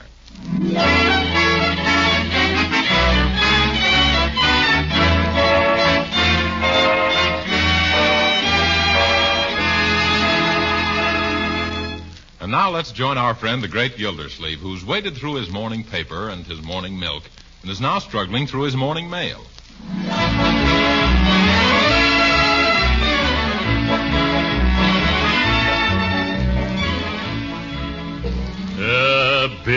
Bills, nothing but bills. Well, here's a postcard. It says, be thin as a leaf by boiling your beef. From some dietetic advisor? No, Marjorie, it's from the Sultan's Delight Turkish Baths. Well, a letter from the manager of my old rubber plant, the Gildersleeve Girdle Works. What do you know? It's been converted into a factory to repair barrage balloons. That That certainly is a big change, isn't it, Unc? Oh, not much, Leroy. After all, they're still putting blimps into shape again. Or am I stretching things a little? What does he write, Uncle Mort? He says they've made the mistake of inflating a big balloon inside the factory. Jeepers, did it cause any trouble? I'll say it simply raised the roof. Oh, here's what I've been waiting for. It's from the State War Savings Administrator. The pins and the stickers I sent for. Here are your pins, children. Oh, this is cute. Yeah, what's it for, Unc? Well, I've been investing part of the income from your estate in war bonds and doing the same with my income. Now, we're all full-fledged members of the 10% Club. The 10% Club? What kind of a club is that? Leroy, it's the club that's going to help give the Axis a beating. Look, they sent us stickers to put up in our front window, too. Oh, yes. We're buying at least 10%. Uncle Mort, you have 2 stickers. Sure. I forgot to tell you, we're investing 20%. Well, this tin is certainly what the well-dressed American will wear this summer. Gee, Unc, you've got one left over. Can I have it for my pajamas at night? Yeah. No, Leroy, that one belongs to Bertie.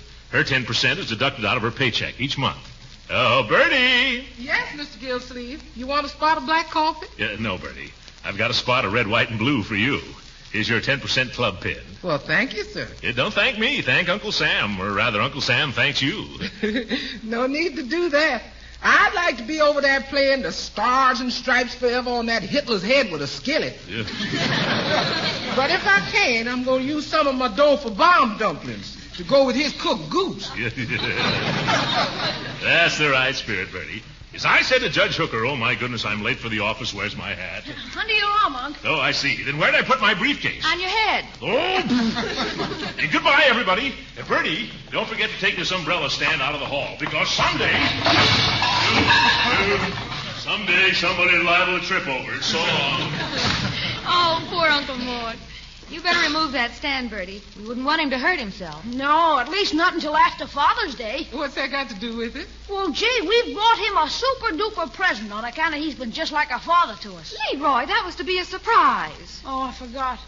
Now, Bertie, you got to promise you won't breathe a word about the present for the present. Well, how can I when I don't know what it is? Well, it's just what he's been wanting. A great big easy chair. Yes, sir, a green leather club chair. Oh, Marge, now you've given it away. Bertie, you got to keep this in confidence. Oh, don't you worry. I's the biggest confidence woman you ever seen.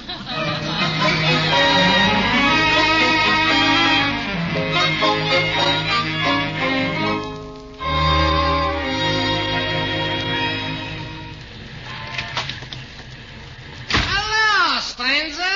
Oh, Schlepperman. Welcome to Schlepperman's Overstuffed Furniture Store.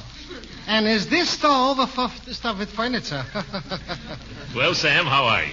Physically, I'm in the pink. Financially, I'm even more so. I'm in the red. Yeah. What can I do for you if I'm not being too continental? Oh, really nothing. I just thought I'd drop in and browse around. Oh, go right ahead. Everybody's doing it. Business has been very browsy lately. And if you don't see what you want, just remember, can I help it if my stock is monotonous? I saw a nice display of leather club chairs in the window. That's why I came in, Sam. I was sort of daydreaming, with Father's Day on Sunday. Wouldn't it be nice if I were a father? That's a little short notice. I don't think you can make it. Yeah, I know that, Slep. Marjorie and Leroy are fine children, but isn't it too bad I haven't any children of my own to buy me one of those chairs? I suppose your kids are pretty good to you. Oh, sure. All 8 of them. They're so good to me on Father's Day that I'm broke for the rest of the month. You mean they buy you a present and then charge it to you? Oh, no. They borrow the money from me beforehand. Look, Guilty, if you had kids, they'd do the same thing. So why don't you pretend you have a son and that you're him and he wants to buy you a nice chair? Go on, don't be stingy with the boy. Now, don't you go to work on me, Schlepperman. I already have a soft spot for that brown leather club chair. Yes, and the vice versa. What do you mean? That chair has a soft spot for you. It was just made for you. Look, extra wide seat, big soft cushion, heavy legs. Are you describing the chair? I'm not so foolish I should insult a customer. Go on, sit in it once. It's free. Yeah, all right, Sam. Yeah, that certainly looks cozy. Yeah. This is like floating in the ocean, only not so wet. How much do you want for this chair? $67.50, and that's my rocky bottom price. But, Sam, this chair hasn't got a rocky bottom. You got me. 65. 55. Oh, no. You can have one of the red ones or a green one for 55. But the brown one costs me more. Why is that? The manufacturer has a whim. Yes. But I don't like green or red chairs. They remind me of traffic signals, and that makes me mad. Okay, guilty old pal. I'll let you have the brown one for $60. Yeah, $60, eh? All right. Send it up to my house tomorrow. If I'm out, say, I just remembered. There's a chair exactly like this one in the window for $60. Sure, guilty. 60 is the ceiling price. And how can I cover my overhead if I don't hit the ceiling? You got me.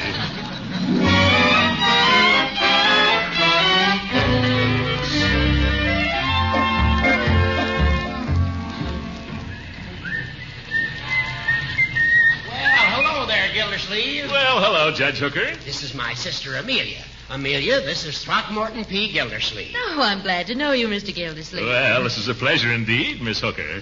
I'm quite surprised to see how attractive your sister is, Judge. The way you always talked, I thought she was... By the way, Gildersleeve, I'm glad I ran into you today. I've been meaning to find out when you intend returning that umbrella I loaned you around Christmas time. Yeah, just as soon as you return that copy of No by George Waite. I never borrowed your copy of No by George Waite. I remember now. It wasn't a book. It was an umbrella you borrowed from me, long after I returned yours. I borrowed one from you?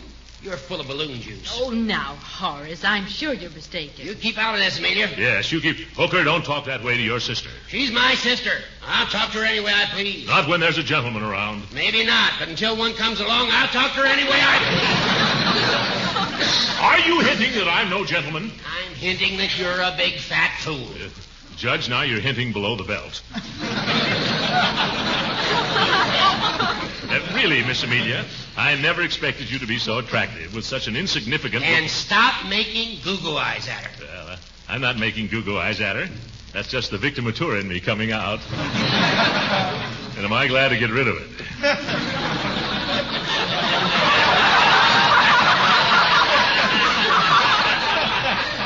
Goodbye, Miss Amelia. I hope I see you in better company the next time. You better return my umbrella, you deadbeat. Oh, quiet, Horace. My goodness, let that nice Mr. Gildersleeve keep it. You got 2 umbrellas in the closet downstairs. Oh, no. Oh, yes. One with a gold handle and the other with a broken rib. Oh, great Scott. Well, what's wrong? That broken one is Gildersleeve's, and the gold handle one is the one I loaned him. Well, Horace Hooker, shame on you. Now, you must do something to make up for the way you've insulted Mr. Gildersleeve. Well, maybe I'll buy him something for his birthday. It's the 21st. The 21st? Well, that's Sunday. Okay, then I'll send him a postal card. Special delivery. You'll do nothing of the sort. Now, you come with me. Where are you going? Over to Obler's department store to buy Mr. Gildersleeve a birthday present. I saw the most comfy red leather club chair in the window this morning.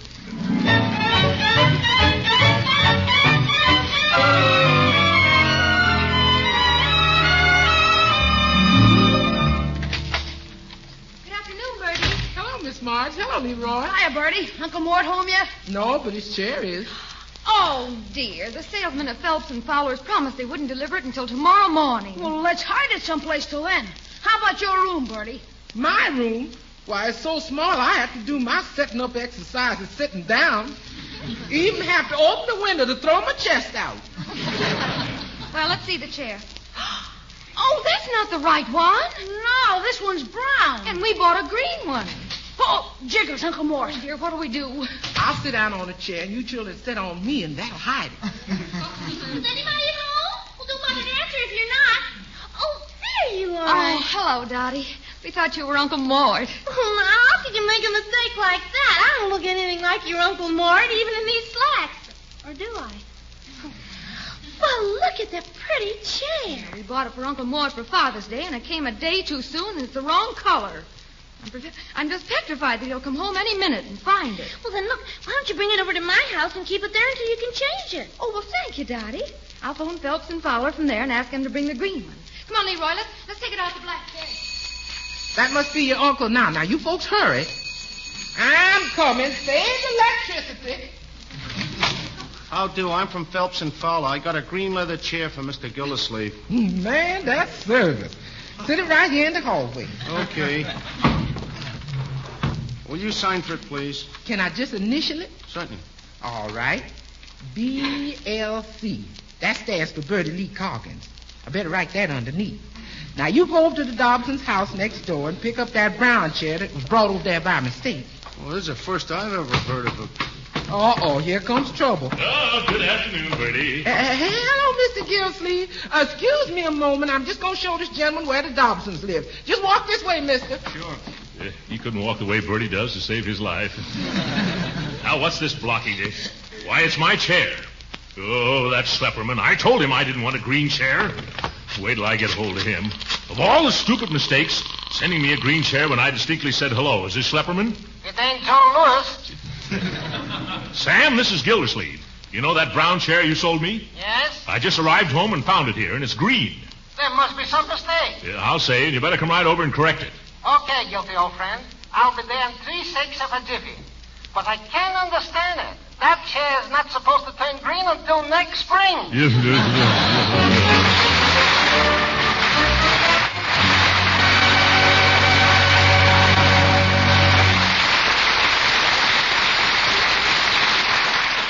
The Great Gildersleeve will be with us again in just a few minutes. Meanwhile, let me tell you homemakers how to do a little sleight of hand performance in the kitchen. It's how to make delicious macaroni and cheese with magic speed. You do it with a product called Kraft Dinner. Out of the Kraft Dinner box, take the special Kraft Dinner macaroni and cook it in boiling water not more than 7 minutes. Then drain off the water, add a little butter and milk. And with the Kraft grated that also comes in every Kraft Dinner package, sprinkle the cheese flavor through and through. In as little time as it takes you to make the coffee, you have a grand money-saving main dish ready. Macaroni and cheese that the whole family will go for, cooked in only 7 minutes. It does seem like a sleight of hand trick, doesn't it? Well, get set to do this kitchen magic real soon. Tomorrow, ask your food dealer for Kraft Dinner. Better get several packages because the folks will love Kraft Dinner macaroni and cheese.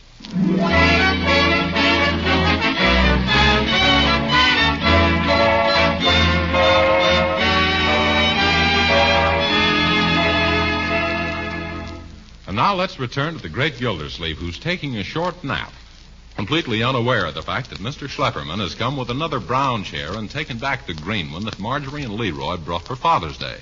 Right now, his niece and nephew are returning from Dottie's house. I sure hope Uncle Mort likes the chair we picked out. Oh, I'm positive that he will. Oh, I can just see him now, stretched out on that comfy green leather, smoking a cigar. And spilling the ashes all over his vest. Well, we'll get him an ashtray. One of the... Leroy! Do you see what I see? You mean that brown leather chair? We just got through hauling it over to Dottie's. And then I saw the delivery man take it away. He must have brought it right back here. Well, let's get it back to Dottie's before Uncle Mort sees it. Oh, that's the front doorbell. Come on, brother, out through the kitchen. Bertie, someone's ringing the bell. If this keeps up, I'm going to be worn down to a shadow, size 42.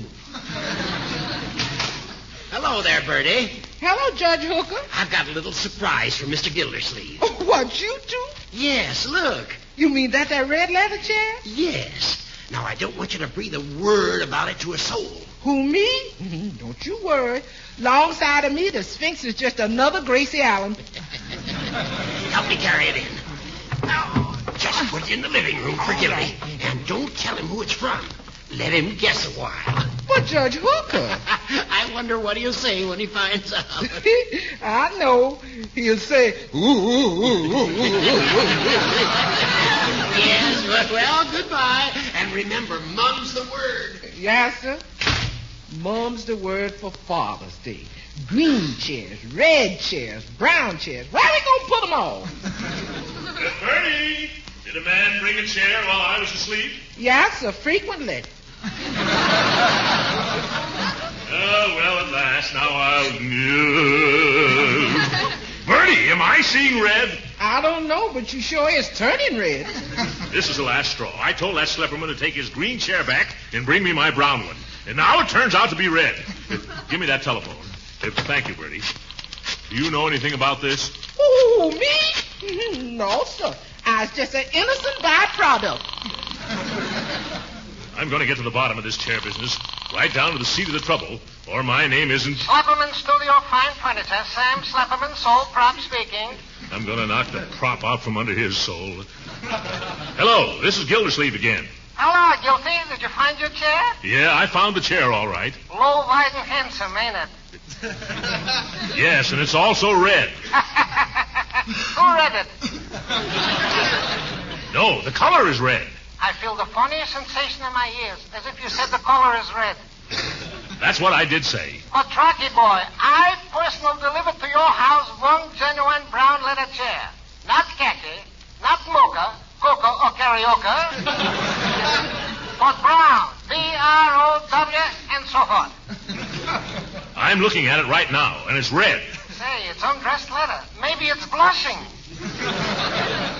Well, this time I'm going to make sure there's no mistake. How? I'm going to load this chair on my rumble seat and bring it over to your store. And if I don't get a brown chair this time, I'm going to buy a war bond with the money and sit on that for the next 10 years.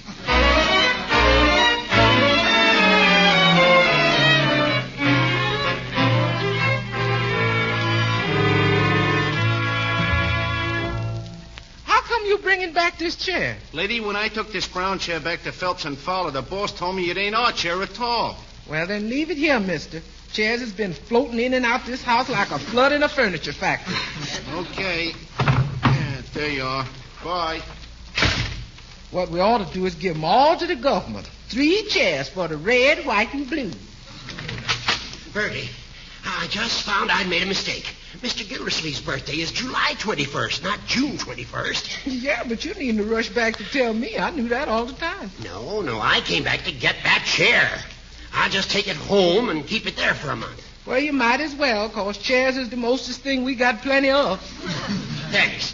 Now, remember, we're still going to keep it all secret. Don't worry. I'll zip my lip. Thank you. I've got to hurry so I won't run into Gildersleeve. Funny. I guess my eyesight isn't as good as it used to be. I'd swear this leather looks a lot more brown than it does red.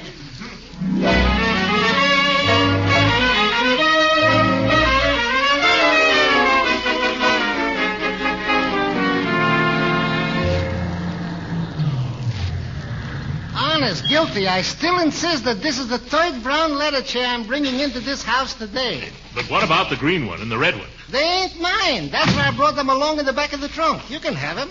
No, thanks. All I want is the brown one you sold me. Help me carry it in the house, Sam. All right. Follow me. I know the way blindfolded already. Just look at that leather. Comes from only the most contented cows. I suppose the springs are very healthful, too. Careful going around the umbrella stand, Guilty. Yeah, I know. I've been here before. All right, you can set it down now, Sam. See? I'm a little tired. And why not? It's pretty hot for July, isn't it? It's still June, Slepperman. I know it, but it's even hot for July. You care for a bottle of root beer? I don't mind, if you'll be so kindly. Yeah, come on in the kitchen. We'll get it ourselves. Okay.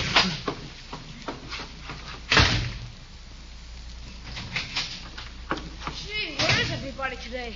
Seems as though... Oh, for Pete's sake, how did that brown chair get back in here again? I bet that old Dottie hasn't sense enough to leave it over at her house. Well, there's nothing for me to do but drag it back next door again.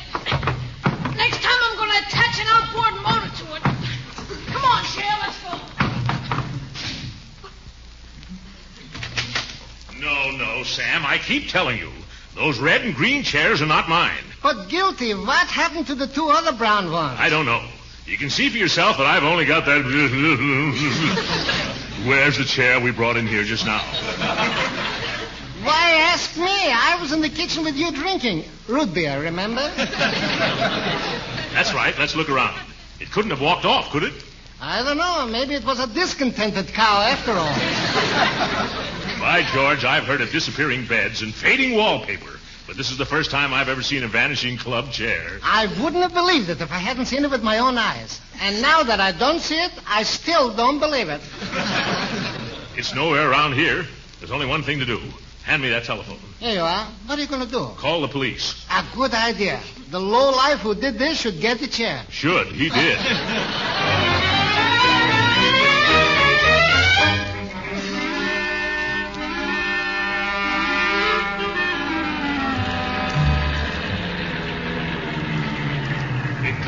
Here, Sam. Here comes a couple of plainclothesmen now. Just stay where you are, Gus. I won't be long. Okay, Lieutenant. I'm in no hurry. Are you from headquarters? Yes. Which one of you gents is Throckmorton P. Gildersleeve? A fine detective. Him, of course. Oh. Well, I'm Lieutenant Miller of the burglary squad. I was on my way to the station when I got a radio call to stop here. What's the trouble? Great big leather chairs. They do tricks. Yeah. Tricks? What kind of tricks? They keep changing colors, rushing in and out of here, disappearing into thin air. Yeah, look, mister, you don't need a detective. You need glasses. Oh, no. He's had a couple of glasses already. Yeah. But it was only root beer. No.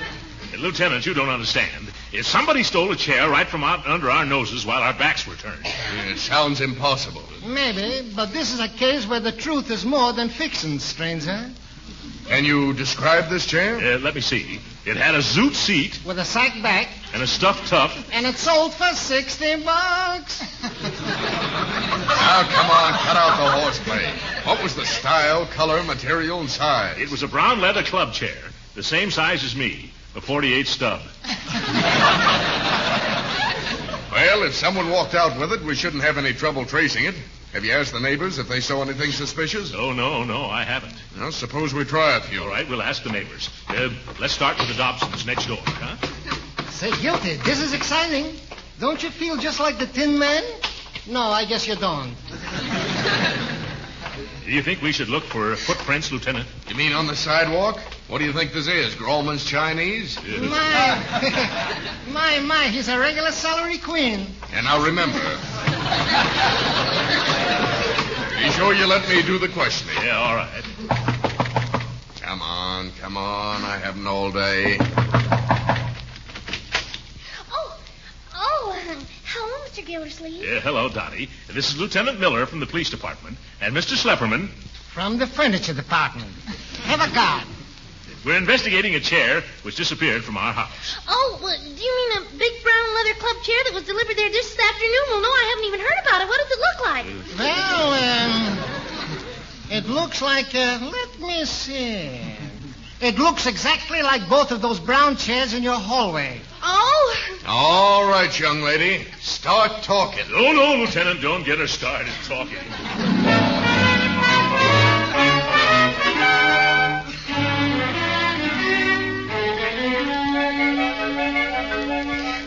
I'm really innocent, and I never did anything against the law except one time I kept talking to a streetcar motorman, and he ran into the end of the line. Get quiet, please. I wish they'd ration her gas.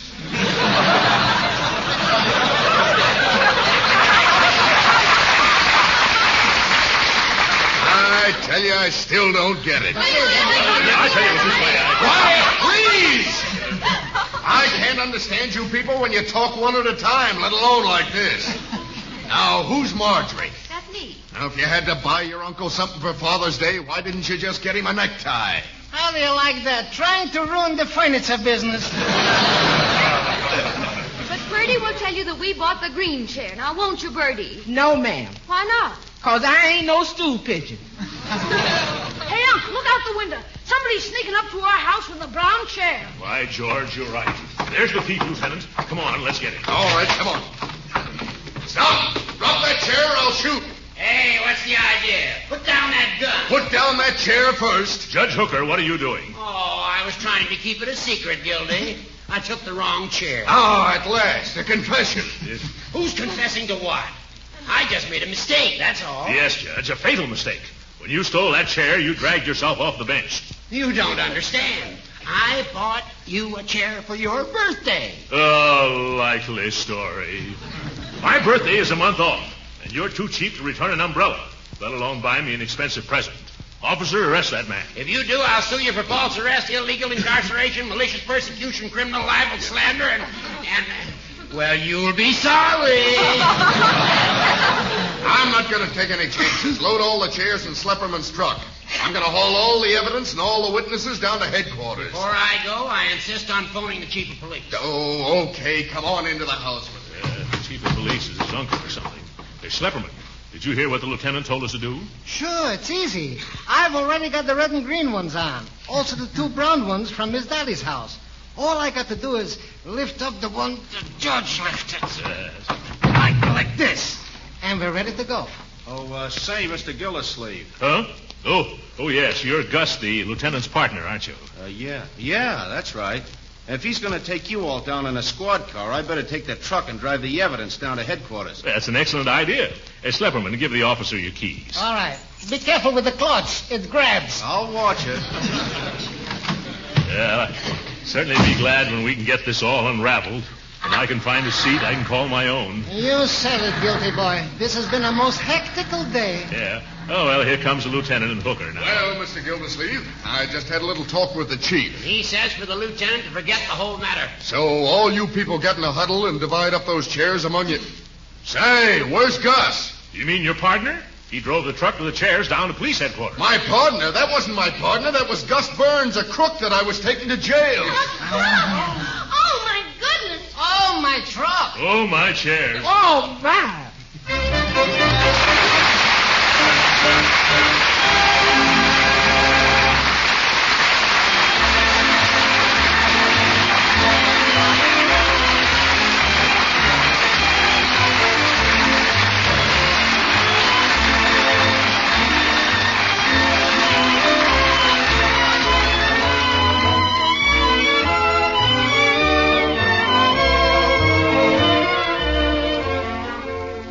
But, Lieutenant, what I can't understand is that you letting that chair snatcher sit in that squad car unguarded. Well, I had him handcuffed to the wheel. I can't imagine how he got away. Did he ask anyone here to give him a key or a file? No, I don't know. No, sir. The only thing the man asked me for was a hairpin. Oh! Good night, folks.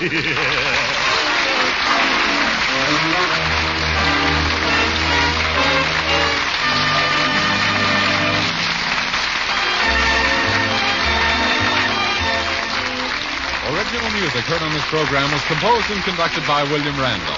This is Jim Bannon speaking for the Kraft Cheese Company and inviting you to tune in again next week at the same time for the further adventures of the Great Gildersleeve. This program has reached you from Hollywood. This is the National Broadcasting Company.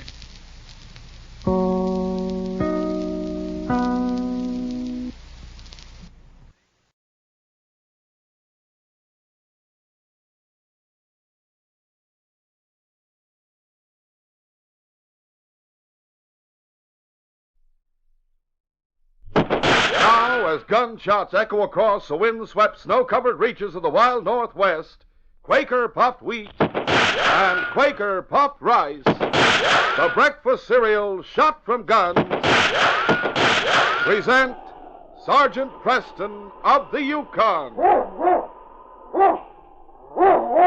It's Yukon King, swiftest and strongest lead dog of the Northwest, blazing the trail for Sergeant Preston of the Northwest Mounted Police in his relentless pursuit of lawbreakers. On King! On, you husky! Gold discovered in the Yukon. A stampede to the Klondike in the wild race for riches. Back to the days of the gold rush. With Quaker puffed wheat and Quaker puffed rice, bringing you the adventures of Sergeant Preston and his wonder dog, Yukon King, as they meet the challenge of the Yukon.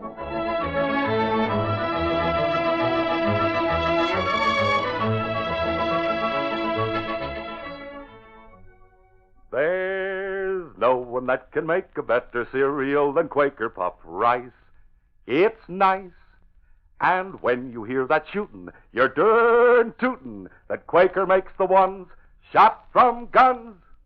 Did you hear that? Shot from guns. That's your tip-off to the breakfast cereal that's deliciously crisp and tender. Yes, eat Quaker puffed rice and Quaker puffed wheat every morning because they're puffed to perfection, full of swell natural nut-like flavor.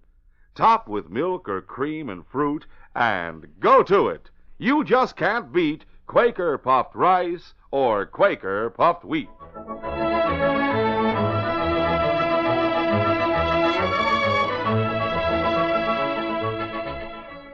Lefty Nash was a big man and a tough one. He had been a lumberman in his younger days in Vancouver, but a couple of years after his marriage, he had left his wife and baby boy and went to the gold fields of California. At first, Lefty's intentions were good. He'd make his fortune and then send for his little family. The fortune never materialized, and Lefty, who had wandered from one location to another, neglected to keep in touch with his wife.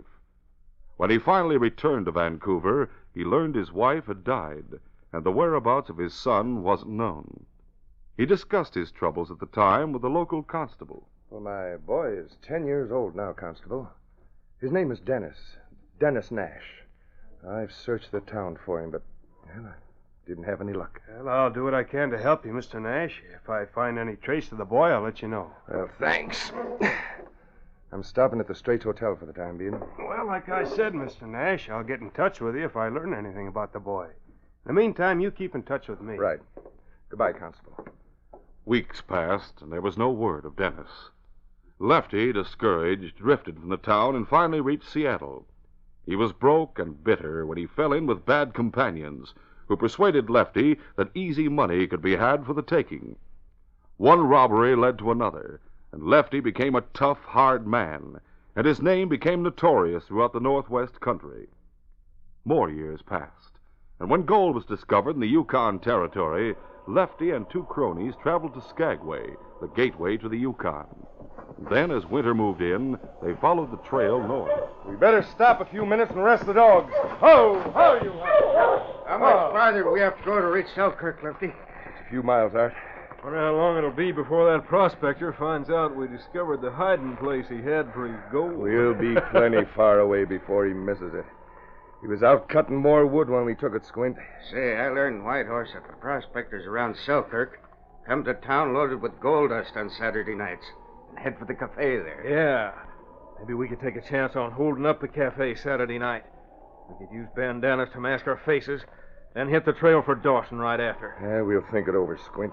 Well, let's get moving, Lefty. I'm getting cold. Yeah. Muss! When they arrived in Selkirk, Lefty and his two companions stayed at a waterfront hotel and made plans for the cafe holdup.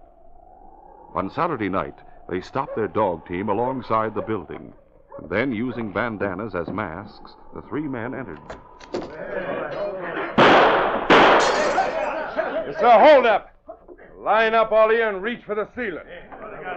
Fellas, go get the cash and gold and make it quick. Sure, Lefty. Come on. Right. Hey, he called the leader, Lefty. Must be Lefty Nash. Don't let them get away with this, man. Get him. Come on. The sudden retaliation by the men in the cafe took the crooks by surprise. Lefty saw both Squint and Art fall wounded, and his one thought was to escape. Emptying his gun, he turned and fled, slamming the door behind him. A few minutes later, the man from the cafe entered the office of young Constable Denny Carter. Constable. What is it? Something wrong? I thought I heard shooting and was just going to investigate. 3 crooks tried to hold up the cafe, Constable, but we got 2 of them, and the other got away. You better come right over there and pick them up, as soon as the doc's fixed them. They're both wounded. I'm ready. Let's go. Was anyone else hurt? Yeah, several. And I think one fella's dead. Took a bullet from the crook that got away. Now, that's bad. As soon as the other 2 are taken care of, I'll trail the one who got away. Constable, I know this is your first assignment, being constable here in Selkirk. Let me warn you, the fellow who got away is thought to be Lefty Nash, a desperate killer. It's my job to trail him and bring him in for murder. Better wait till you have help, then. No. Delay might take away any chance of catching him. I'll send word to the constable at Bear Landing to watch my district while I'm gone. Do you have any idea which way the killer went? I'd say he was heading north. I'll try to pick up his trail. And I'll not come back until I catch him and bring him in. An hour later, the constable, Denny Carter, picked up Lefty's trail and started out in pursuit. Mush! Mush, you husky! Mush! It was later that night when Sergeant Preston of the Northwest Mounted Police and his great dog, Yukon King, arrived in Selkirk. Preston's first stop was at the general store. Husky! Hi, husky! Come on! Come along, fella. Well, Sergeant Preston and King. I'm mighty glad to see you again. Thanks, Frank. Thought I'd pick up a few supplies before I barged in on the constable at his cabin. Hasn't anyone told you the constable isn't in town? Isn't?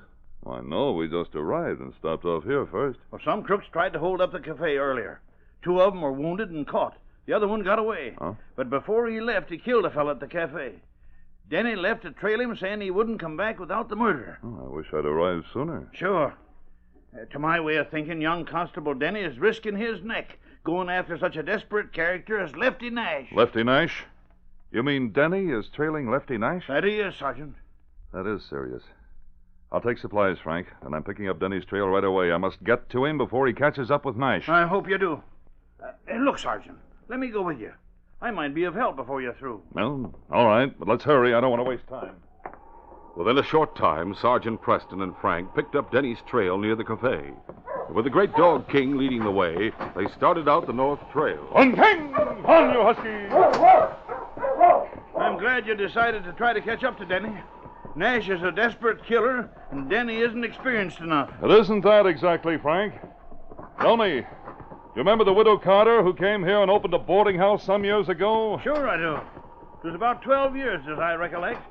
I just opened up a small trading post. She was Denny's mother. Denny was with her at the time, but she wasn't his mother. She wasn't? No. Mrs. Carter applied for adoption papers for Denny. One of my first assignments as a rookie was to interview her. Say, I remember now. You came in and asked me about her at the time and said she wanted to adopt the boy who was staying with her. That's right. Well, it seems before that, Denny's mother lived at Mrs. Carter's place in Vancouver. She died. Mrs. Carter kept Denny, brought him here when she moved to Selkirk. He took the name Denny Carter. Does he know he's an adopted son? Yes. That's all he does know about it, Frank. But I learned from Mrs. Carter before she died that Denny's father was named Lefty Nash. Lefty Nash, eh? Well, now...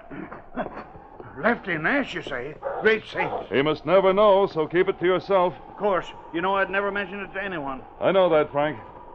But are you certain Denny's father and that killer are the same man? There might have been another man of that name, Sergeant. The records show that Lefty Nash was born in Vancouver. He married there about 23 years ago and had a son named Dennis. You don't say. Lefty went to the States. His wife died while he was away, and his boy Dennis disappeared about the time Mrs. Carter came here with Denny. No one except the inspector and I, and of course you, know that Dennis Carter is really Dennis Nash. Poor lad. Good thing he doesn't know. He's a fine chap. Yes, and a good officer. But what you don't realize, Frank, is that he's trailing his own father, and one may kill the other. Holy mackerel. I never thought of that. That's why we have to find Denny before they meet. On King! On, you husky! Meantime, about 2 miles ahead of Denny, Lefty Nash turned off the trail and stopped behind a low ridge. Ho! Ho there! Ho! Well, you mangy mutts, I guess I have to give you a rest if I hope to make it to Dawson. Lefty took a blanket and moved under a ledge where he lay down to rest. He was out of the cold wind. The warmth of the blanket caused him to doze for a while. But later, a distant sound brought him to full consciousness, and he sat up suddenly. Dogs. Somebody must be trailing me. It's just light enough for anyone to see my tracks leading in here. I better get going away from here and fast. All right, you lazy hounds, up! Must, you husky! A short time later, Denny reached the point where Lefty had turned and gone to the ridge. He stopped his dog team a moment. Ho, ho! Hold on, boy. Ho there. Turned off here and went toward that ridge. I'll leave the team here and go on foot. He may try to ambush me if he hears the team moving in. With gun in hand, Denny followed the tracks. He cautiously approached the place where Lefty had stopped. And then, as he eased around the end of the ridge, he saw that no one was there. He stopped here to rest. There's where the dogs burrowed in the snow. Something over there. He left a blanket behind, and it still has warmth. It means he isn't very far ahead of me. I'll get back to the team.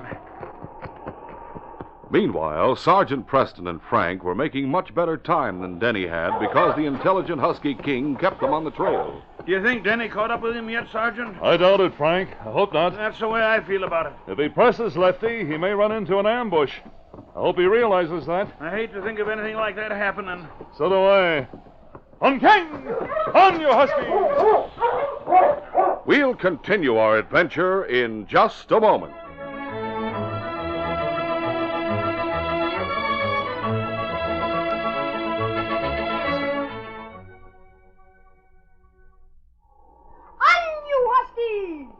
Well, I see that young Sergeant Billy and Sandra Bell of Dawson City are playing Yukon treasure hunt today. Oh, yes, sir. Do you know of a treasure in some secret cache? Let's see now, let me think. Why, sure I do. Well, why don't you give us some clues? And we'll try to find it. Okay. Well, the first clue is a fur trapper's kitchen cupboard. Bet I've got it. It's a package of Quaker puffed wheat or Quaker puffed rice. I fooled you there, Bill. Guess again. Is the treasure inside the package? Now, you're getting warm, Sandra. If you mean those crisp, delicious, king-size grains of Quaker puffed wheat or Quaker puffed rice. Well, maybe it's those food values you tell us about. You're getting warmer, Billy, because it's a hidden treasure you can't see. Like those extra food values of restored natural grain amounts of vitamin B1, niacin, and iron, furnished by Quaker puffed wheat and Quaker puffed rice. Gosh, I'm stumped. Well, the best clue you could find would be when you pour yourself a heaping bowlful of Quaker puffed wheat or rice, top it with milk or cream and fruit, and then take a big, luscious mouthful. You can't see it, but you can taste it. I've got it. It's the flavor. Right. It's the sweet, tempting, nut-like flavor that tastes so good you want more and more. Yes, sirree, all you fellas and girls will find a real taste treasure when you go for the famous breakfast cereals, Quaker puffed rice and Quaker puffed wheat. The breakfast cereals shot from guns.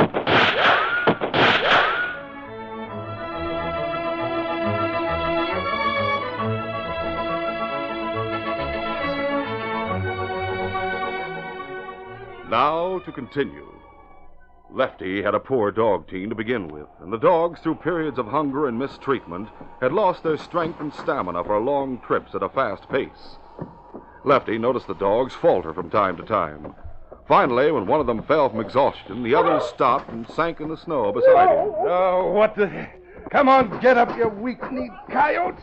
Get moving, do you hear? By thunder, what's the use? They're no good to me now. Hey, someone's still on my trail. Must be a Mountie. They use good dogs. I'll have to make it on foot. I'll go over that hill off to the right. Lefty went over the hill and found a long stretch of level, snow-covered land before him. At first, he had moved at a fast pace, but soon his steps slowed as his leg muscles ached to rest. But he knew he had to go on. Gasping for breath, Lefty forced himself forward, trying to put more distance between himself and the man he knew must be trailing him. As the faint, cold light of the Arctic sun edged over the horizon, he looked back just as a figure topped the hill behind him. A redcoat. Mountie is following me. I have to find some place to stand against him. I gotta. Oh, he's out of gun range now, and so am I, so that's lucky. But I better get moving. Slowly, Lefty moved on. Meantime, Denny's youth and vigor favored him as he slowly moved closer to the fleeing killer.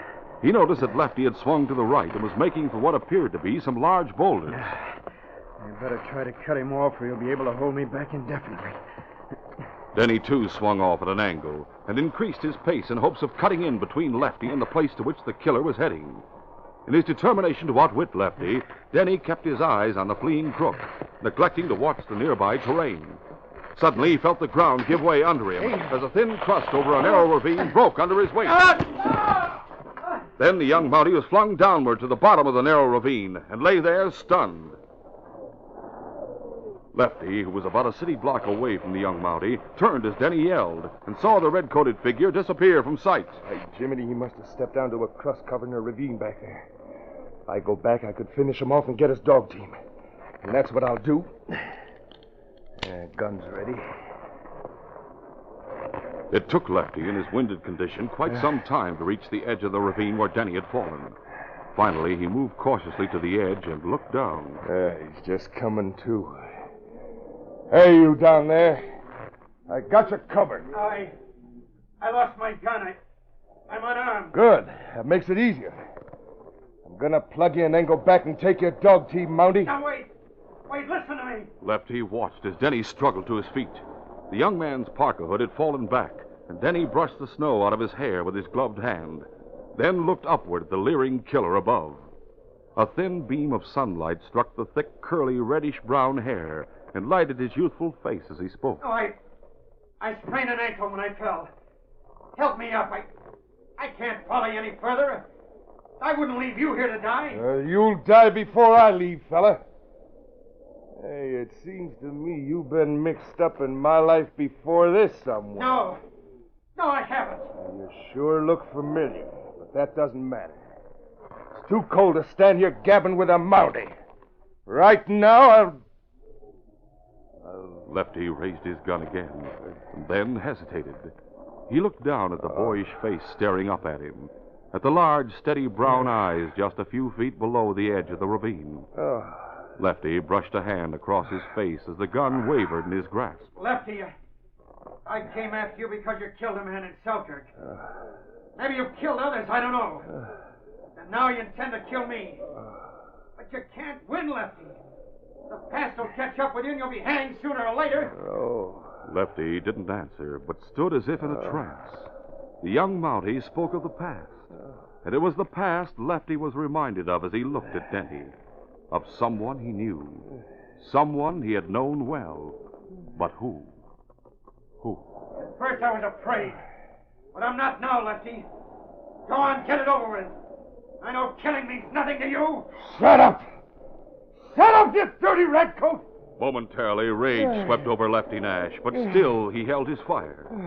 Some strange force seemed to hold him back, something that caused him to sweat in spite of the cold, moaning wind. Lefty shivered as the wind seemed to bring thoughts of the past, thoughts of when he was with his young wife and child. Gosh, honey, isn't he some boy, though? Look at him. Only 2 years old, and yet as strong and smart as a 5-year-old. Someday he'll grow up to look just like me. You wait and see. Lefty closed his eyes a moment.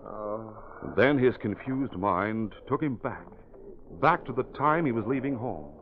Oh, look, Mary, honey, it's for you and our boy, my son Denny. I'll make a fortune in Golden, California, and then I'll come back or I'll send for you. Please, honey, you must understand. It's for you and for him that I'm going. Look, I'll get rich, I know it. I want him to have everything. No, I don't want to think back. You're not going to shoot. Help me out. You're feverish, Lefty. Talking to yourself. You'll die, too, if you're sick. Sick? What are you talking about? I'm just thinking. That's all. I don't want to make any slip and have more Mounties after me.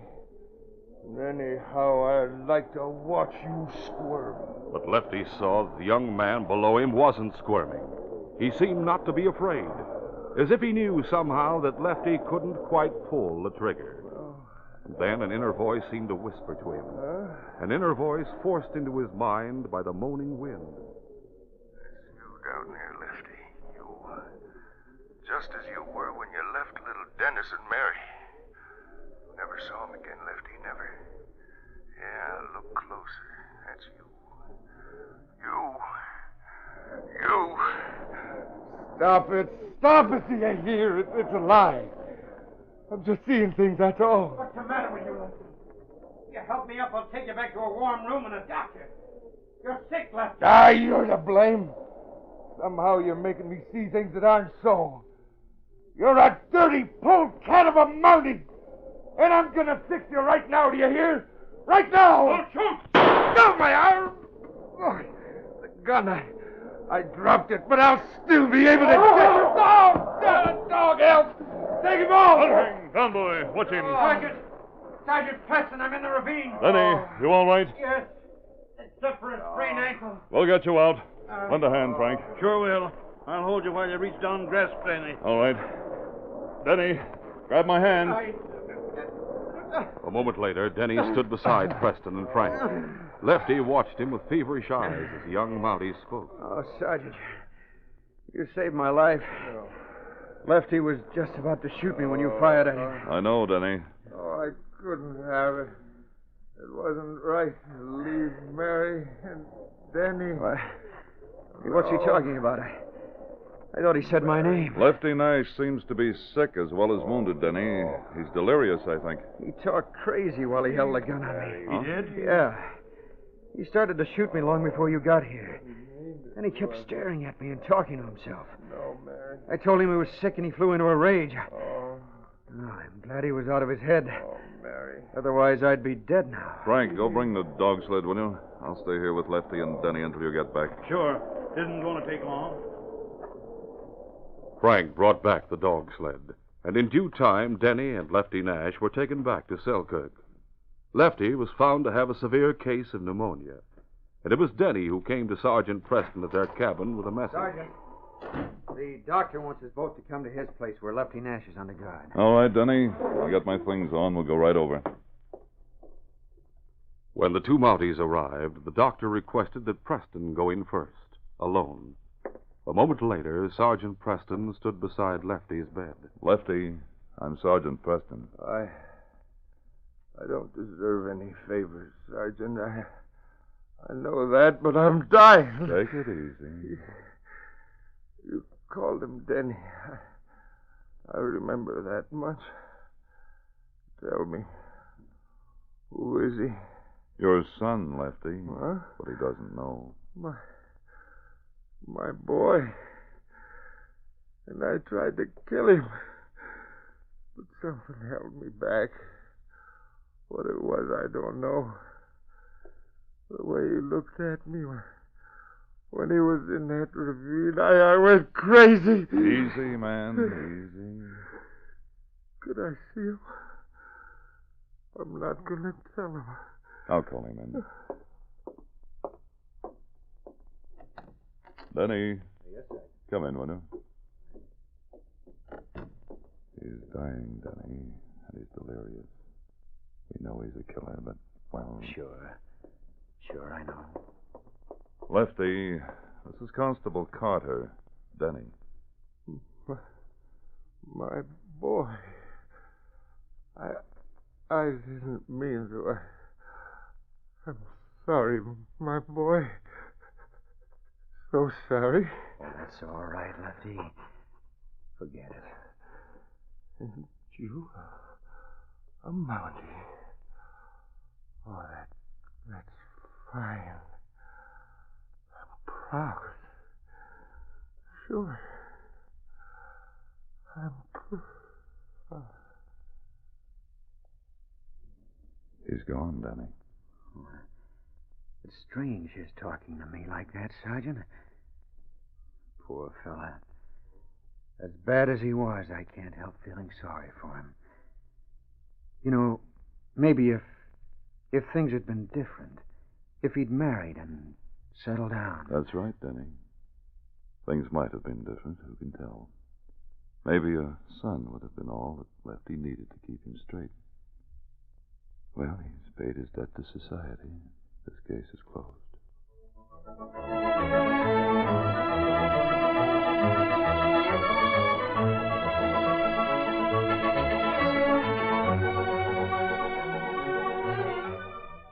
Sergeant Preston will return in just a moment with a word about our next exciting adventure. Say there, what's your favorite breakfast treat? Why, of course. It's Quaker puffed rice and Quaker puffed wheat. Oh, mine, too. They taste so good. Yes, everyone in the family, Dad too, goes for the toasty, nut-like flavor of good, natural grain. The sun-ripened natural flavor that old Mother Nature puts into it. Well, you see, Daddy doesn't like anything too sweet. But we like things real sweet. And that's the beauty of Quaker puffed rice and Quaker puffed wheat. Every member of the family can sweeten them with sugar to suit their own special taste. They're never coated with factory sweetening. No wonder everybody likes the one shot from guns. And you know, because they're exploded up to 8 times normal size, they're crisp and tender as nuts in November. Every bite is so crisp and crunchy. Yes, with the sealed inner lining in the big red and blue packages, Quaker puffed wheat and rice are kept as crisp as can be. And mothers, remember those extra food values in every delicious spoonful your family eats. those restored natural grain amounts of vitamin B1, niacin, and iron. So every morning, let the whole family pour out big bowlfuls of delicious Quaker puffed wheat and Quaker puffed rice. The ones shot from guns. And now, here is Sergeant Preston. Sergeant Preston reporting for duty, Inspector. Sergeant, an old sourdough named Johnny Elk sent word to headquarters that he's afraid that he'll be murdered. He wants to see an officer at once. Johnny's afraid? Johnny Elk is a rich man, Sergeant. Someone may be trying to steal his gold. I'll start for Wildcat River at once, sir. You'd better go geared for trouble. Johnny's gold is already in the possession of killers who murdered Johnny Elk and 2 Indians to get it. When they meet Sergeant Preston in a deep canyon, they are determined to kill the 4th man in order to make their escape. Be sure to hear this next exciting adventure. These radio dramas, a feature of Sergeant Preston of the Yukon Incorporated, are created by George W. Trendle, produced by Trendle Campbell Enterprises, directed by Fred Flowerday, and edited by Fran Stryker. The part of Sergeant Preston is played by Paul Sutton. Sergeant Preston of the Yukon is brought to you every Tuesday and Thursday at this same time by Quaker Puffed Wheat and Quaker Puffed Rice, the breakfast cereal shot from guns.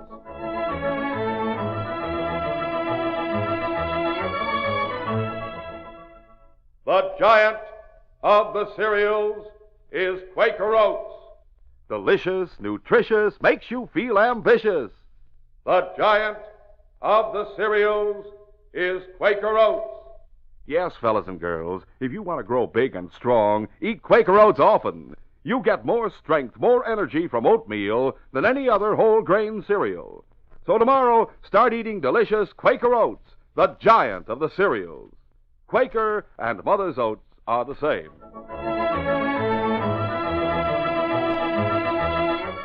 Listen tomorrow at this same time to The Green Hornet, brought to you by the drink that makes you feel fresh again, delicious Orange Crush.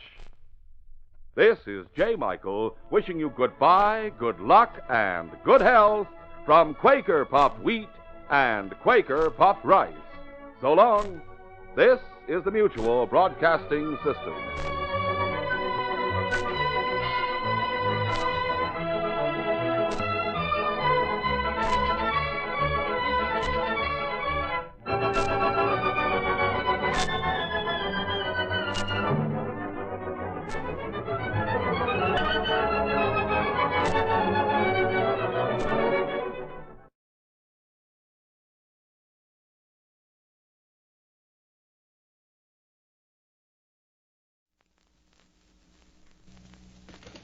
Benny, I'm home. I know, Father.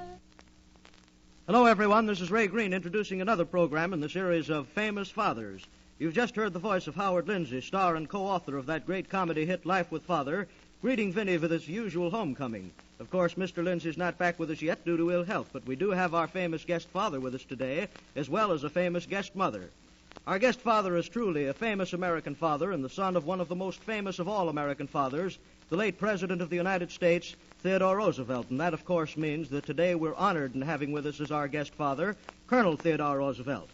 He was received many citations from foreign governments for his service overseas in the last World War, as well as the Distinguished Service Cross from this country. He was right in the midst of the most important battles of that war, was Assistant Secretary of the Navy upon his return, Governor of Puerto Rico, the Governor General of the Philippine Islands, has made several expeditions to Asia. He was one of the original organizers of the American Legion, has received the Order of the Jade, which has been awarded to only a few people throughout the world for distinguished service to China. He's the Vice President of the Boy Scouts of America, has written many books, and since 1935 he has been and still is editor and Vice President of the Doubleday Duran Publishing Company. He's the father of 4 children, 2 daughters and 2 sons. But I could go on for hours and tell you about Colonel Theodore Roosevelt, but you're probably just as familiar with this outstanding American as I am. Our famous mother is the wife of the famous author, John Phillips Marquand, who in 1938 was awarded the Pulitzer Prize for his best-selling book, The Late George Appley. Mr. Marquand also saw service in the last World War, and in 1916 he served on the Mexican border with the Massachusetts National Guard during the Pancho Villa fracas. Our 2 distinguished guests are going to have somewhat of a debate on the subject father's position in the household. We'll probably have lots of fun. But first, a word of interest to all.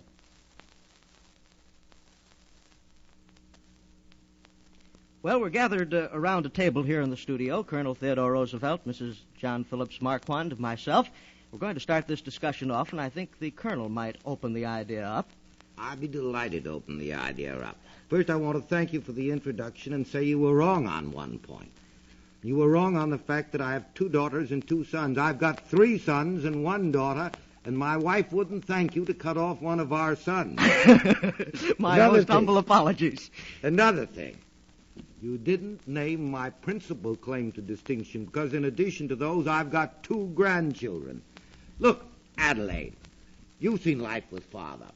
Yes. What do you think of Father's position in that household? Well, I think Father's position in that household was just about what it should be. Oh, come.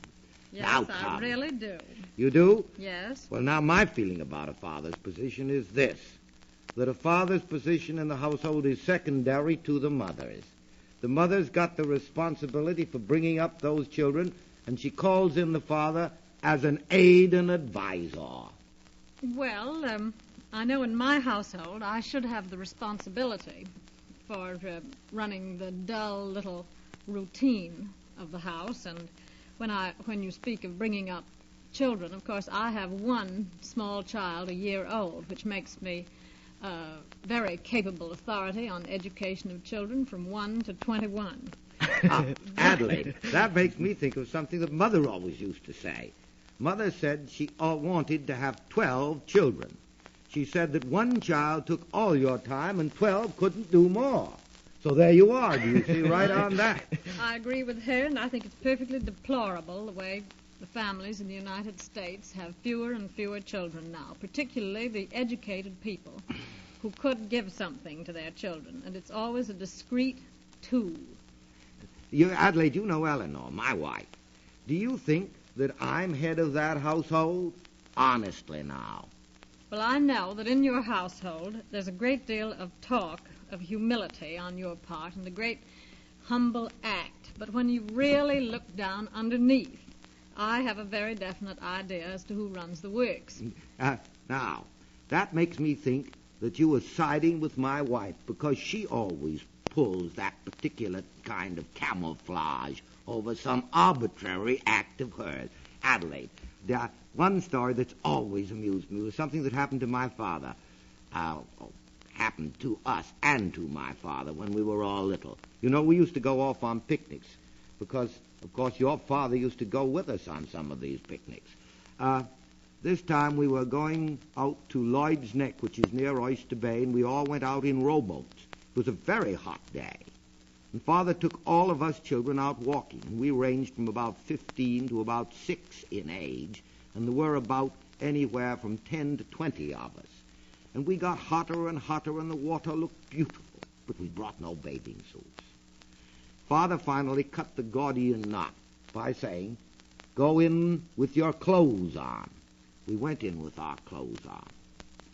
And we had a grand time, and we started back to where the assembled mothers were.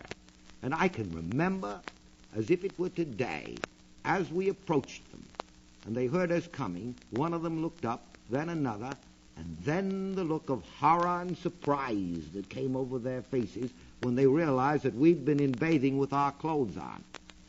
We weren't in disgrace. Father was. The head of the family. It'll amuse you too, Mr. Green, because coming back from that, we rowed back in a boat, and I was in the boat with Father and my brother Kermit. Kermit had croup, or was usually having croup in the evening, and I can hear my mother talking to Kermit. "Now, Kermit, put this coat and wrap it around you. After what your father has done, taking you in bathing with your clothes on, I'm afraid you're going to have croup tonight." And then we all walked up to our house, Sagamore Hill. And Mother walked ahead, and Father came after her, and we all trooped along after him. And when we got to the house, Mother said, as she went in the door to the children, "Come, children, now. I'm going to give you medicine to see that you don't get a cold." And we hung back, and the door closed. And Father was standing behind, and he'd been saying very, very little for a long while. And we turned to Father and we said, Father, won't you please stop Mother giving us medicine? And I can see Father as he turned around to us and said, Children, I shan't attempt to stop your mother. I'll be very fortunate if she doesn't give me medicine, too. Now, that was his position in the family, Adelaide. Well, I can almost match you with a swimming with clothes on story that really ties up to my father, too. My father always had an idea that all of his daughters should earn their living, no matter what. We must be able to earn our living whether we had to or not. A darn good idea. And he decided that we should all go to college.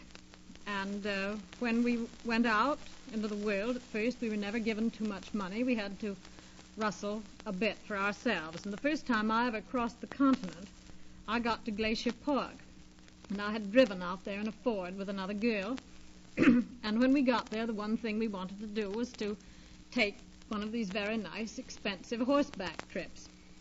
But we didn't have enough money. It came to $10 or $12 a day with your guide and horse, and we hung around the hotel hoping that some break would come, and all of a sudden a movie company turned up, which was taking movies for the Great Northern Railroad. And they said that we could go along if we would pose in the movies. Yeah. And we could get a free horse and a free camping trip. So we thought this was wonderful. And it was just smooth. All we had to do was to take the trips that we'd be taking anyway. But the rub came when way up in Brown's Pass there was a glacier running down into a pool and an iceberg in the middle of it. And I had to swim out to the iceberg with my clothes on and climb up. And I felt that day I had well earned my $12 trip. I think that's delightful. Adelaide, you know, that brings up a point that I think is quite important in the question of children.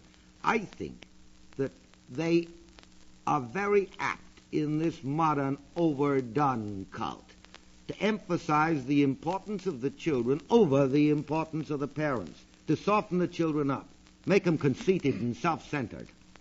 How about it? Agree with me? I certainly do agree with you, and I think from all the conversation I've heard about some of the ultramodern schools that they're all built around the child. The home must be built around the child, and every bit of atmosphere that comes into the home is just calculated to be just the right thing for the child, and that to me gives the child a very poor basis to start life on. He doesn't have the shocks. He's protected and. Oh, well, I agree with you, and I think there's another awful thing that's done then.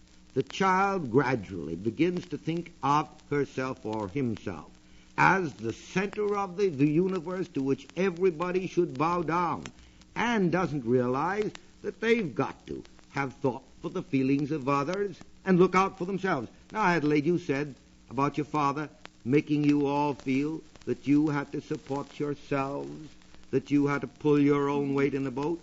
Father always made us think that. We've always made our children think that. Matter of fact, you know, Father used to say to us, children, I'll give you the best education I can afford. And when you're through your education, it's root hog or die. And that's a pretty good idea, don't you think so? I think it's a very good idea. Just before we started here, Colonel, you had made some comparison to a bird down in Australia, I believe it was, and compared him to a father. I'd like you to make that comparison once again. That goes back to our original point, father's position in the household. There's a bird down in Australia called the bower bird. And the male of the bower bird makes the nest and does everything of that sort and finally sits on the eggs. Now, I don't think a father should be a bower bird. I think a father should go out, rustle, provide the means of maintaining the household, protect the household, but realize that within the household and making the household, the mother is supreme. Yes, that's true. Do you agree with that, Mrs. Marquand? I certainly do. Well, we're running a little bit short of time here, and I'm sure both of you must have some last word to our audience. Well, I've got a last word right now, and I want to go back again to what we were talking about just before. I think all fathers and mothers should bear in mind two thoughts in bringing up their children. The first is to bring those children up so they're not selfish.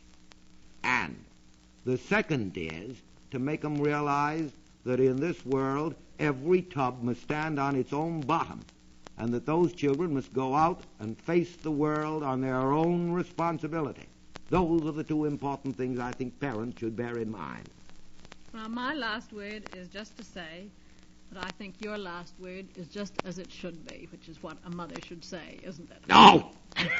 That's a horrid thing to say to me. This seems to be the one time where the gentleman instead of the lady has had the last word. And thanks very, very much to you, Colonel Theodore Roosevelt, and to you, Mrs. John Phillips Marquand, for coming in with us. And now, before we say good night or good afternoon, a word of interest to all. And so we come to the close in another in the series of programs, Famous Fathers. Remember that next week we'll be back again at this same time with another famous guest father and also a famous guest conductor to fill Howard Lindsay's place during his absence. And now, on behalf of Colonel Theodore Roosevelt and Mrs. John Phillips Marquand, this is Ray Green, hoping that you'll make your life with father and mother a very, very happy one.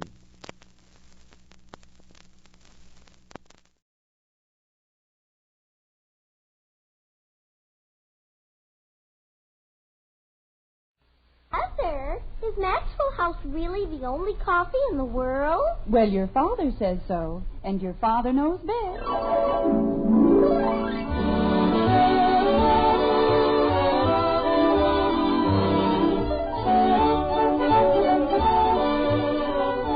Yes, it's Father Knows Best, transcribed in Hollywood, starring Robert Young as father. A half-hour visit with your neighbors, the Andersons.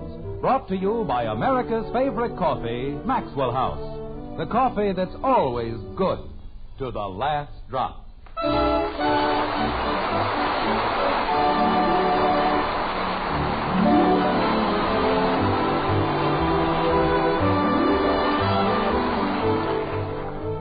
It was Oscar Wilde who said, "Children begin by loving their parents. As they grow older, they judge them. Sometimes they forgive them." There, in a very small nutshell, is the very foundation of what has become probably the least important of all American celebrations, Father's Day. Now, you may think that Father's Day is merely a time for the presentation of neckties that Father won't wear, socks that Father can't use, or books that Father hasn't time to read. But in Springfield, in the white frame house on Maple Street, the Andersons have an entirely different conception of the day, like this. Jumping creepers, why does it have to be on Sunday? Betty, I think that's a very selfish attitude. After all your father has done for you. But I'm going to buy him a necktie. Why can't we just polish the car or something? I don't mind spending Father's Day with Daddy. You keep out of this. Betty? Well, she doesn't have anything else to do anyway. I do, too. I can do lots of things. Mother, I have a date with Dick Andrews, and I'll have to break it. Why can't we just polish the car or something? I can go over to Patty's and play, or I can look at Jimmy Woody's television. Kathy, we're going to devote the entire day to your father. I know, but Betty said I didn't have any place else to go, and I do. Because I can go over to Patty's and play, or I can... Mother, everybody else buys their father a necktie or socks. Why do we have to be different? Because your father is one of the sweetest men in the entire world. And I certainly think... Well, sure, but why do I have to break a date just for that? No matter what we buy for your father, we'll have to buy with his money. I'll pay for it out of my allowance. Which you get from your father. Mother, you just don't understand. Why can't we just polish the car or something?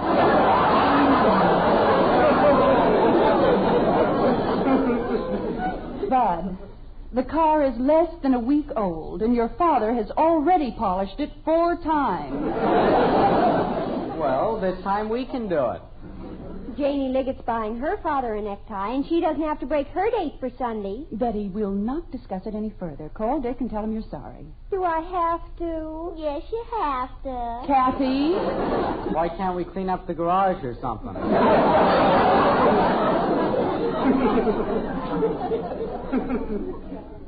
Betty, go in and call Dick. Oh, pooh. Just because it's Father's Day, I have to ruin my whole life.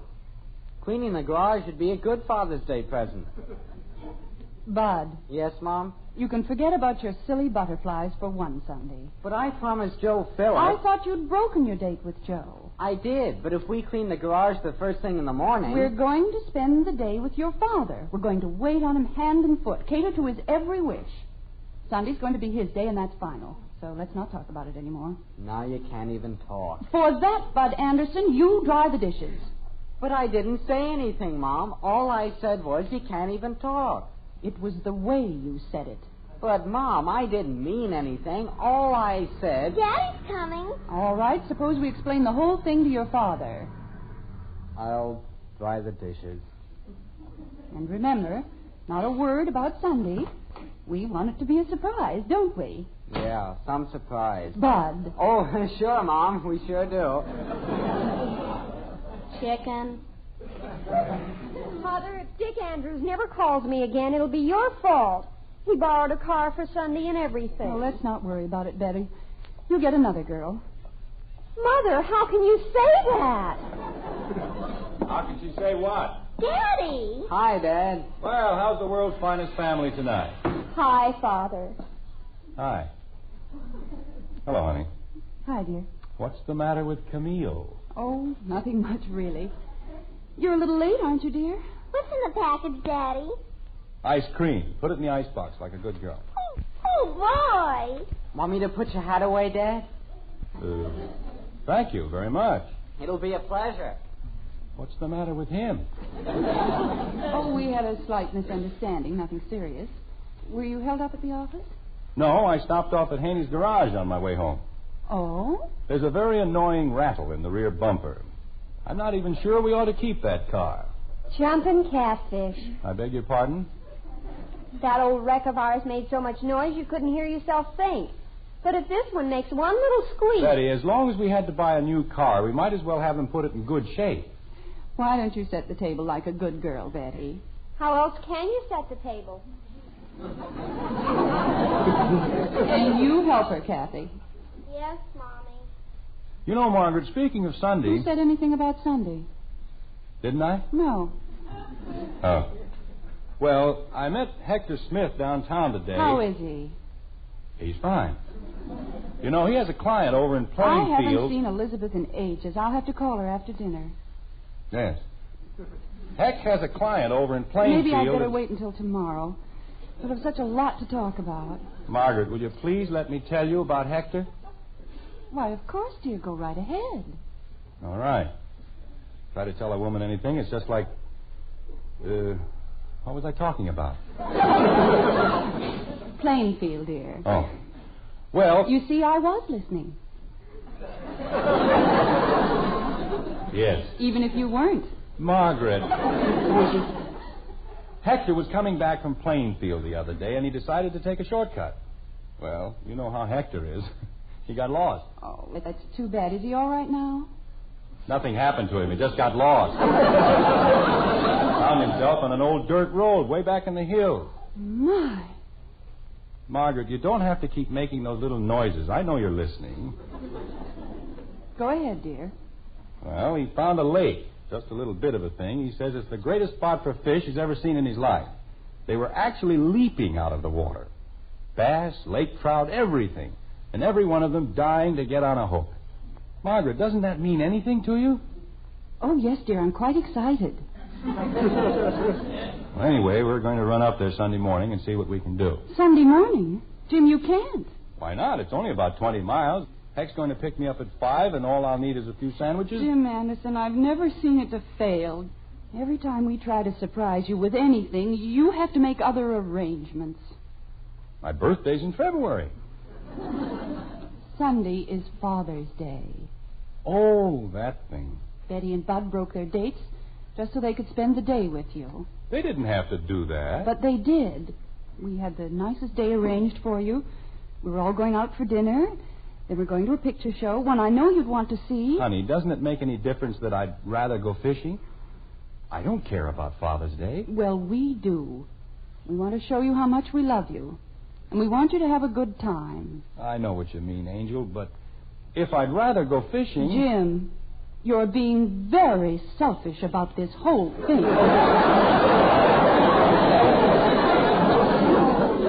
Because I want to go fishing. What's selfish about going fishing? When a whole family decides to give up its pleasure for an entire Sunday, the very least you can do... Is give up mine. Is that what you mean? No, I have another idea. How would it be if we went with you? Margaret, you wouldn't like it up there, believe me. It's not the place for women and children. It's a wild little lake in the middle of nothing. Daddy, it's Mr. Smith. Oh, come on in, Hack. We're in the kitchen. If Elizabeth and Billy wanted to go, I'll bet Hector would take them. I bet he wouldn't. Nobody would. When you go fishing, you fish.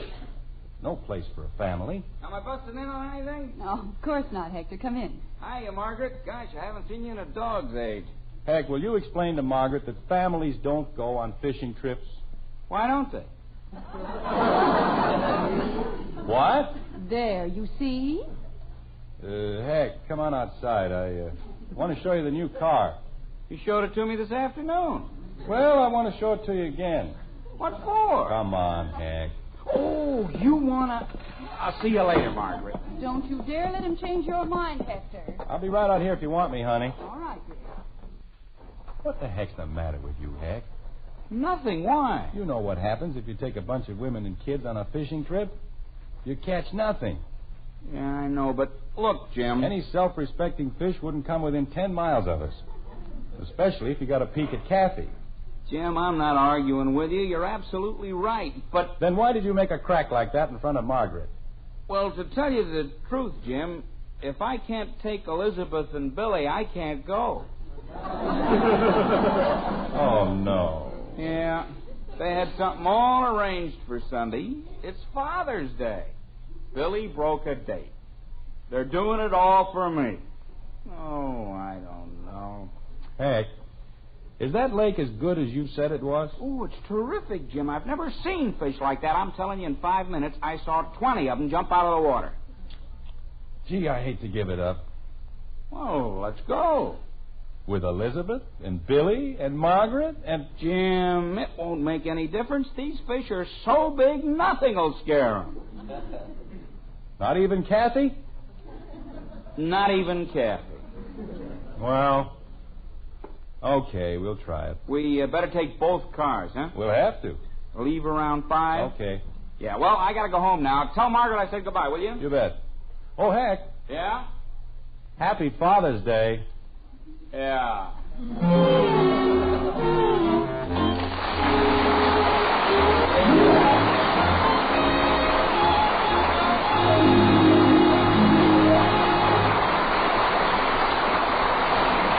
Well, I suppose it's not the first time a man and his family didn't quite see eye to eye on the best way to spend a happy Father's Day. Here's a point, however, everybody agrees on. When it comes to a cup of coffee, you and I and the family next door all look for one thing: flavor. We want the most in flavor for every penny we spend. And extra flavor is just what you do get in our Maxwell House coffee. That wonderful good to the last drop flavor no other coffee has to offer. No coffee but Maxwell House. And there's a good reason why. It's our recipe. The only recipe on this green earth for that good to the last drop flavor. It calls for certain fine varieties of coffee to be blended together just so. It's the one way, the one recipe for that famous Maxwell House flavor. That wonderfully good flavor that's made our coffee America's favorite brand. That's why you find so much more enjoyment when your cup is filled with Maxwell House coffee. So next time you bring home a pound of coffee, make it that familiar blue tin of our Maxwell House. For more flavor, for your money's worth and more, start enjoying coffee that's always good to the last drop.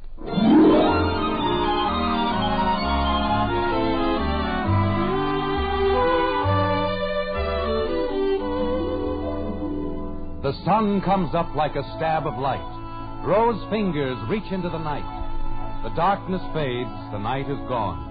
And day comes fast with the rising dawn. A woodcock calls, a soft wind sighs, and from its nest a starling flies. This is the dawn, the break of day, The time when... Young man, will you please shut up? Well, pardon me. Most ridiculous thing I've ever heard in my life. Getting up in the middle of the night to chase after a bunch of stupid fish. But Elizabeth... We had a nice day planned for you. One we'd all have enjoyed. But no, you have to drag us up here so we can freeze to death. Are you cold, Elizabeth? Of course not. My teeth always chatter like this. Billy, get the blanket out of the car for your mother. I said get the blanket out of the car. No, thanks. I'm quite comfortable. Billy! Leave the boy alone, Hector. The poor child. If he had a father with the slightest bit of consideration... Elizabeth, I didn't say you had to come along. This was your idea. Naturally. You haven't had an idea since the day I met you. Now look, Elizabeth. When I think of the men I could have married and didn't. Lucky dog. Hector! I'm sorry, Elizabeth. I was thinking of... I think the Andersons are coming. Well, it's about time. You'd think they'd have hurried a little. Well, the road's kind of rough, Elizabeth, and Jim has a new car. Oh, Hector, stop making excuses for them. They're just like everyone else we know. Don't consider a soul but themselves. Especially that Margaret. Thinks her children are the most wonderful things that ever lived. And if you ask me, Margaret, darling.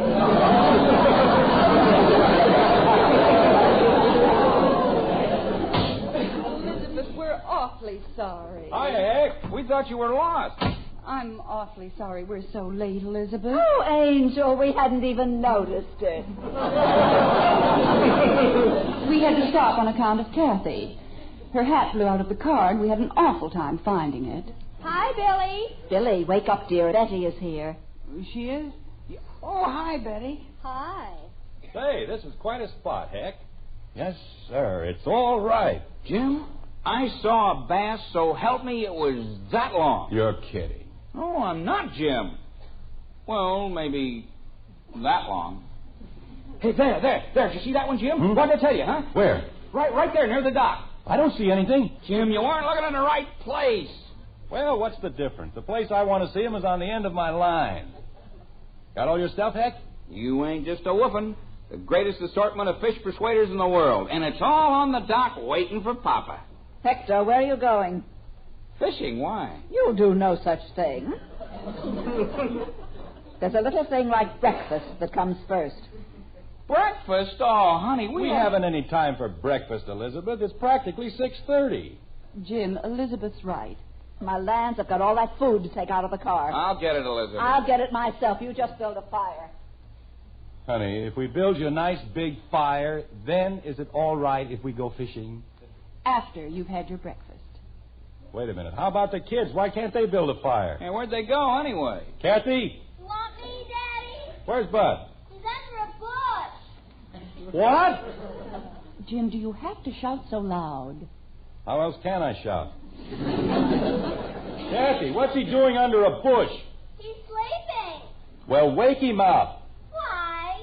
Because it's time for breakfast. Breakfast? You want me for breakfast, Dad? I figured that'd get it. Hey, what happened to Billy? Betty? Yes, Father? Where's Billy? You want me, Mr. Anderson? What are you doing over there? Just watching the lake. Well, let Betty watch it for a while. Alone? There's nothing to worry about. Nobody ever steals a lake until after breakfast. Hiya, Dad. What's cooking? Nothing yet. Get some wood. You said it was time for breakfast. Bud, we've got to build a fire. Get some wood. Where? You know, Heck, at this point, our ancestors are probably spinning in their graves. Where? Well, gosh, what do I know about getting wood? Jim, you're only confusing the boy. Bud, you see that tree? You see all those trees? That's wood.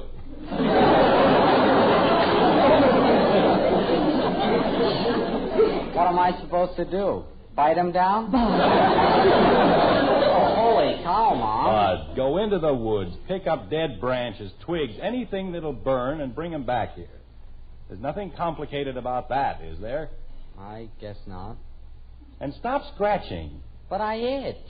I said stop scratching and get going. I told them we ought to polish the car. Now I gotta make like a beaver. You want me to go someplace, Mr. Anderson? Well...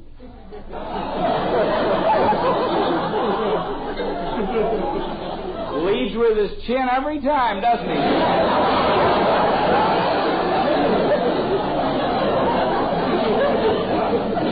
Billy, we have a slight problem. Oh? We are faced with the task of providing heat without fuel. Well, you don't say. You know, we had the same thing once in a physics exam, and it's a cinch. Friction. That's how you do it. Now, you take two bodies... Billy, shut up and get some wood.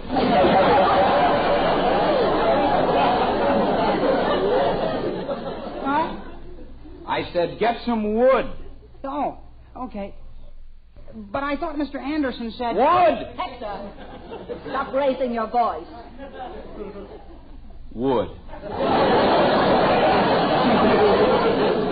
All right, nobody has to get excited about it. I'll get all the wood you want. Jim. Margaret, as soon as the boys get back with the wood... Are those your things Kathy's playing with? Where? On the edge of the dock. Holy smoke, my tackle! Of all the rattle-brains... Jim, don't frighten her. Kathy! Oh, Jim! Father! Kathy, grab the dock. We'll be right there. Hector! Take it easy, Kathy. What's going on? Hector, do something. We're coming, Kathy. We'll have you out in 2 seconds. Daddy! Daddy! Now, Kathy, give me your hand. Come on, honey. Hold your hand out. That's a good girl. You got her, Jim? That's my girl. Now we're all right. Oh, Kathy. Daddy! I fell in! I know, honey, but you're all right now. You're all right. Hector, get the blanket out of the car. The poor child's wringing wet. I'll get him, Mrs. Smith. Oh, go ahead, Bud. Hurry. Okay. Is she okay, Mother? Yes, dear, she's fine. Daddy scared me. That's why I fell in. Jim, look at my stuff. It's gone. Jumping Jehoshaphat. I was trying to catch a fish and you scared me. It's all right, baby. Margaret, take that child up to the car immediately. She's got to get out of those wet clothes. Oh, thank you, Elizabeth. I can't even think straight. Of course, her father is much more concerned about that smelly old fishing tackle. Men. I don't know why they ever invented them anyway.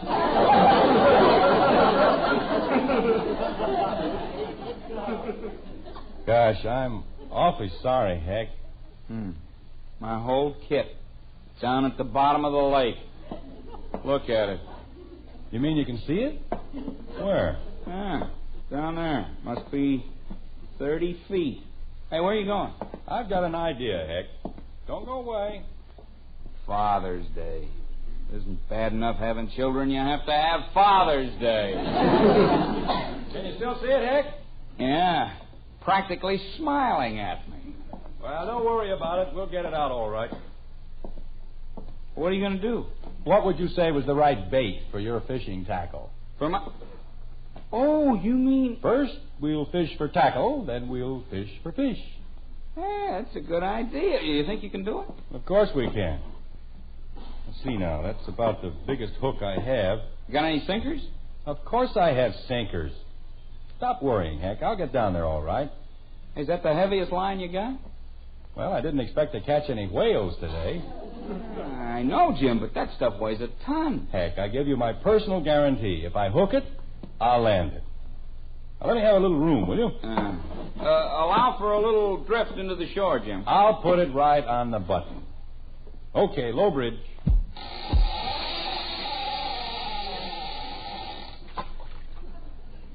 Nice casting, huh? What'd you have to put away out there for? So I can drag it across. Now, leave me alone, Heck. I know what I'm doing. Well, morning, man. Having any luck? Sure, all bad. Can you see it, Heck? I think you're too far to the left. Maybe I could... pull it over. Doing a little bottom fishing, eh? Look, fella, we're busy right now. We got troubles. Come back some other time, huh? Okay. Just a minute. Come on, Jim. We haven't got all day. Take it easy, Heck. He might be a game warden or something. You wouldn't happen to be a game warden or anything, would you? Me? Oh, no. I'm not a game warden. Because if you are, we've got our licenses and permits and things like that. Yeah. We don't worry about those things up here. Oh. This wouldn't be a private lake, would it? Oh, no. Not a private lake at all. You know, for a minute you had me worried. No, it's nothing like that. This is a government fish hatchery. Oh, no.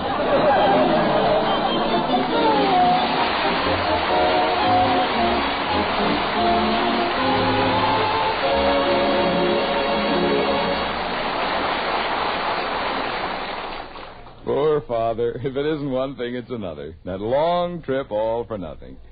Just goes to show it always pays to look before you leap.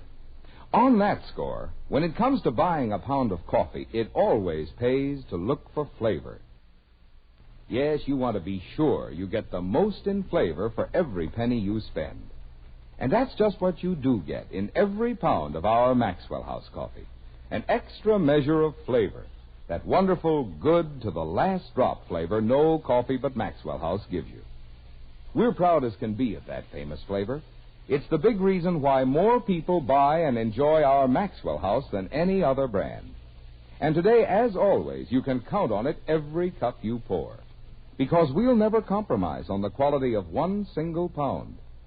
That's why now, more than ever, your coffee buy is Maxwell House. Every pound, every cup, you can be sure it's always good to the last drop.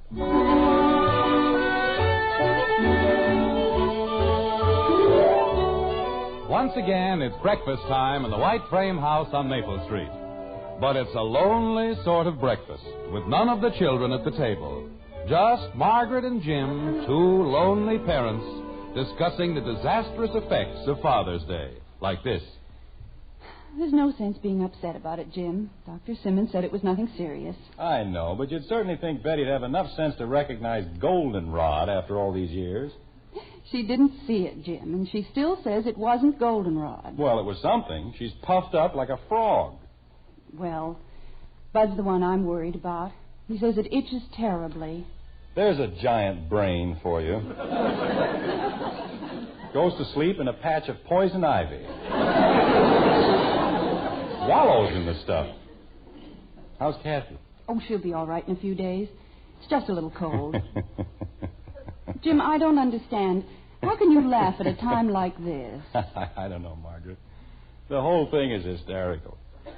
It was quite a fishing trip. Wasn't it? Hay fever, poison ivy, a cold. This family caught everything except fish.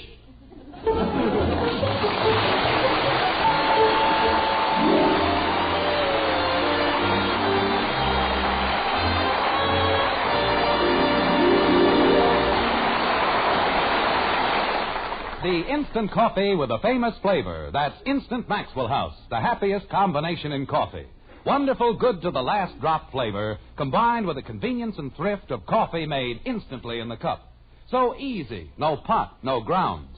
So thrifty, saves you real money compared to ordinary coffee. So truly good, pure roaster fresh flavor. Try Instant Maxwell House, the instant coffee with a famous flavor. Instantly good to the last drop.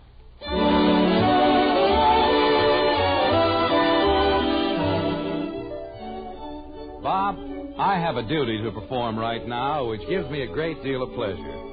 We were all quite thrilled when the National Father's Day Committee named you Screen Father of the Year. Well, this is the committee's medal, and they've asked me to present it to you with their blessings and warmest wishes.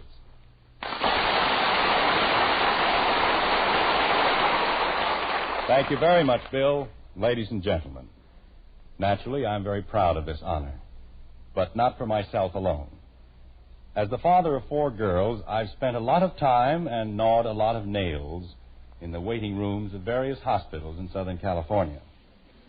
Now to prospective fathers who are wearing themselves to a frazzle, pacing endlessly up and down in hospital corridors all over the country, I have a most reassuring message. Fellas, you see, they do give medals to fathers. Thanks again, Bill, and good night.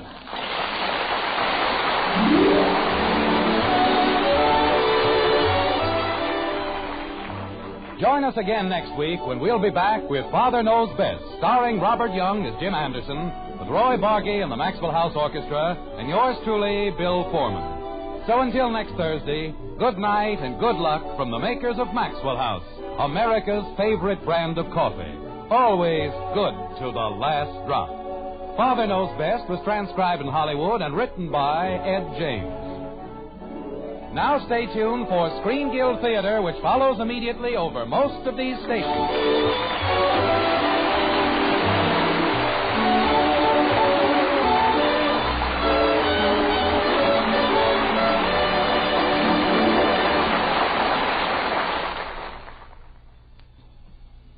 Stay tuned for Screen Guild Theater, next on NBC.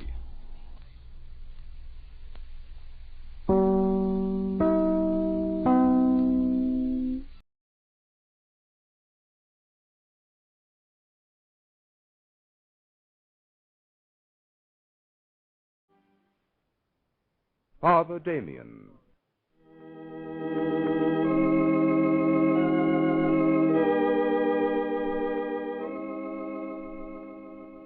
It was the year 1863 in Paris. The lights of a monastery gleamed through the rain of a stormy night. Behind one window, in a room lit by a single candle and a flickering fire, sat the Superior General of the Order of Sacred Hearts. His secretary, Father Pierre, stood before him. There's a young man outside to see you. On a night like this? Yes, he seems very, very insistent. And what is his name, Pierre? Oh, I can tell you that from his letter. I have it right here. Joseph de Vester, called Damien. Let me see the letter. I didn't want to bother you with it. It's a very poorly written letter. Let me see. 25 years old. Born on a farm outside Tremlou, a village in Belgium. But did you ever see such atrocious Latin? Well, perhaps we should talk with this lad, Pierre. He's come a long way in such a stormy night. Oh, all right. But you're much too busy with important matters to waste your time on every student who comes along. Very well, young man. You may come in. Thank you. Thank you very much. Well? I'm sorry to bother Your Grace, but I want very much to serve in Hawaii as a missionary. Oh, why didn't you take this up with your superior at the Pickford's house? Oh, I tried, but, well, he didn't seem to understand. I'm afraid I'll have to take this up with your superior. Of course. Something must be done. I'm going to suggest a penalty for this lack of discipline. You'll be sentenced to exile, to loneliness, and to years of hard labor as a missionary in Hawaii. Soon a little group of nuns and priests, cooped up in close quarters, sailed from Bremerhaven on a voyage that kept them at sea for 5 months and took them more than halfway around the world. Then one day the welcome peaks of Hawaii rose out of the blue Pacific, and they landed in a strange new world. There are a few things that puzzle me, Father Damien.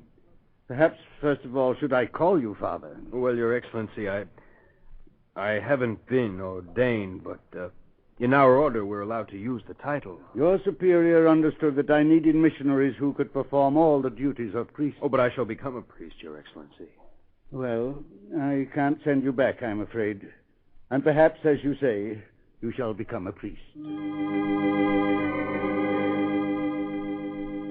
A few months later, Damien stood before the altar of the cathedral to celebrate Mass for the first time as a priest. Well, Father Damien, no one can dispute your right to the title now. Thank you, Your Excellency. I have a parish that needs a missionary right away. Oh, I'll go at once. It's not an easy job. There's been no priest in Puno for a number of years. There are many good Christians there, but you'll find many others who hold to the old heathen ways. They need the fear of God for their own salvation. Yes, but we must tell them of the rewards of God's will as well as the punishments. But I think you'll learn, Damien. I'm sure you'll be a good priest, my son. An excellent priest.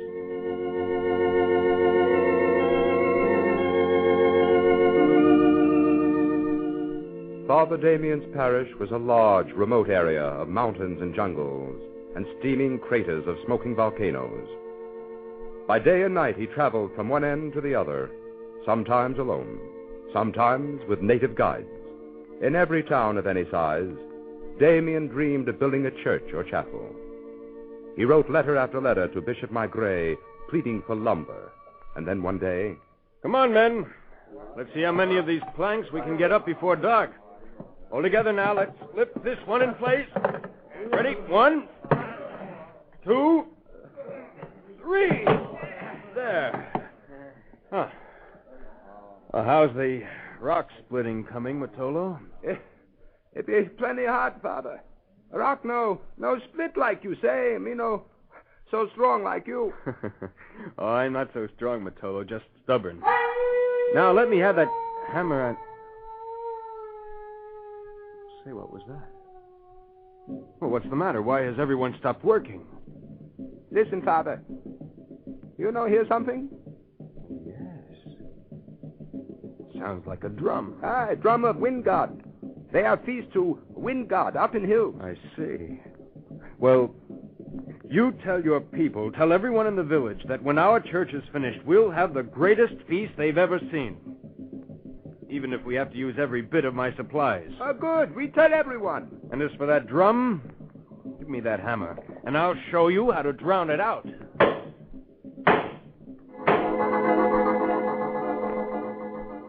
Slowly through the years, Damien built his churches and won the people away from ignorance and superstition. He was happy in his work and in his new home.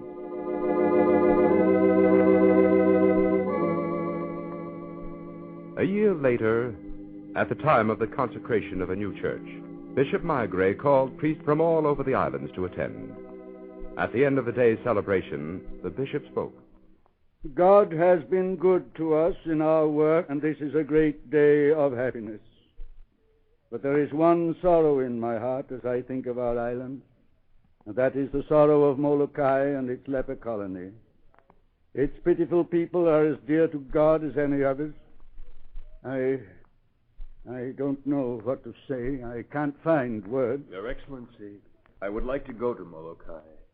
Did you know, Father Damien, that priests have visited Molokai before from time to time, and the government has made new rules? From now on, anyone who becomes a resident of Molokai must stay there, perhaps for the rest of his life. I know that, Your Excellency. Even your church does not command such a sacrifice. Your Excellency, please, let me be the one to go. Within an hour, Damien and his bishop sailed for Honolulu. In the harbor there, they found a leper ship ready to cast off for Molokai. I'll go at once, Your Excellency. But, Damien, you don't have your belongings. I have my breviary, Your Excellency. Well, perhaps it's best to decide quickly. Let's be off. I'll see you on your way to your new parish.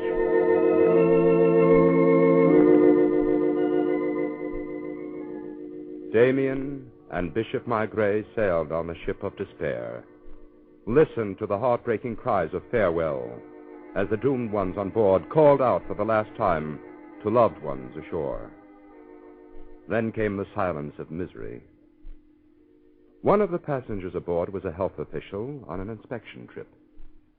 So you think you've seen leprosy, do you, Father? Yes, some of the people in my parish were lepers. But I warn you, you've never seen anything like Molokai. Hundreds of them all rotting away. They'd all be better off dead. That's not for their fellow men to say, Lieutenant. It's not as if you could do anything for them. I can bring them the comfort of faith. Even police and soldiers can't do much with lepers.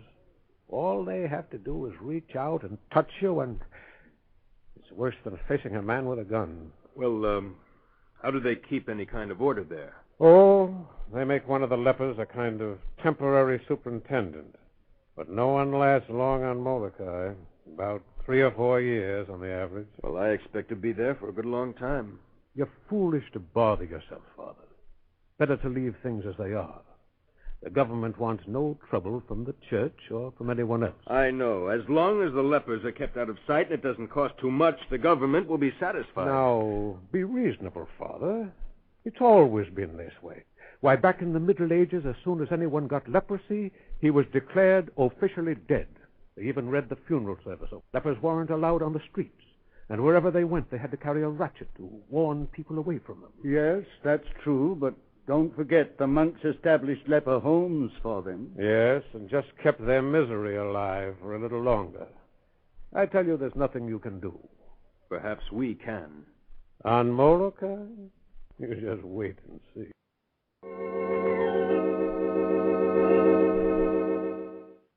Never dreamed there was a place on earth like this. The houses aren't even fit for pigsties. And the people, poor souls. So far gone, they cursed and jeered us. I told you all they want is to be left alone. Damien, I feel weak. I feel faint. Well, you shouldn't have come ashore with me, Your Excellency. You're ill. Come on, we've got to get back to the ship. Go ahead, Your Excellency. Wait. Under these conditions, there's nothing you can accomplish here, Damien. It's hopeless. What do you mean? You may as well come back with us. There's nothing anyone can do here. We'll have to get aboard in a hurry. The ship's ready to sail. Come along, Damien. Perhaps some other time. Do you command me to go, Your Excellency? Command you? No, but you're free to change your mind. Then I'll stay. I came here to help. We've got to hurry. Now, come on. I'm leaving. There's not even a place for you to stay, Damien. You can't sleep in one of those leper huts. There's a tree on the hill there, Your Excellency. Its branches will give me a roof. I'll find some way to manage. You'll find nothing but a grave, Father. That's all Molokai is, a graveyard. Well, a man finds but one grave. If this is mine, so be it. Well, have it your own way, then. But we've got to go. You'd better hurry, Your Excellency. Very well, my son. Only the will of God could command you to stay here. His will be done. Remember me in your prayers. I'll remember you every day, morning and night. God bless you, Damien.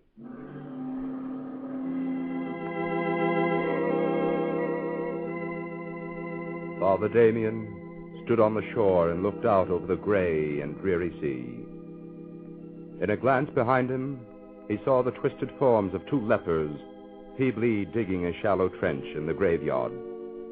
Ahead of him, he saw the ship fading off from the harbor, leaving him behind, alone, on Molokai. Father Damien turned and looked over the island, which was now his home, his prison. Then he went to the little wooden chapel. He soon discovered he was being watched by a few timid lepers. Welcome, my children. No, don't go away. What is it you do, Father?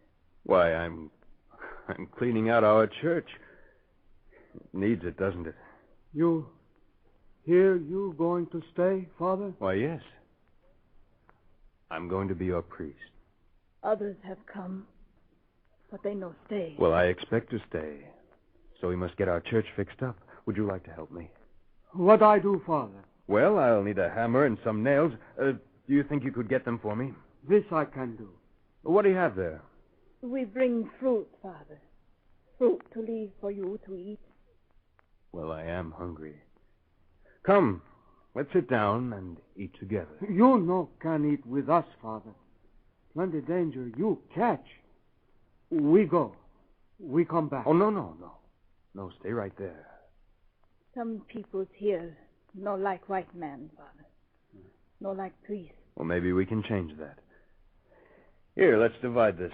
Don't turn away. But my face, all the time, people turn away. We're going to be together for a long time. So we'd better get used to the way we look.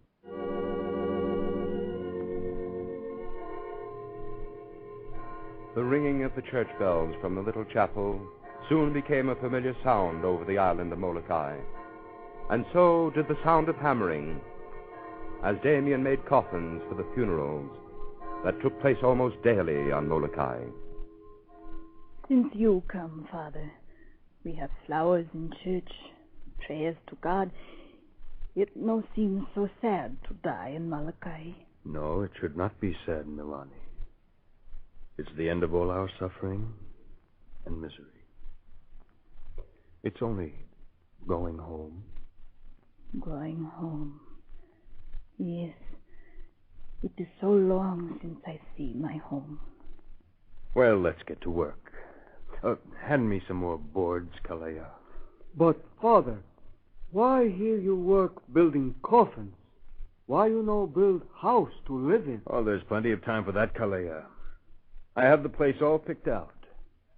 Right over there under the hill. Well, that right by graveyard, Father. Must be more better place. No, that's the right place, Kalea.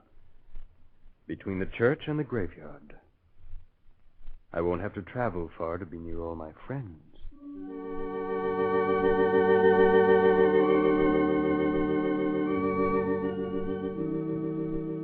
But you must listen to me.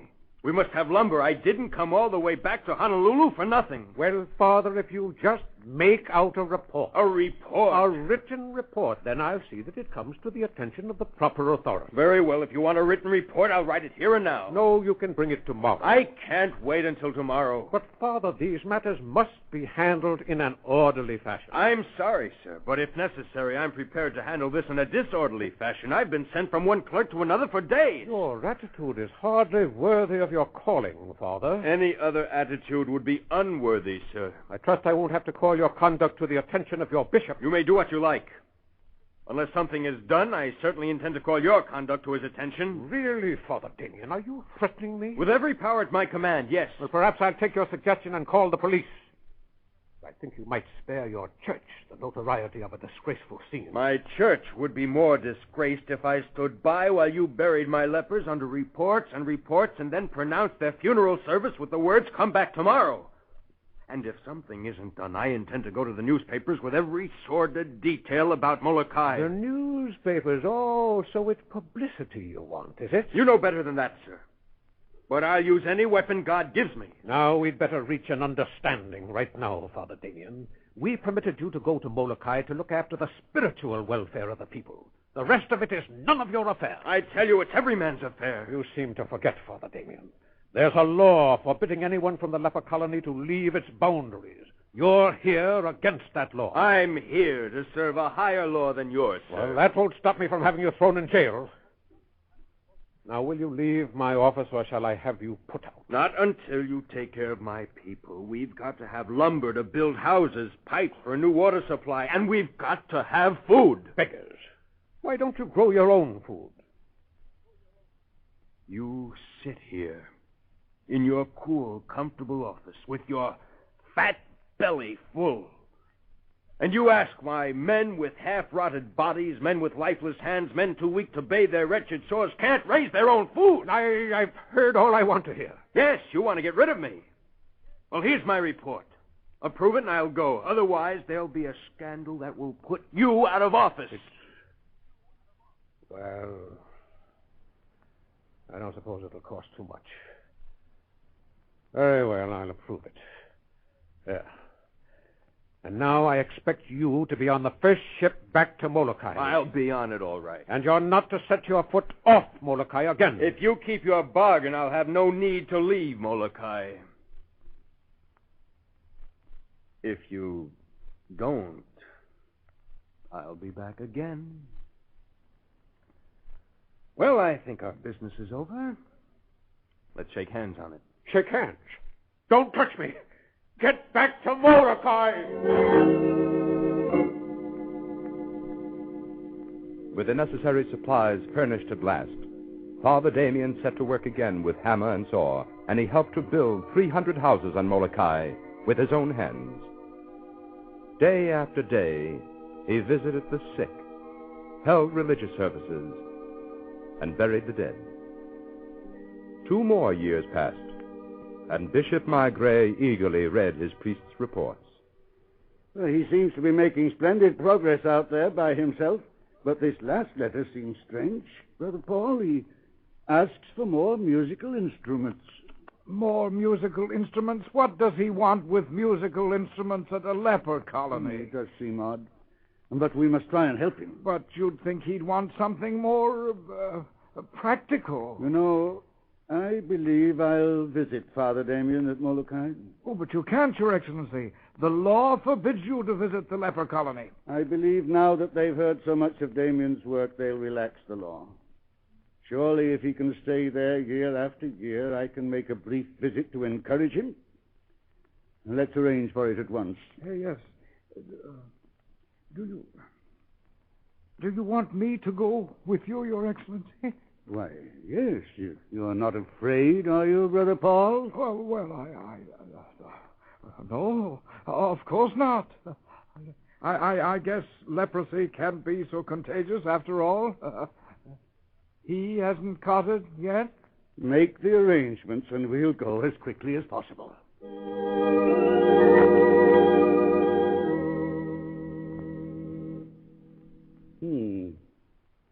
How long have you been in Hawaii now, Damien? Well, let me see. 11 years, I believe. 2 years on Molokai. Do you hear from home?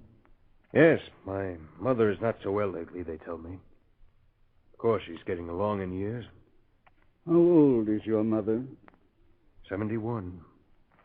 71 this year. She's my age, Damien. When you write, give her my greeting. 6 years passed, from 1875 to 1881, and slowly the work of the priest was recognized, until one day the lepers at Molokai received a remarkable visit. Princess Liliuokalani. Princess, I can't tell you what it means for us to have you visit Molokai. All of Hawaii thanks you for what you've done, Father Damien. After all, I'm only making a very brief visit. You've chosen to stay here through the years. It's an easy choice, Your Highness. This is my work. These unfortunate ones you see, they are my parishioners. Your parishioners and my people. I know there's no reward you desire, Father, but I ask you to accept the Royal Order of Kalakaua, the highest honor that Hawaii can give you. Thank you, Your Highness. If there's anything else I can do, Father Damien... Perhaps I wonder if you could arrange to have a doctor sent to Molokai. I will do everything I can, Father. I promise you things will be different now that I've seen Molokai and seen your work. You shall have all the help I can give you. I have asked my bishop to send some sisters to help us here. Perhaps they could come if we had a hospital and doctor. You shall have them, Father. I promise you. I will never forget Molokai. Never forget you, Father. But now, I must say aloha. Aloha. Aloha, Your Highness.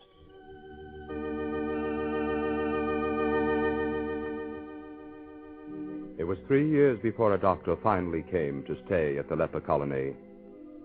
As soon as he arrived, he was taken to Damien's cottage.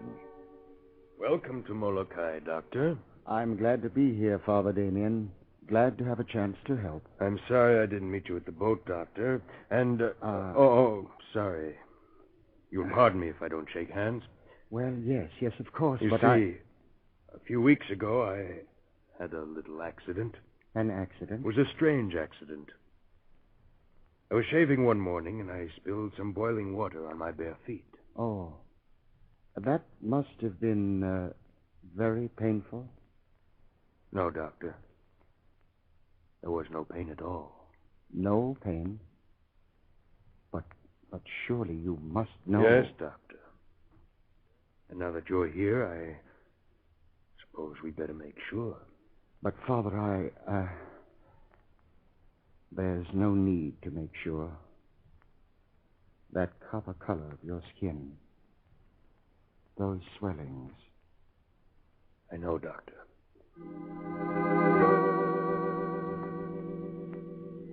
When Bishop Maigret heard of Father Damien's condition, he ordered him back to Honolulu to be given special treatments in the hospital there.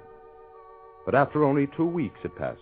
I tell you, I must go back to Molokai, Your Excellency. But you haven't given the treatments a chance, Damien. There's nothing for me to do here, and there's so much to be done on Molokai. So much to be done and so little time. If you insist, I can't deny your wish. Thank you. Then I'll go back to Molokai at once. Well, for years you've been asking me for help at Molokai. Now, because of your illness, I finally managed to arrange it. And we thought we'd have to replace you. I allowed 3 priests and 3 sisters to volunteer to take your place. They'll go back to Molokai with you. Thank God, Your Excellency. Now they can carry on my work. Father Damien sailed once more to Molokai. For 2 more years he lived in the cottage between his church and his graveyard. There in the evenings, his friends, the lepers, came to visit him. But month by month he grew weaker. And one night, a coffin was made for him, and the burial associations he had formed accompanied him to a grave in the shadow of the old tree on the hill where he had first found refuge when he came to Molokai. His favorite hymn echoed across the island once more. When, oh when, shall it be given to me to behold my God? How long shall I be captive in this strange land? And the bell he placed with his own hands on the little chapel echoed around the world. It echoes yet across the years, echoes the words that were spoken of him. Aloha, oi, Damien, valiant soldier of Christ, salvation of Molokai, honor of Belgium, glory of the church, radiance of God. Aloha, oi.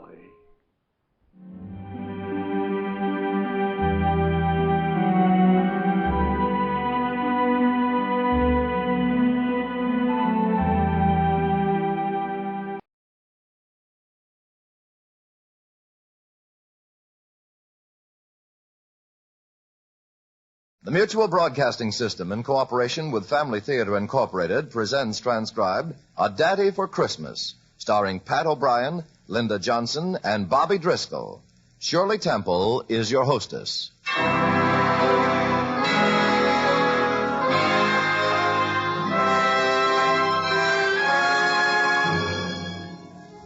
More things are wrought by prayer than this world dreams of.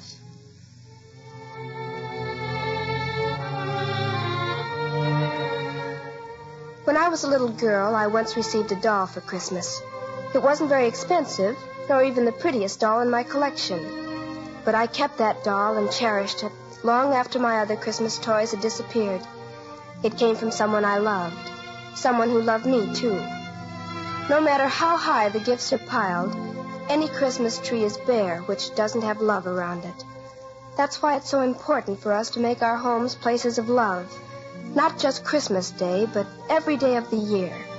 And one thing is certain. Love is always present in the home where daily family prayer is a practice. Family prayer will bring love and goodness and understanding, the best Christmas gifts any family can receive. Shirley Temple will speak again following our Family Theater play, A Daddy for Christmas, starring Pat O'Brien, Bobby Driscoll, and Linda Johnson.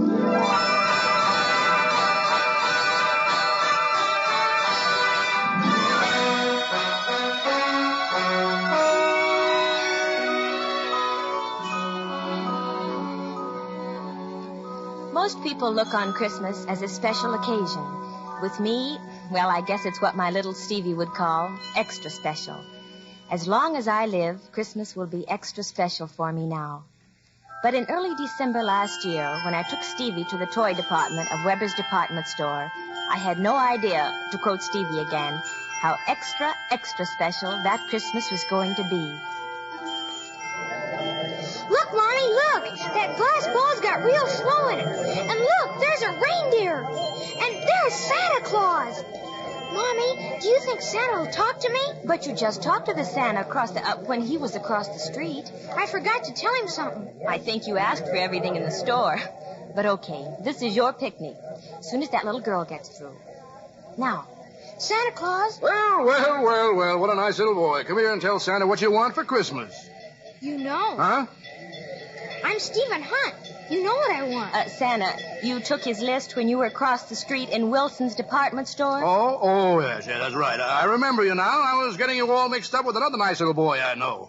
Mommy calls me a little scamp. Oh, but you're a nice little scamp. I'll tell you what, son. I left my notebook across the street.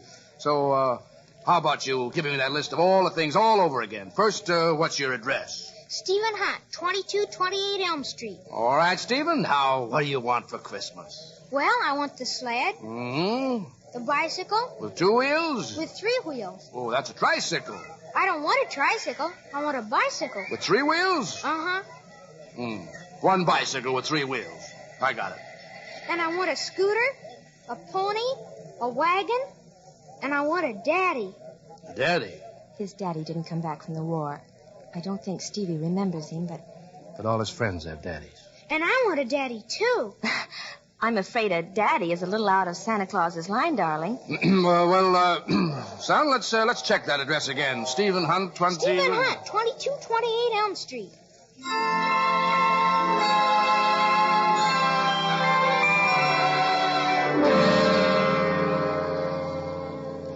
It was a lonely Christmas Eve for Stevie and me. Christmas away from my folks and my late husband was just a bit hard to take. But my job as secretary in a lawyer's office didn't allow me time for a trip home. Stevie and I lived in a made-over 2-room apartment in one corner of a family dwelling with an entrance off the driveway. Mrs. Rawson, my landlady, who took care of Stevie when I was at work, was visiting her daughter's family that evening and over Christmas Day. Stevie and I were alone. Stevie kept rearranging the few wrapped packages at the foot of our little Christmas tree. All right, Stevie, off to bed. I said to bed, not to the window. I'm looking for Santa Claus. Now get to bed. Santa will come after you're asleep. There he is now. There who is? There's Santa Claus. He's coming up the drive with a great big bag. What? Here he comes. Here he comes. Stevie, what on earth? Merry Christmas. Merry Christmas. Santa Claus. Santa Claus. I told Mommy it was you. What'd you bring me? It is Santa Claus. Oh, please, lady, don't tell me you don't believe in Santa Claus. I'll believe anything now. What'd you bring me? What'd you bring me? Well, now, wait. Let me put my bag down first. Oh, what are you doing here? Well, I was just flying by on my reindeer, my sleigh, when I saw what a nice Christmas tree you had and decided to drop in. Well, I couldn't find a chimney on this side of the house, so I decided to use the door. Where's your reindeer? My reindeer. I sent them back to the North Pole to pick up some more toys. What'd you bring me? Well, let's open my bag here. See what we got for Stephen. Well, bicycle with 3 wheels. Oh, Mommy, look. Santa Claus remembered. Can I ride it? Can I? It's got a bell. It's got a bell. Mommy, what's the matter? Nothing, honey. I'm just happy because Santa Claus remembered.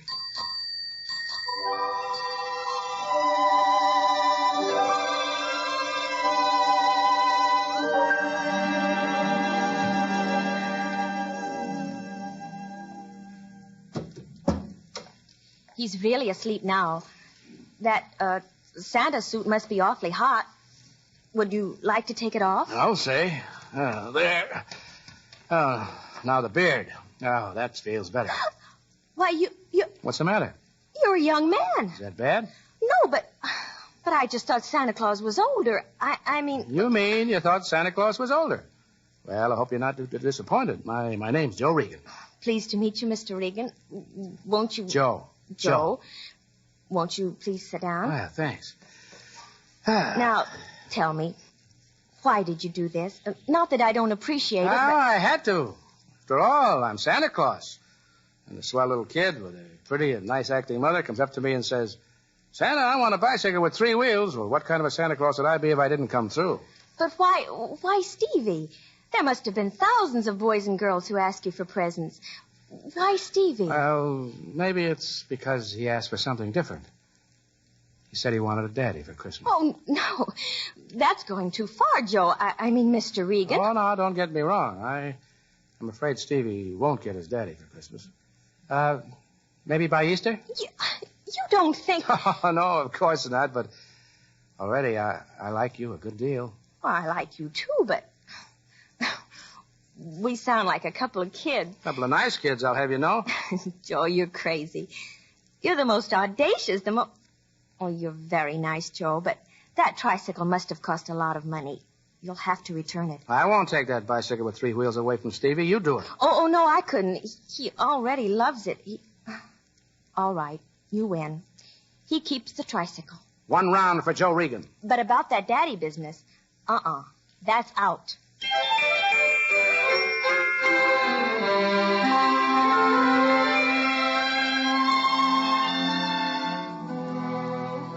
But it wasn't out.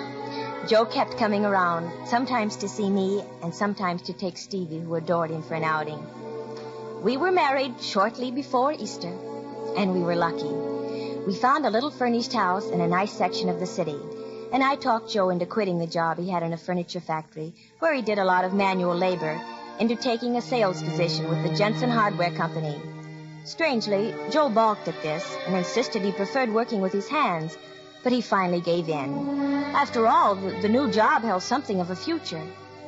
The best part of it all was, for the first time in his war-born life, Stevie began to know what a home was. Strike 3. You're out. I am not. That was a foul tip. You're out. You're out. All right, we'll have to ask the umpire. Jimmy, wasn't that a foul tip? You struck out. 1, 2, 3, you're out. Oh, you kids are ganging up on me. It's my bat. Stevie! Dinner! Hear that, Stevie? I want a bat first. No, can't keep Mother waiting. Last one of the house is the monkey's uncle. So long, Jimmy. So long. See you in the morning. Hey, you got a head start. I beat. You're a monkey's uncle. Hello, Mommy. Daddy's a monkey's uncle. Hello, darling. My, you're getting harder to pick up every day. Well, how about it? Doesn't a monkey's uncle get a kiss? Better.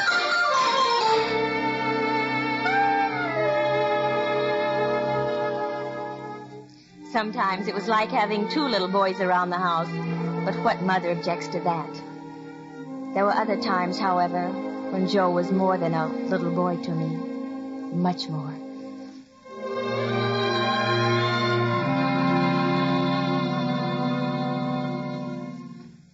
Honey, why did you marry me? What? Why did you marry me? What? How can you ask a question like that? Well, I guess, when I used to pester you about it, I used to tell you Stevie needed a father, and that was my main sales talk. Joe, I married you because I love you. I need you. You should know that. Well, yes, of course. But the way you do it on that kid, well... Joe, I love you so much. I guess I did almost from the start. When I was Santa Claus? No, silly. Well, that's when I fell in love with you. Just as soon as Stevie told me he wanted a daddy, and I looked at you realizing I had a chance. You looked like everything I wanted. And when I got to know you, you were everything I wanted.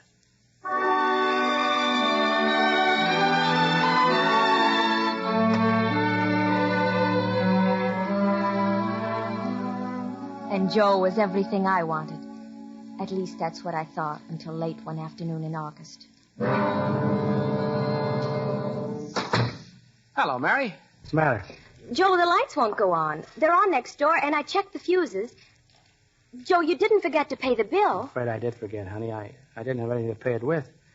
I thought they gave you a second notice. But, Joe, we budgeted. Why didn't you have anything? I was fired last Thursday. The boss didn't think that You haven't been working a week and you didn't tell me? I'm sorry, honey. I didn't want to worry you. But you've been leaving the house the same time every morning. I didn't want you to know until I got something new. You seemed to take it for granted I was doing so well. I just didn't want to worry you, that's all. No, don't do anything to worry me. Just have the light company turn off our lights without notice. I'll have them on again tomorrow. But how? I said I'd have them on tomorrow, and that's enough. Don't speak to me like that. Well, stop putting me through a 3rd degree. Now I suppose you want to know why I got fired. Well, it's because I'm a lousy salesman, that's why. You're the only one who thinks I'm a personality kid. Don't worry, Joe. You'll get something better, something with a real future. And about the bill, I've got some money saved. I said I'd pay that bill.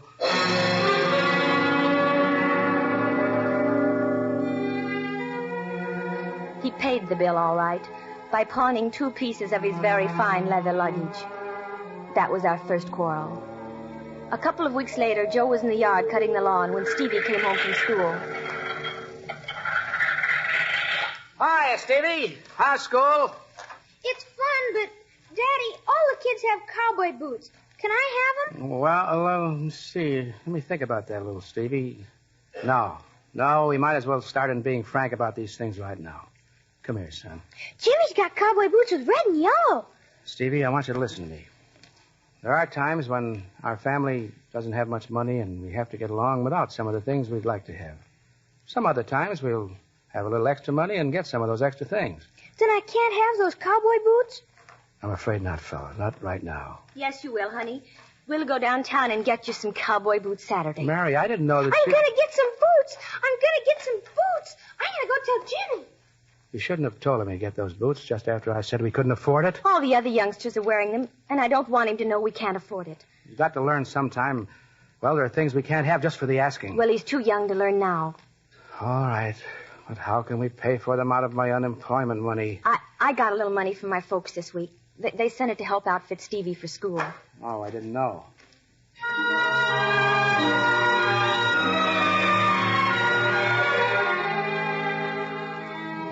The way his shoulders drooped when he turned for me to walk into the house. I wanted to run after him and cradle his head in my arms like I do my other little boy when he's hurt. But I didn't. Weeks passed and Joe couldn't seem to find a job. At least not the kind I wanted him to have. But, Mary, every time I think I can get a job, you say it isn't suitable. What do you want to live like anyway? Joe, it's not me I'm thinking of. I just want to be sure Stevie gets all the things he needs. I see. I'll keep looking for the career job so Stevie can get all the things you think he needs.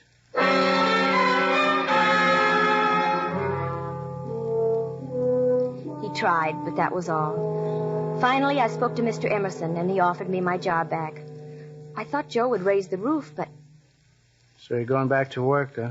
Just until you get something good again. Oh, I guess that's best. No need for Stevie to do without things because I can't provide them.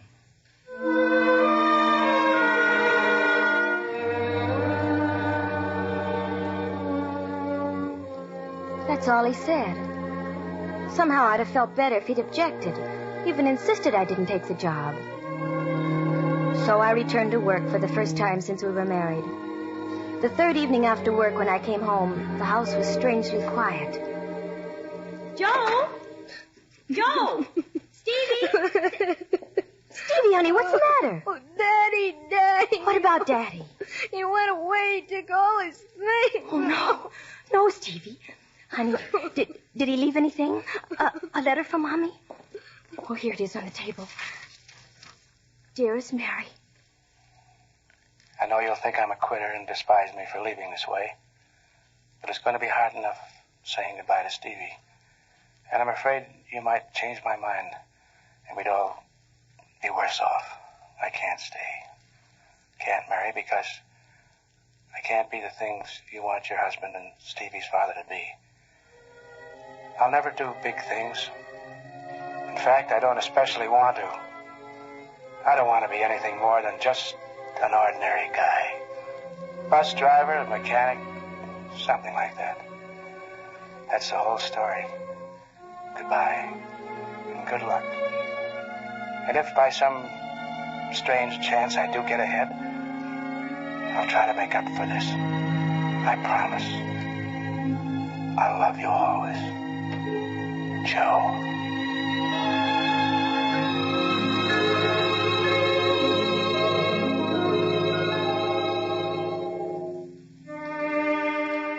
That's how Joe walked out of our lives, less than 10 months after he had entered. At first, I didn't see how I could bear it. But life must go on. And then, of course, there was Stevie. I've written all Joe's relatives, all his friends. They haven't heard from him either. Poor Stevie. He's tried to keep up a brave front, but many times at night I hear him crying himself to sleep. Sometimes, at first, I cried in bed, too. Then I started telling myself, at least this way, Stevie won't grow up under the influence of a father utterly lacking in ambition. And I got some satisfaction in knowing that when Jimmy Webster got a fur-lined aviator cap, my boy got a fur-lined aviator cap, too. That is, I did until last Saturday, when Jimmy came over to our house. You make swell cookies, Mrs. Regan. Thank you, Jimmy. You'll get some soon as they're finished. When's Mr. Regan coming back? I don't know. Jimmy, does Stevie talk about him much? No. He don't talk about him at all. I wish he was my dad. Jimmy! I guess that's wrong, but Mr. Regan always played with us kids. Showed us how to throw a ball, right way to hold a bat, things like that. My dad hardly even talks to me. I don't think he even likes me. Oh, your daddy loves you. Well, why do you suppose he's always getting you all those nice presents and those swell clothes? If he loves me, why doesn't he act like Mr. Regan? Jimmy, you've got to love your own father. If he doesn't seem to pay enough attention to you, remember he's a very important man and he has to keep busy. I wish Mr. Regan was home. He's like the only dad I ever had.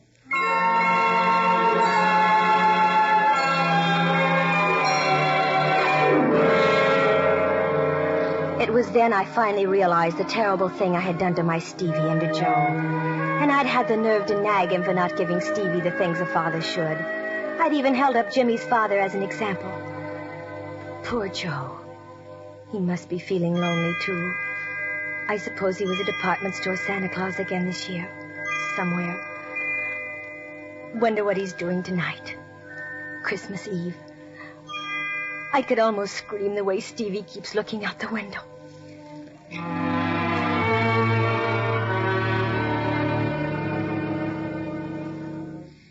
Stevie, don't you think it's time you went to bed? Just a little longer, Mommy. Maybe Santa Claus will still come. What can I say? Oh, Joe. Joe, if I could only reach you now to tell you I've learned my lesson. I don't care if we're ever rich, what kind of work you do. What counts is you're good for me and Stevie. What counts is you and Joe. Joe, it's Christmas. Do you think Santa will come, Mom? I hope so, Stevie. I hope so. But if he were going to, he'd be here by now. It would be like Joe to come back tonight for Stevie. Maybe if he comes back for Stevie, I can get him to stay for me. Oh, Joe. Mommy, what's the matter? Nothing, honey. Nothing at all. Okay, it's off to bed with you. Are you crying because Santa Claus didn't come? Never mind. It's time. I'll get it. Merry Christmas! Merry Christmas! Darling, I knew you'd come. I knew. It's Santa Claus! Santa Claus! Mary. Oh, watch it, my beard. Santa Claus's whiskers are coming off. It's Daddy! Daddy! Daddy! Hello, son. Mommy, Daddy Santa Claus! Yes, dear. Daddy Santa Claus. You're back to stay, aren't you, Joe? Yes, I'm back. And, Mary, I'm sorry I left the way I did. I was a coward. From now on, I'll try to be the kind of a guy you want. No, dear. From now on, just be yourself. That's the kind of guy I want. Oh, Mary. Oh, enough of this mush stuff. I gotta go about my business. Stevie been a good boy? Perfect. Just like his daddy. Well, that's too bad. Well, let's see what we got here. Ooh, a racer! With big rubber tires. Thank you, Santa. Daddy. What is it, fella? I know where you've been. You do? You've been up at the North Pole making toys. You know, I couldn't have thought of a better explanation. That's the only one I ever want to hear.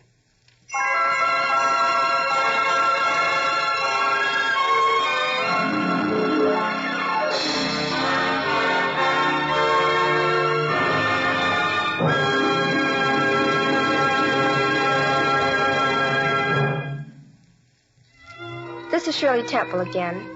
You know, poets often have the gift of expressing our feelings far better than we can ourselves. Here is a poem I think you'll like. It's called The Flight of Prayer. Who knows what wonders happen when we pray, what forces stir, what golden blessings run toward us on glad feet each time we say, in all sincerity, Thy will be done. We cannot follow with our mortal sight the flight of prayer. We cannot hope to chart its secret course. But suddenly a light dawns and the weight is lifted from our heart. For prayer has powers that we know not of, to heal and comfort, to provide and bless. All the resources of eternal love move to sustain us in the hour of stress, clothing us safely round with life and power in even the darkest and most urgent hour. Thank you for being with us, and God bless you. Our thanks to Pat O'Brien, Linda Johnson, and Bobby Driscoll for their fine performances, and to Jack Lyman for writing our play. Max Terre scored and conducted the music. This transcribed production of Family Theater Incorporated was directed by David Young. Next week, our Family Theater star will be Margaret O'Brien in Blessed Are They. Your host will be Dick Hames. This series of the Family Theater broadcasts is made possible by the thousands of you who felt the need for this kind of program and by the Mutual Broadcasting System, which has responded to this need. Be with us next week at this same time when Margaret O'Brien and Dick Hames will star on Family Theater. Tony Lafrano speaking.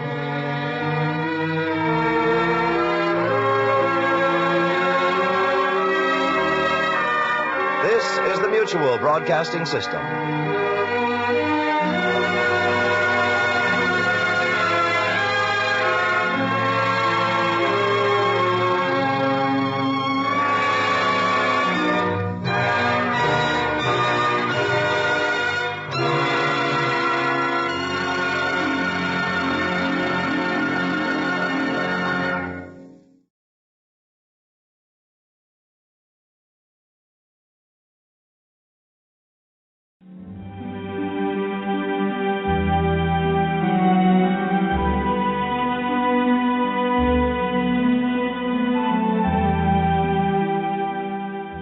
Hello, this is Father Bob Warren of the Franciscan Friars of the Atonement.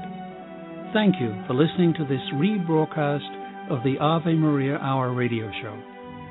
The Friars' popular Ave Maria Hour was first brought to the radio airwaves in 1939, recorded in New York City and on the mountainside grounds at Graymoor, a home in Garrison, New York.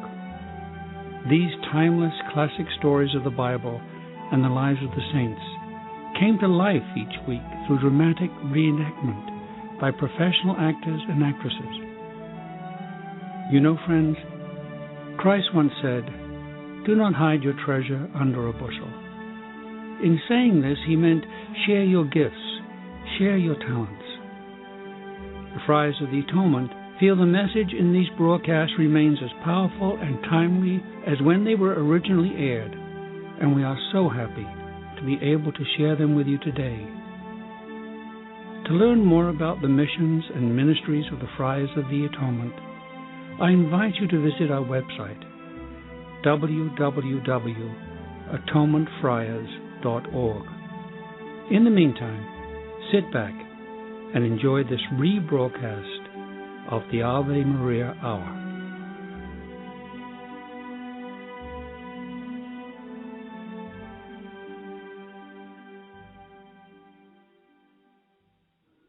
The Cedar of Lebanon.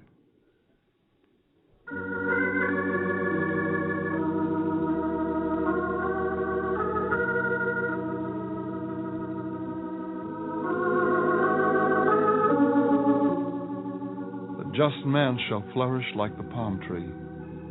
He shall grow like the cedar of Lebanon. How often I've meditated on this passage in sacred scripture. The cedars of Lebanon have always been the symbol of the national and religious life of my country, Lebanon. From the forests of Lebanon, vast numbers of trees went into the building of Solomon's temple in Jerusalem.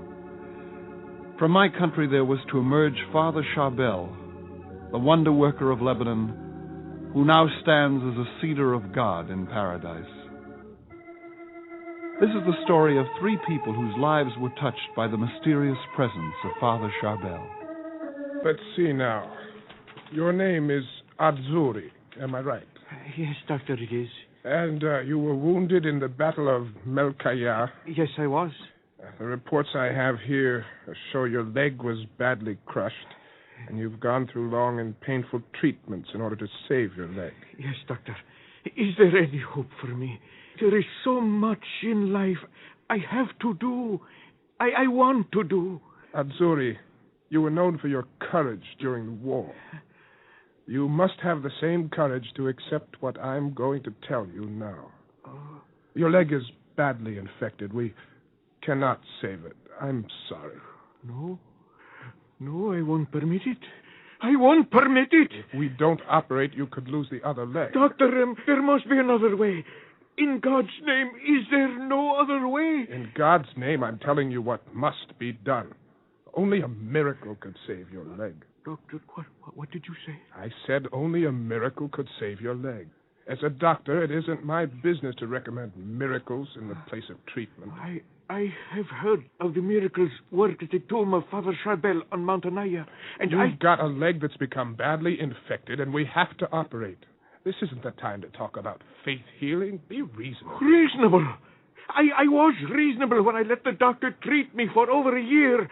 I have endured pain through all these treatments, and they have failed. Why shouldn't a miracle be worked for me as well as the others?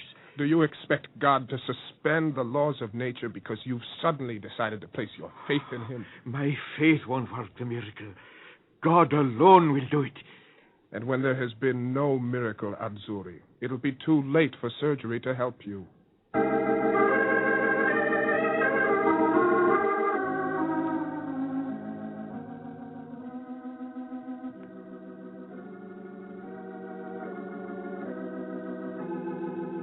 I have been here for 3 days and nights at the tomb of Father Sharbel. My God, I know you can do all things. You have promised us that if we have faith, we can move mountains. I believe with all my heart that you will cure me. Lord Jesus, be merciful to me, a sinner. Father Sharbel, pray for me. Blessed are you, Azzurri, because you believed without seeing. In the name of Jesus Christ, stand up and walk. I am cured. I am cured. I can walk. I can walk.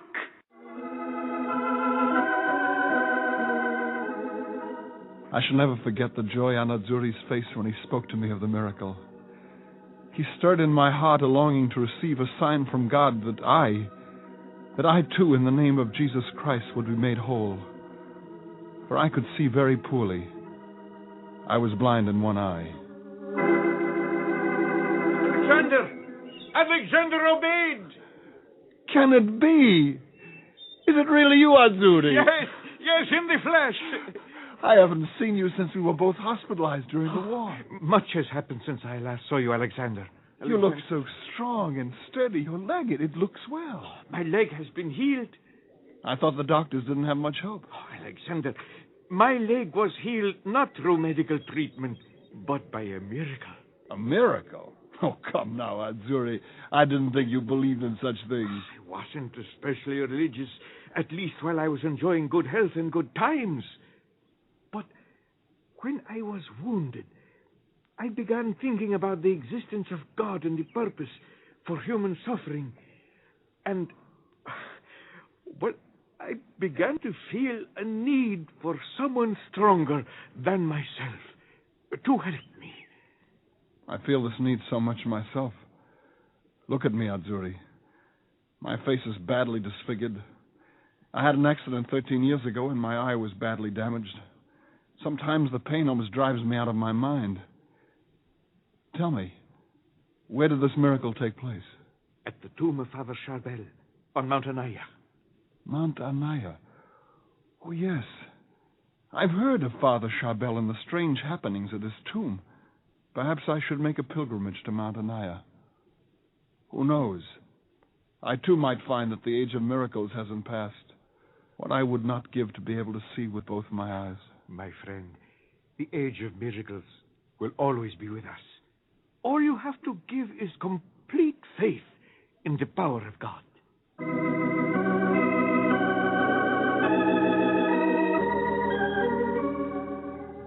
Good morning, Anthony. How are you this beautiful morning? Beautiful for you, perhaps, but not for me.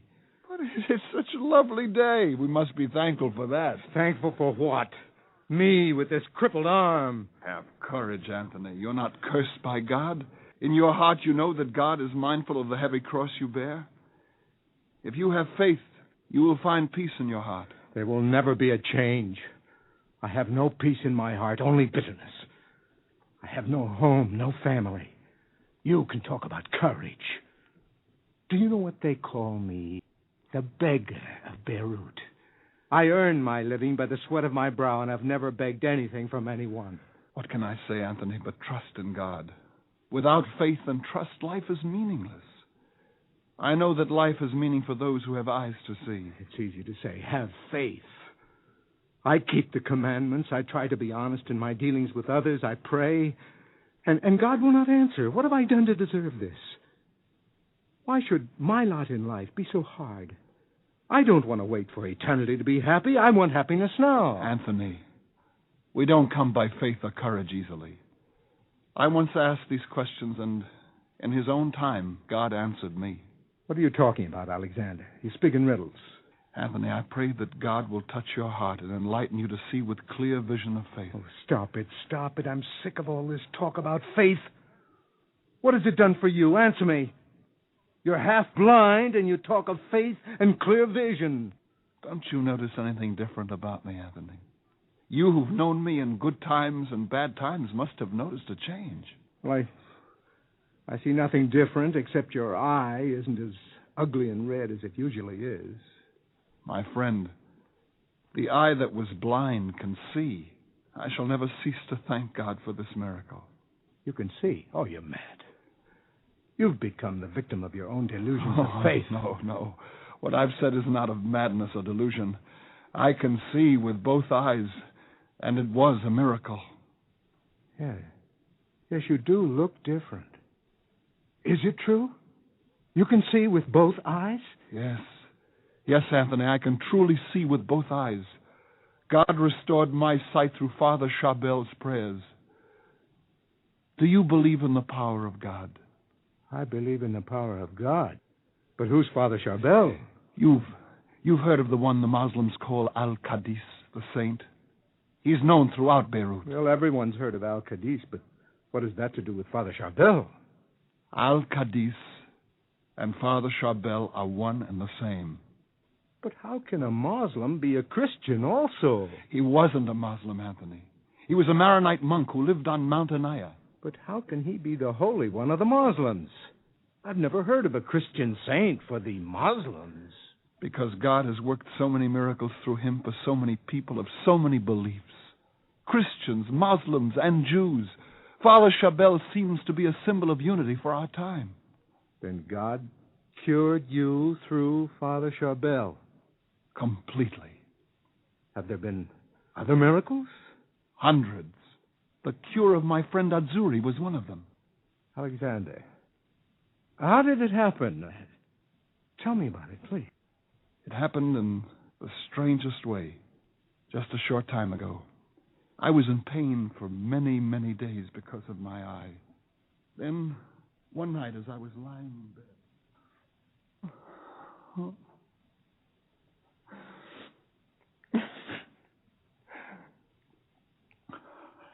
I can't bear this pain any longer. I pray to God for relief, but my prayer isn't answered.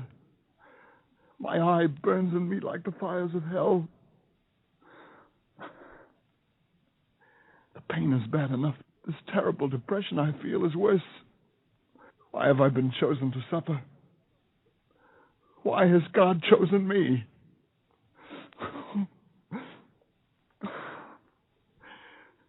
If only I could sleep. Alexander. Alexander, my son. Who are you? How do you know my name? I am Father Sharbel. God has heard your cries and the prayers you've offered. He has sent me to console you. Persevere, Alexander. Persevere and have faith. That is when I first saw Father Sharbel. He stood by my bed and told me to persevere and have faith. God sent him to console me. And for the first time in so long, Anthony, I felt such deep peace in my heart. Anthony, have faith, and you too will find peace. Yes. Yes, go on. Tell me more. Several days passed, and the pain grew worse. Could I have been deceived by the appearance of Father Sharbel? Was I losing my mind as a result of this pain and depression? I refused to give up, and I continued to persevere in prayer.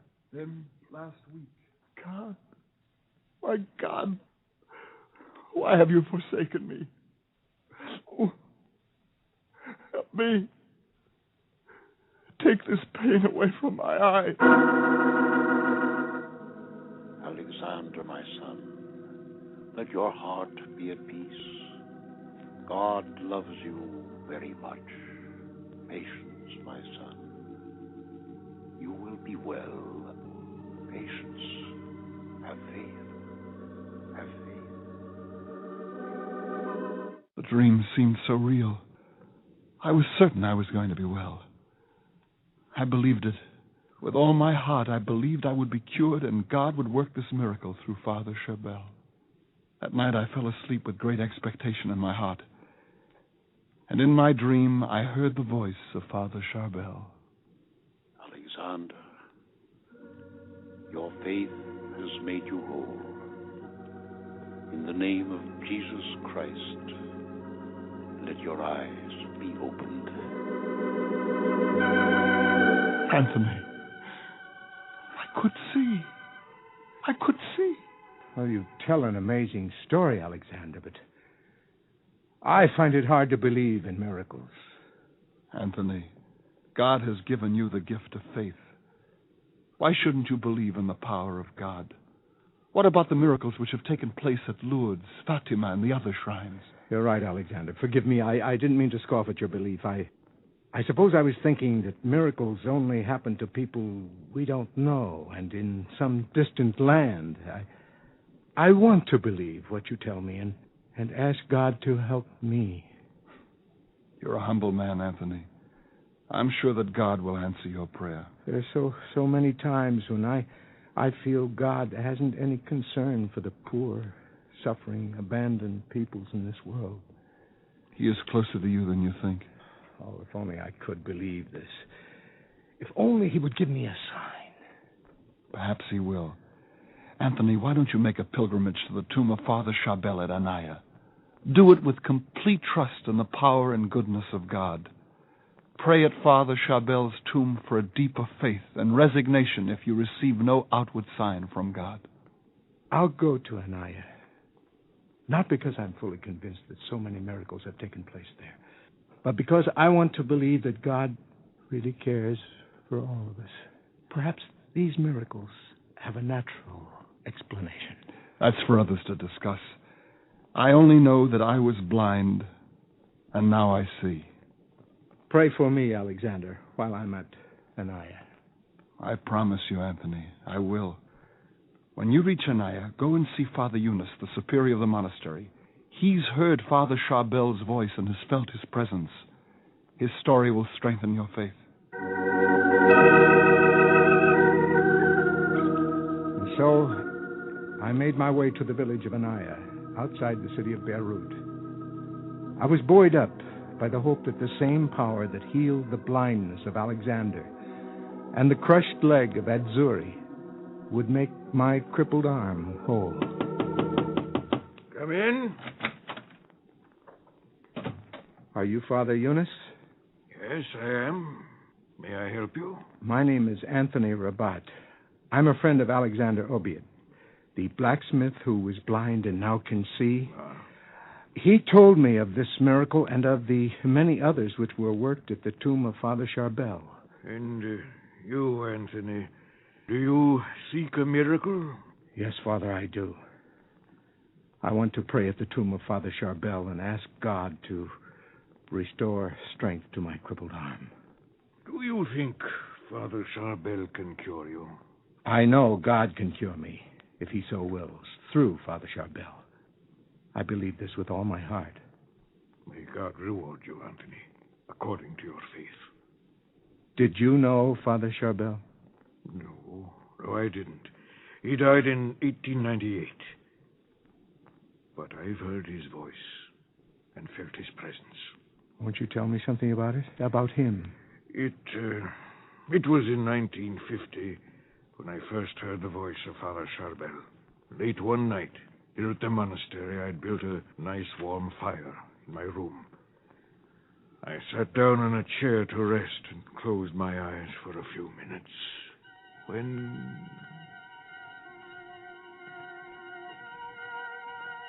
Father Eunice, get up. Go to my tomb. Open it. What was that? I must have been dreaming. Still, I'm positive I heard a voice. Who is it? Who speaks? Arise, I say to you, and go open my tomb. Huh? Something touched my arm. You must open my tomb. I am Father Sharbel. Father Sharbel? No, I'm not dreaming. Brother John! Brother John! Yes, Father, what is it? Father, are you all right? You look terrified. John, something pulled me from this chair.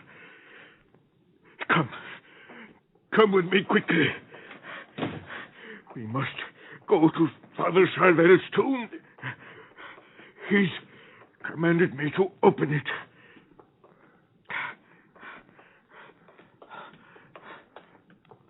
Father Sharbel. He's been dead for over 50 years. Yes. Hurry. We mustn't waste any time. I only know I must open his tomb. Father, look. Something is seeping out from under the door of the tomb. God. It's blood. Quickly, brother. Open the door.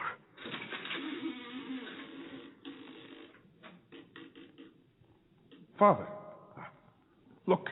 They're dripping from the lower part of the casket. It's more blood. Let's open the casket. I must see what this is. Father, he looks as if he's sleeping. Look at his face. He's sweating blood. Let me wipe his face with my handkerchief. His body is still warm. Father, do you smell an odor of flowers? Yes, I do. John, we must close the casket, seal the tomb, and refer this matter to the Father General of the Order. Say absolutely nothing to anyone about what's happened. Father Eunice, look at your handkerchief. The imprint of his face is on it.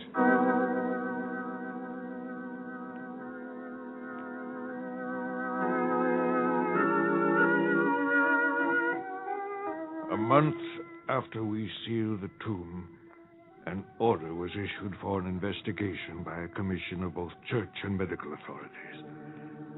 Again, we found the body in the same condition. When word of what happened reached the people of the town, Their voices cried out, "Miracle! Miracle!" Father Eunice, what did Father Sharbel do that wrought such miracles from the hand of God? He gave up everything in life for God when he was a young man. He came to our monastery to become a monk and dedicate his life completely to God. But he must have done extraordinary things as a monk. Oh, he did the ordinary things extraordinarily well, Anthony. He spent the last years of his life on top of this mountain, dressed in the thinnest of robes, sleeping on straw, fasting and praying. Well, do you think it was these acts of penance which made him a saint? Not in themselves. They were an overflow of his deep love for God and his fellow man. It was his deep faith and ardent love that made him a saint. When did he die, Father? He died in 1898 on Christmas Eve while Mass was being offered. He was 68 years old.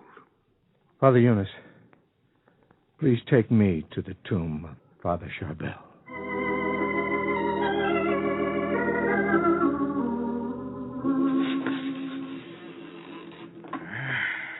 Here we are, Anthony. Now, again, I ask you if you believe in the power of God to cure you of your deformity. I do, Father. And if God doesn't cure me, then I know he'll give me the grace to bear my cross with patience and love. Isn't this a miracle in itself? Yes, Anthony.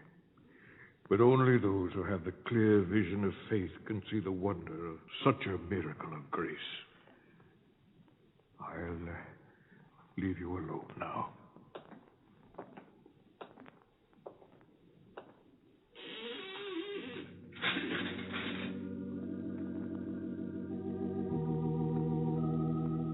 Lord Jesus, if it's your will, I beg you to heal my crippled arm. I know that you can do all things, and you reward each one according to his faith and love. I do believe, Lord. Help thou mine unbelief. I've come a long way to pray at the tomb of your servant, Father Sharbel. Please, help this beggar bear out. Yes, Anthony. You have come a long way to witness the power and the glory of God. He has heard your prayer. Let your wish be granted according to your faith.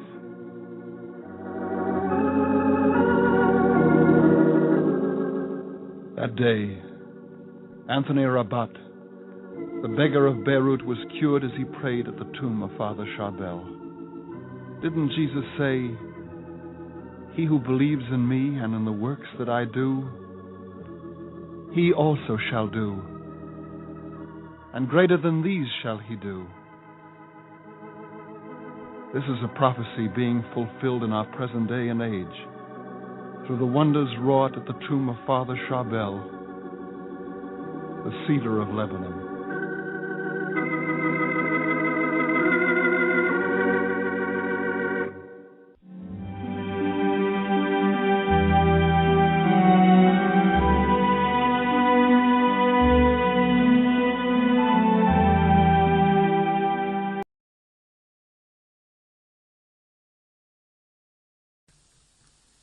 The Wisdom of Father Brown by G.K. Chesterton.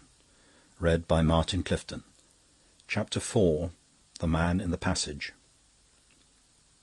Two men appeared simultaneously at the two ends of a sort of passage running along the side of the Apollo Theatre in the Adelphi. The evening daylight in the streets was large and luminous, opalescent and empty. The passage was comparatively long and dark, so each man could see the other as a mere black silhouette at the other end. Nevertheless, each man knew the other, even in that inky outline, for they were both men of striking appearance and they hated each other. The covered passage opened at one end on one of the steep streets of the Adelphi, and at the other on a terrace overlooking the sunset-coloured river. One side of the passage was a blank wall, for the building it supported was an old, unsuccessful theatre-restaurant, now shut up. The other side of the passage contained 2 doors, one at each end. Neither was what was commonly called the stage door. They were a sort of special and private stage doors used by very special performers, and in this case by the star actor and actress in the Shakespearean performance of the day. Persons of that eminence often liked to have such private exits and entrances, for meeting friends or avoiding them.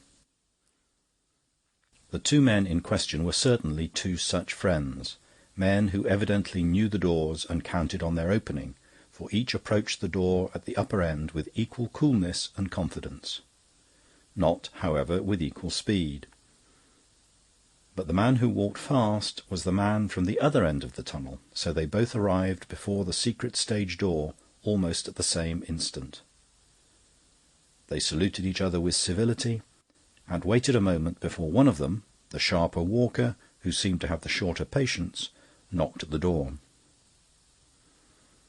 In this and everything else each man was opposite, and neither could be called inferior. As private persons, both were handsome, capable, and popular. As public persons, both were in the first public rank. But everything about them, from their glory to their good looks, was of a diverse and incomparable kind. Sir Wilson Seymour was a kind of man whose importance is known to everybody who knows. The more you mixed with the innermost ring in every polity or profession, the more often you met Sir Wilson Seymour. He was the one intelligent man on 20 unintelligent committees, on every sort of subject, from the reform of the Royal Academy to the project of bimetallism for Greater Britain. In the arts especially he was omnipotent. He was so unique that nobody could quite decide whether he was a great aristocrat who had given up art, or a great artist whom the aristocrats had given up. But you could not meet him for 5 minutes without realizing that you had really been ruled by him all your life. His appearance was distinguished in exactly the same sense. It was at once conventional and unique.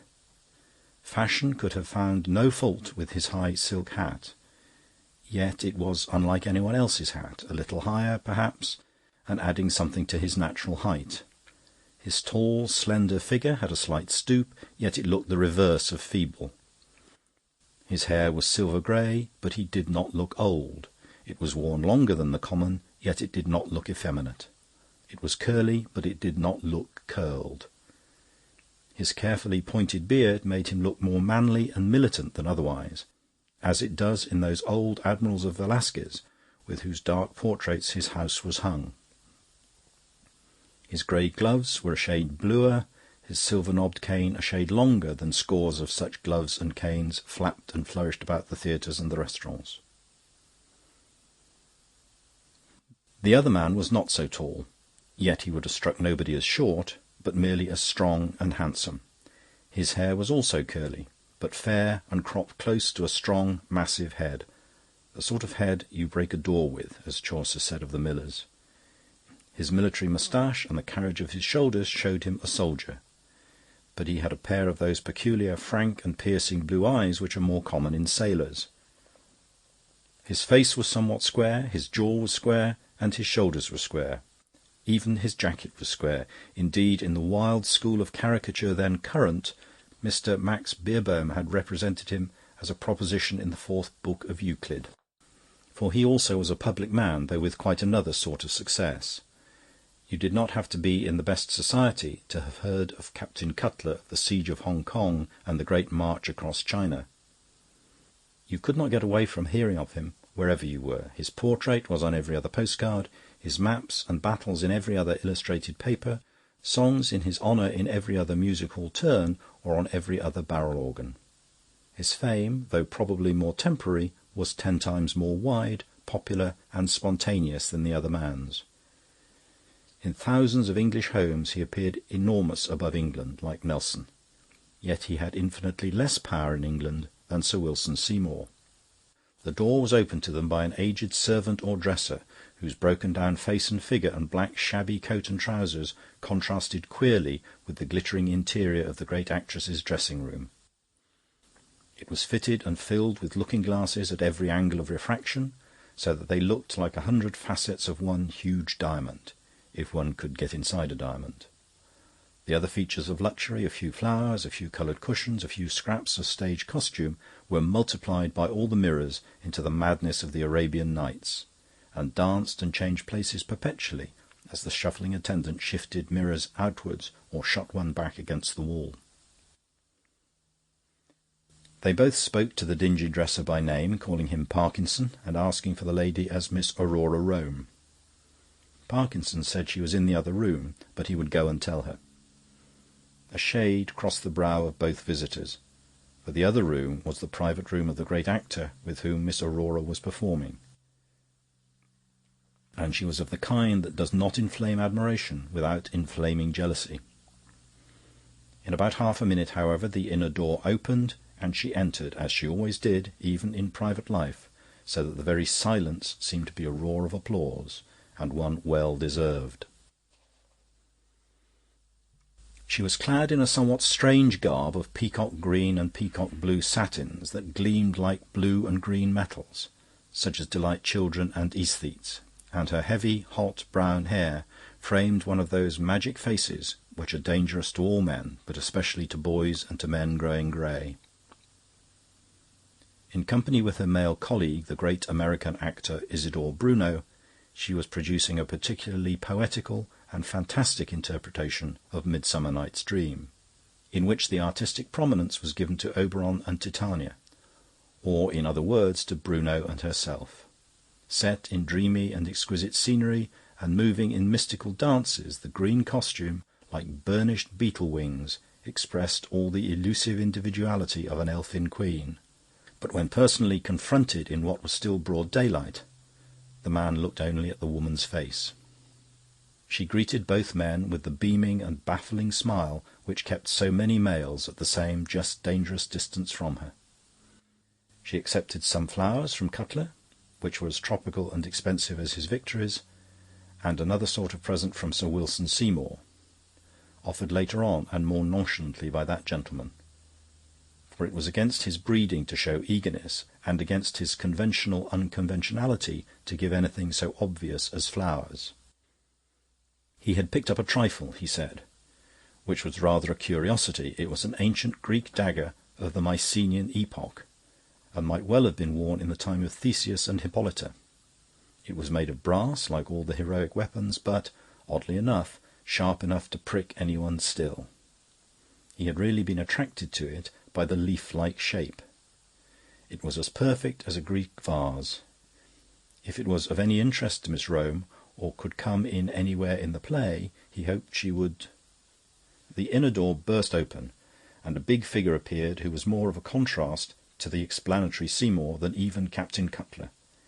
Nearly 6'6", and of more than theatrical thews and muscles, Isidore Bruno, in the gorgeous leopard skin and golden brown garments of Oberon, looked like a barbaric god.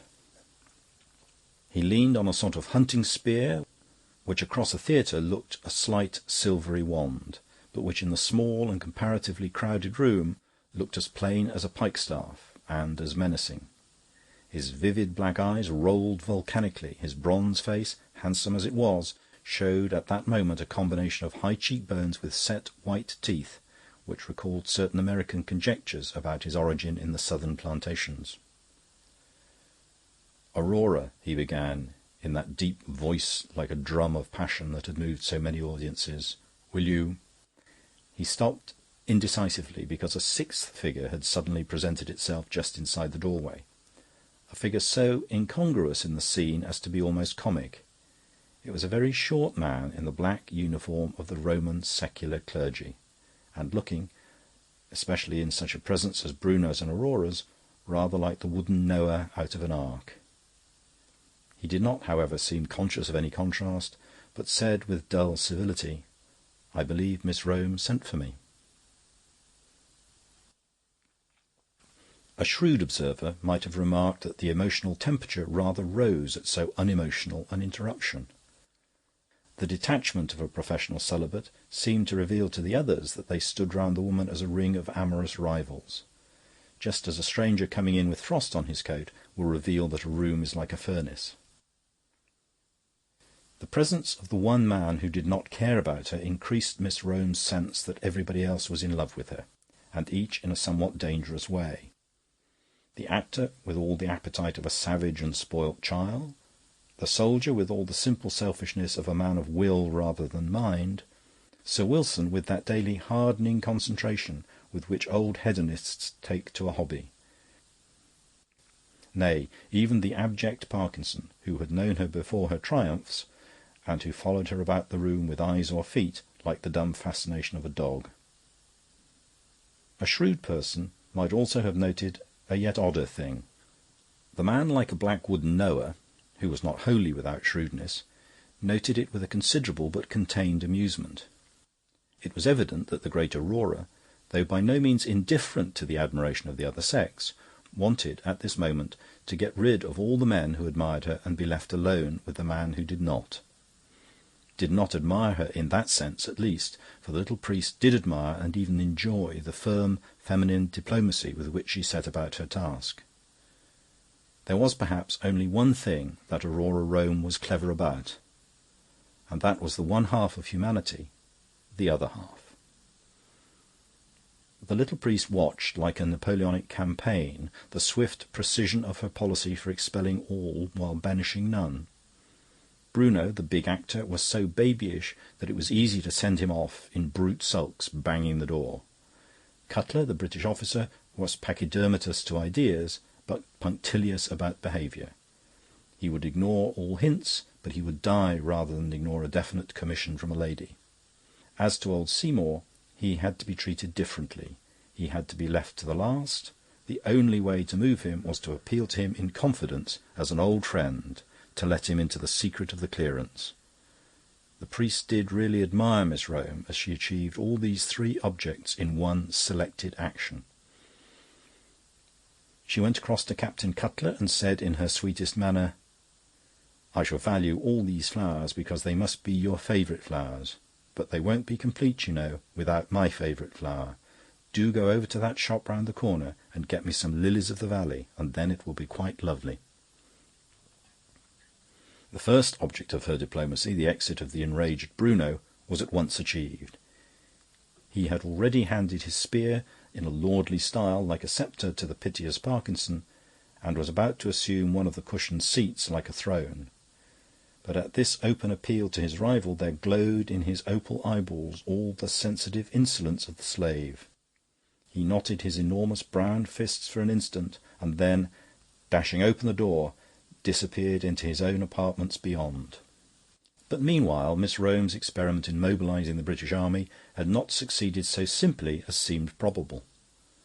Cutler had indeed risen stiffly and suddenly and walked towards the door, hatless, as if at a word of command.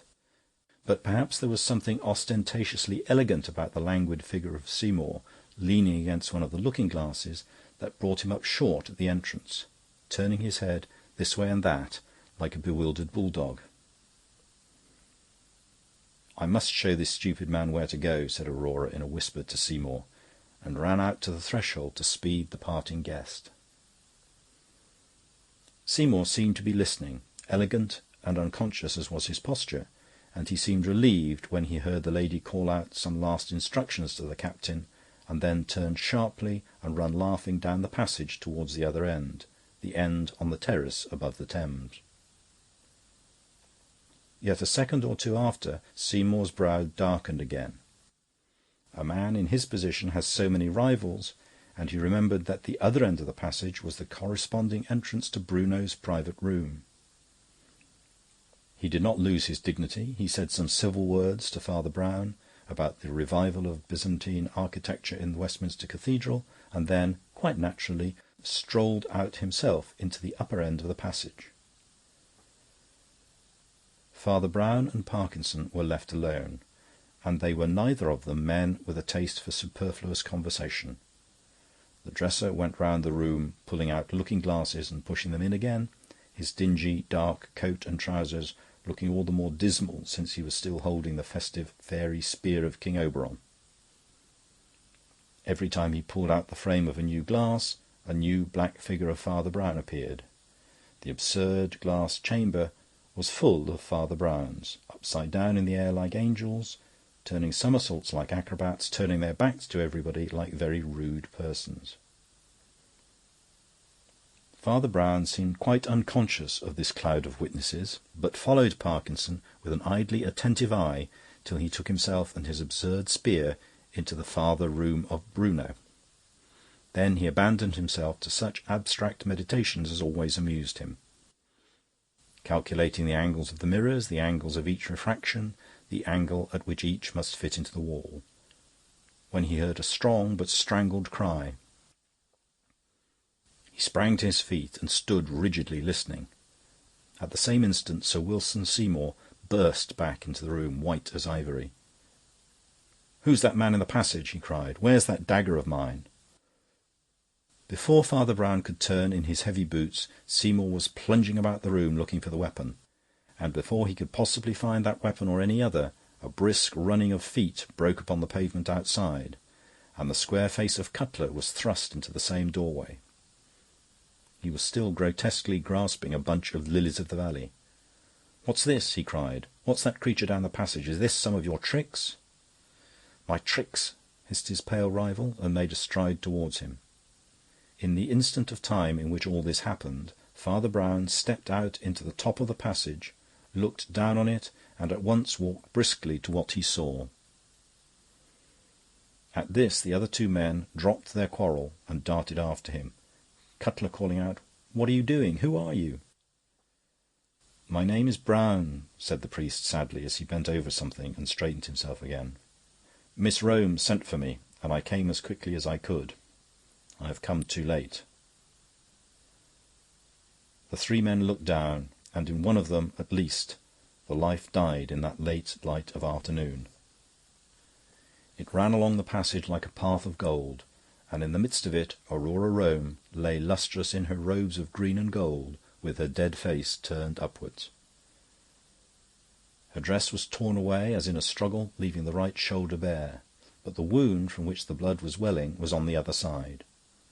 The brass dagger lay flat and gleaming a yard or so away. There was a blank stillness for a measurable time, so that they could hear far off a flower girl's laugh outside Charing Cross, and someone whistling furiously for a taxicab in one of the streets off the Strand. Then the captain, with a movement so sudden that it might have been passion or play-acting, took Sir Wilson Seymour by the throat. Seymour looked at him steadily, without either fight or fear. "You need not kill me," he said, in a voice quite cold. "I shall do that on my own account." The captain's hand hesitated and dropped, and the other added, with the same icy candour, "If I find I haven't the nerve to do it with that dagger, I can do it in a month with a drink." "Drink isn't good enough for me," replied Cutler, "but I'll have blood for this before I die. Not yours, but I think I know whose." And before the others could appreciate his intention, he snatched up the dagger, sprang at the other door at the lower end of the passage, burst it open, bolt and all, and confronted Bruno in his dressing-room. As he did so, old Parkinson tottered in his wavering way out of the door and caught sight of the corpse lying in the passage. He moved shakily towards it, looked at it weakly with a working face, then moved shakily back into the dressing-room again, and sat down suddenly on one of the richly cushioned chairs. Father Brown instantly ran across to him, taking no notice of Cutler and the colossal actor, though the room already rang with their blows, and they began to struggle for the dagger. Seymour, who retained some practical sense, was whistling for the police at the end of the passage. When the police arrived, it was to tear the two men from an almost ape-like grapple, and, after a few formal inquiries, to arrest Isidore Bruno upon a charge of murder brought against him by his furious opponent. The idea that the great national hero of the hour had arrested a wrongdoer with his own hand doubtless had its weight with the police, who are not without elements of the journalist. They treated Cutler with a certain solemn attention, and pointed out that he had got a slight slash on the hand. Even as Cutler bore him back across the tilted chair and table, Bruno had twisted the dagger out of his grasp and disabled him just below the wrist. The injury was really slight, but till he was removed from the room, the half-savage prisoner stared at the running blood with a steady smile.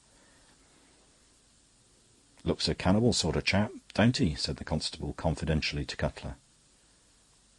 Cutler made no answer, but said sharply a moment after, "We must attend to the death," and his voice escaped from articulation.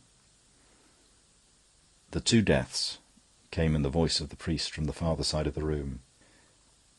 "This poor fellow was gone when I got across to him." And he stood looking down at old Parkinson, who sat in a black huddle on the gorgeous chair. He also had paid his tribute, not without eloquence, to the woman who had died. The silence was first broken by Cutler, who seemed not untouched by a rough tenderness. "I wish I was him," he said huskily. "I remember he used to watch her whenever she walked, more than anybody. She was his heir, and he's dried up. He's just dead." "We're all dead," said Seymour in a strange voice, looking down the road. They took leave of Father Brown at the corner of the road, with some random apologies for any rudeness they might have shown. Both their faces were tragic, but also cryptic. The mind of the little priest was always a rabbit warren of wild thoughts that jumped too quickly for him to catch them.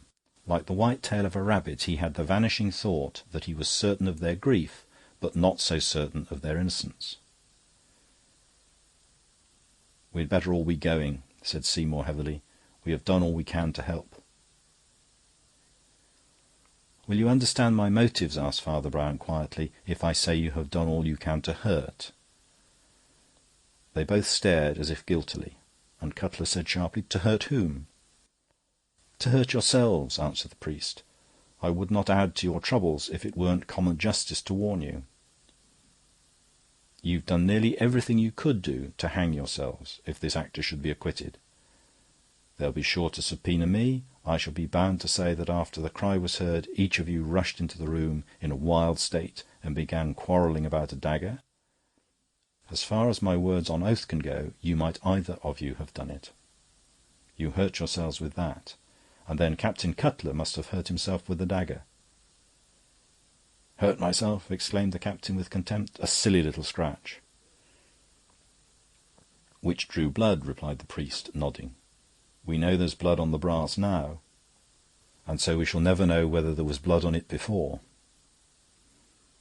There was a silence, and then Seymour said, with an emphasis quite alien to his daily accent, "But I saw a man in the passage." "I know you did," answered the cleric Brown with a face of wood. "So did Captain Cutler.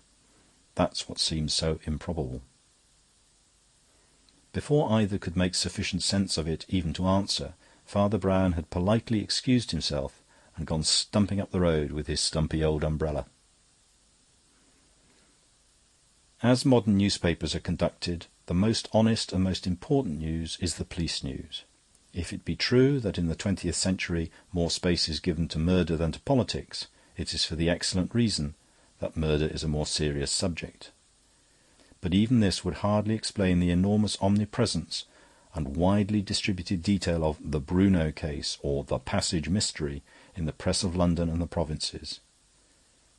So vast was the excitement that for some weeks the press really told the truth, and the reports of examination and cross-examination, if interminable, even if intolerable, are at least reliable.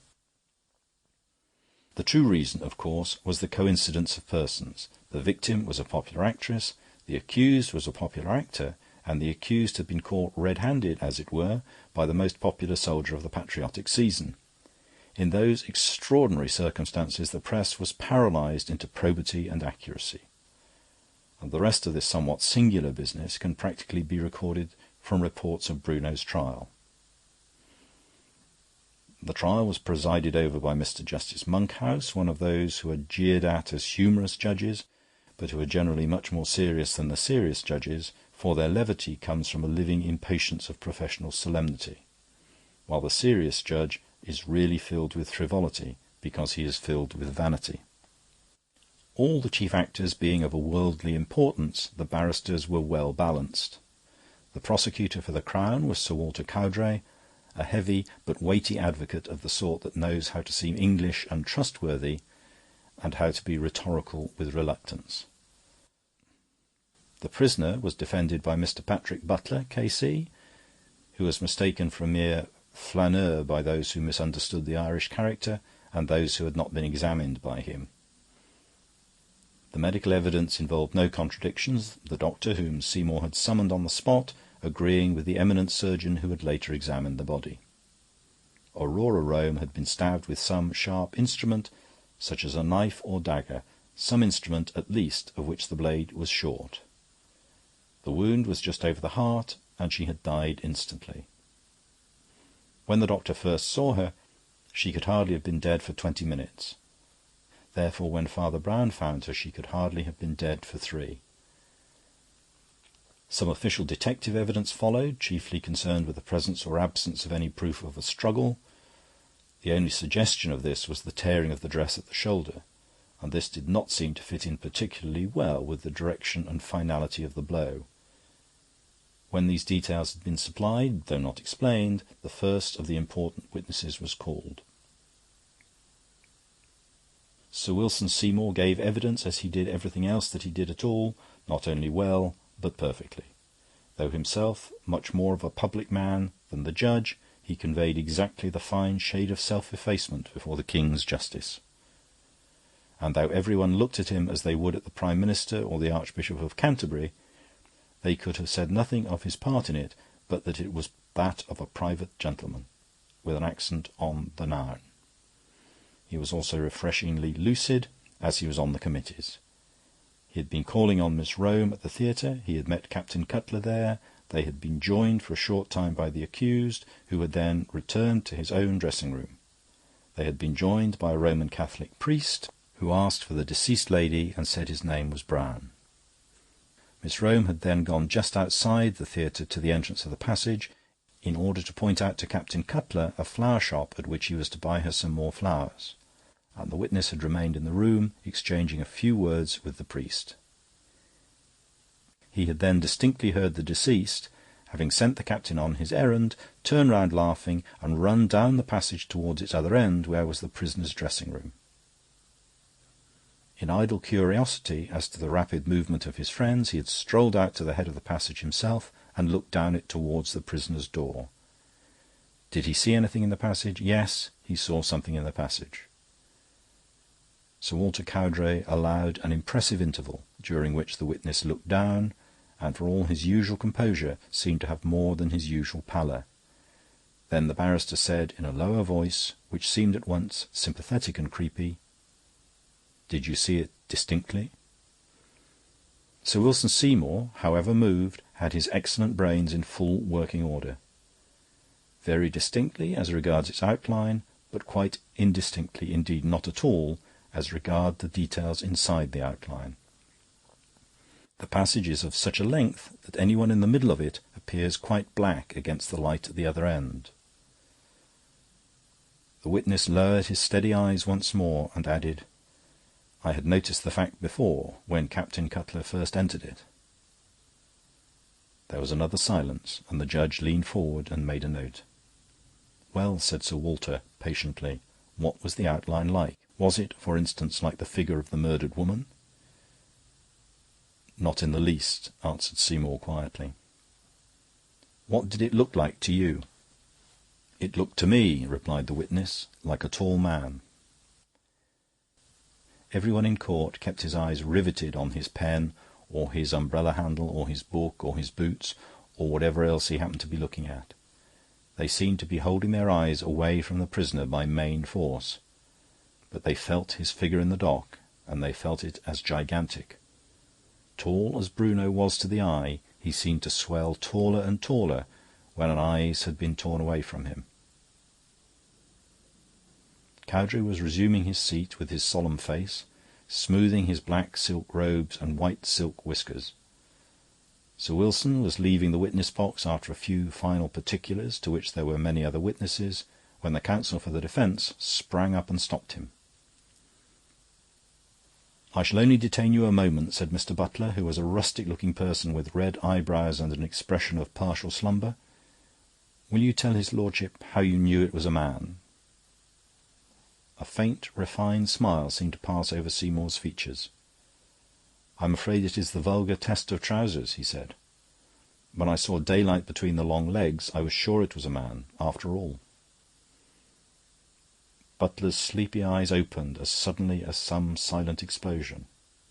"After all," he repeated slowly. "So you did think at first it was a woman?" Seymour looked troubled for the first time. "It is hardly a point of fact," he said, "but if his lordship would like me to answer for my impression, of course I shall do so. There was something about the thing that was not exactly a woman, and yet not quite a man. Somehow the curves were different, and it had something that looked like long hair." "Thank you," said Mr. Butler, K.C., and sat down suddenly, as if he had got what he wanted. Captain Cutler was a far less plausible and composed witness than Sir Wilson, but his account of the opening incidents was solidly the same. He described the return of Bruno to his dressing-room, the dispatching of himself to buy a bunch of lilies of the valley, his return to the upper end of the passage, the things he saw in the passage, his suspicion of Seymour, and his struggle with Bruno. But he could give little artistic assistance about the black figure that he and Seymour had seen. Asked about its outline, he said he was no art critic, with a somewhat too obvious sneer at Seymour.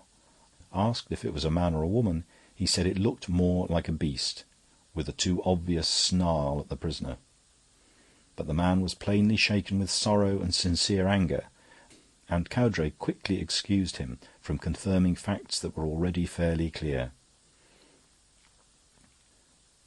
The defending counsel also was again brief in his cross-examination, although, as was his custom even in being brief, he seemed to take a long time about it. "You used a remarkable expression," he said, looking at Cutler sleepily. "What do you mean by saying that it looked more like a beast than a man or a woman?" Cutler seemed seriously agitated.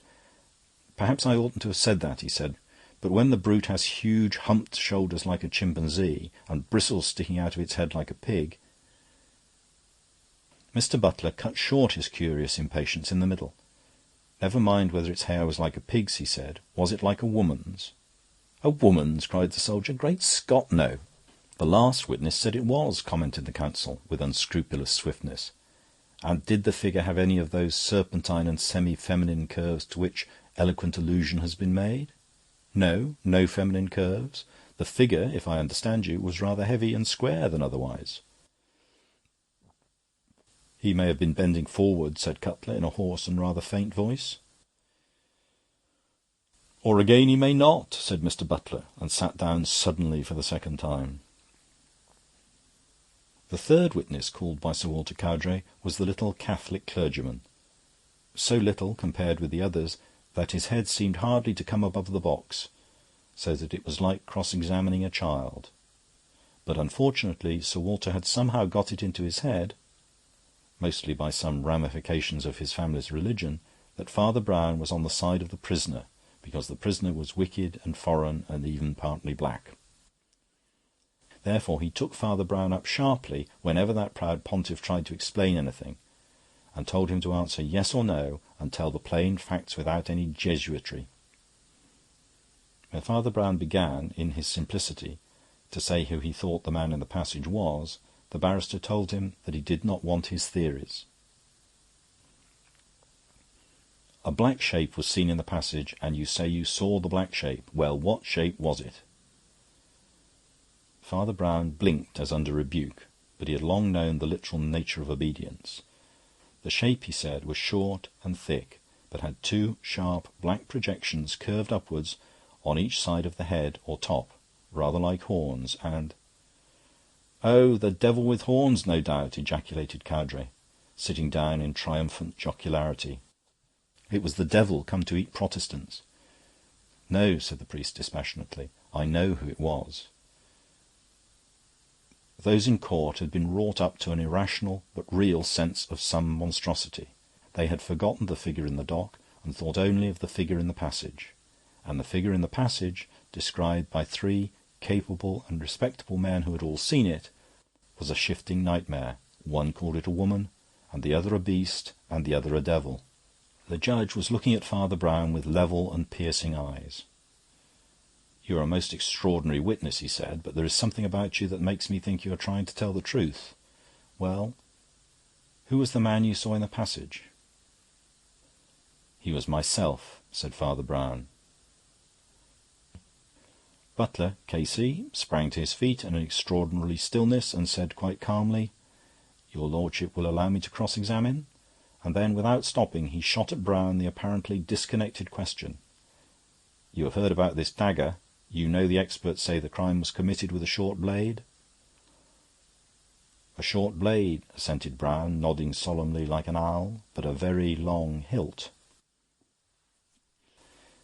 Before the audience could quite dismiss the idea that the priest had really seen himself doing murder with a short dagger with a long hilt, which seemed somehow to make it more horrible, he had himself hurried on to explain.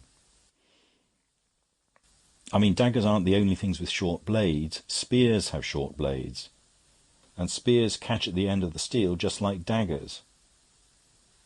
If they're that sort of fancy spear they had in theatres, like the spear poor old Parkinson killed his wife with, just when she had sent for me to settle their family troubles, and I came just too late. God forgive me. But he died penitent. He died of being penitent. He couldn't bear what he had done." The general impression in court was that the little priest who was gobbling away had literally gone mad in the box. But the judge still looked at him with bright and steady eyes of interest, and the counsel for the defence went on with his questions unperturbed.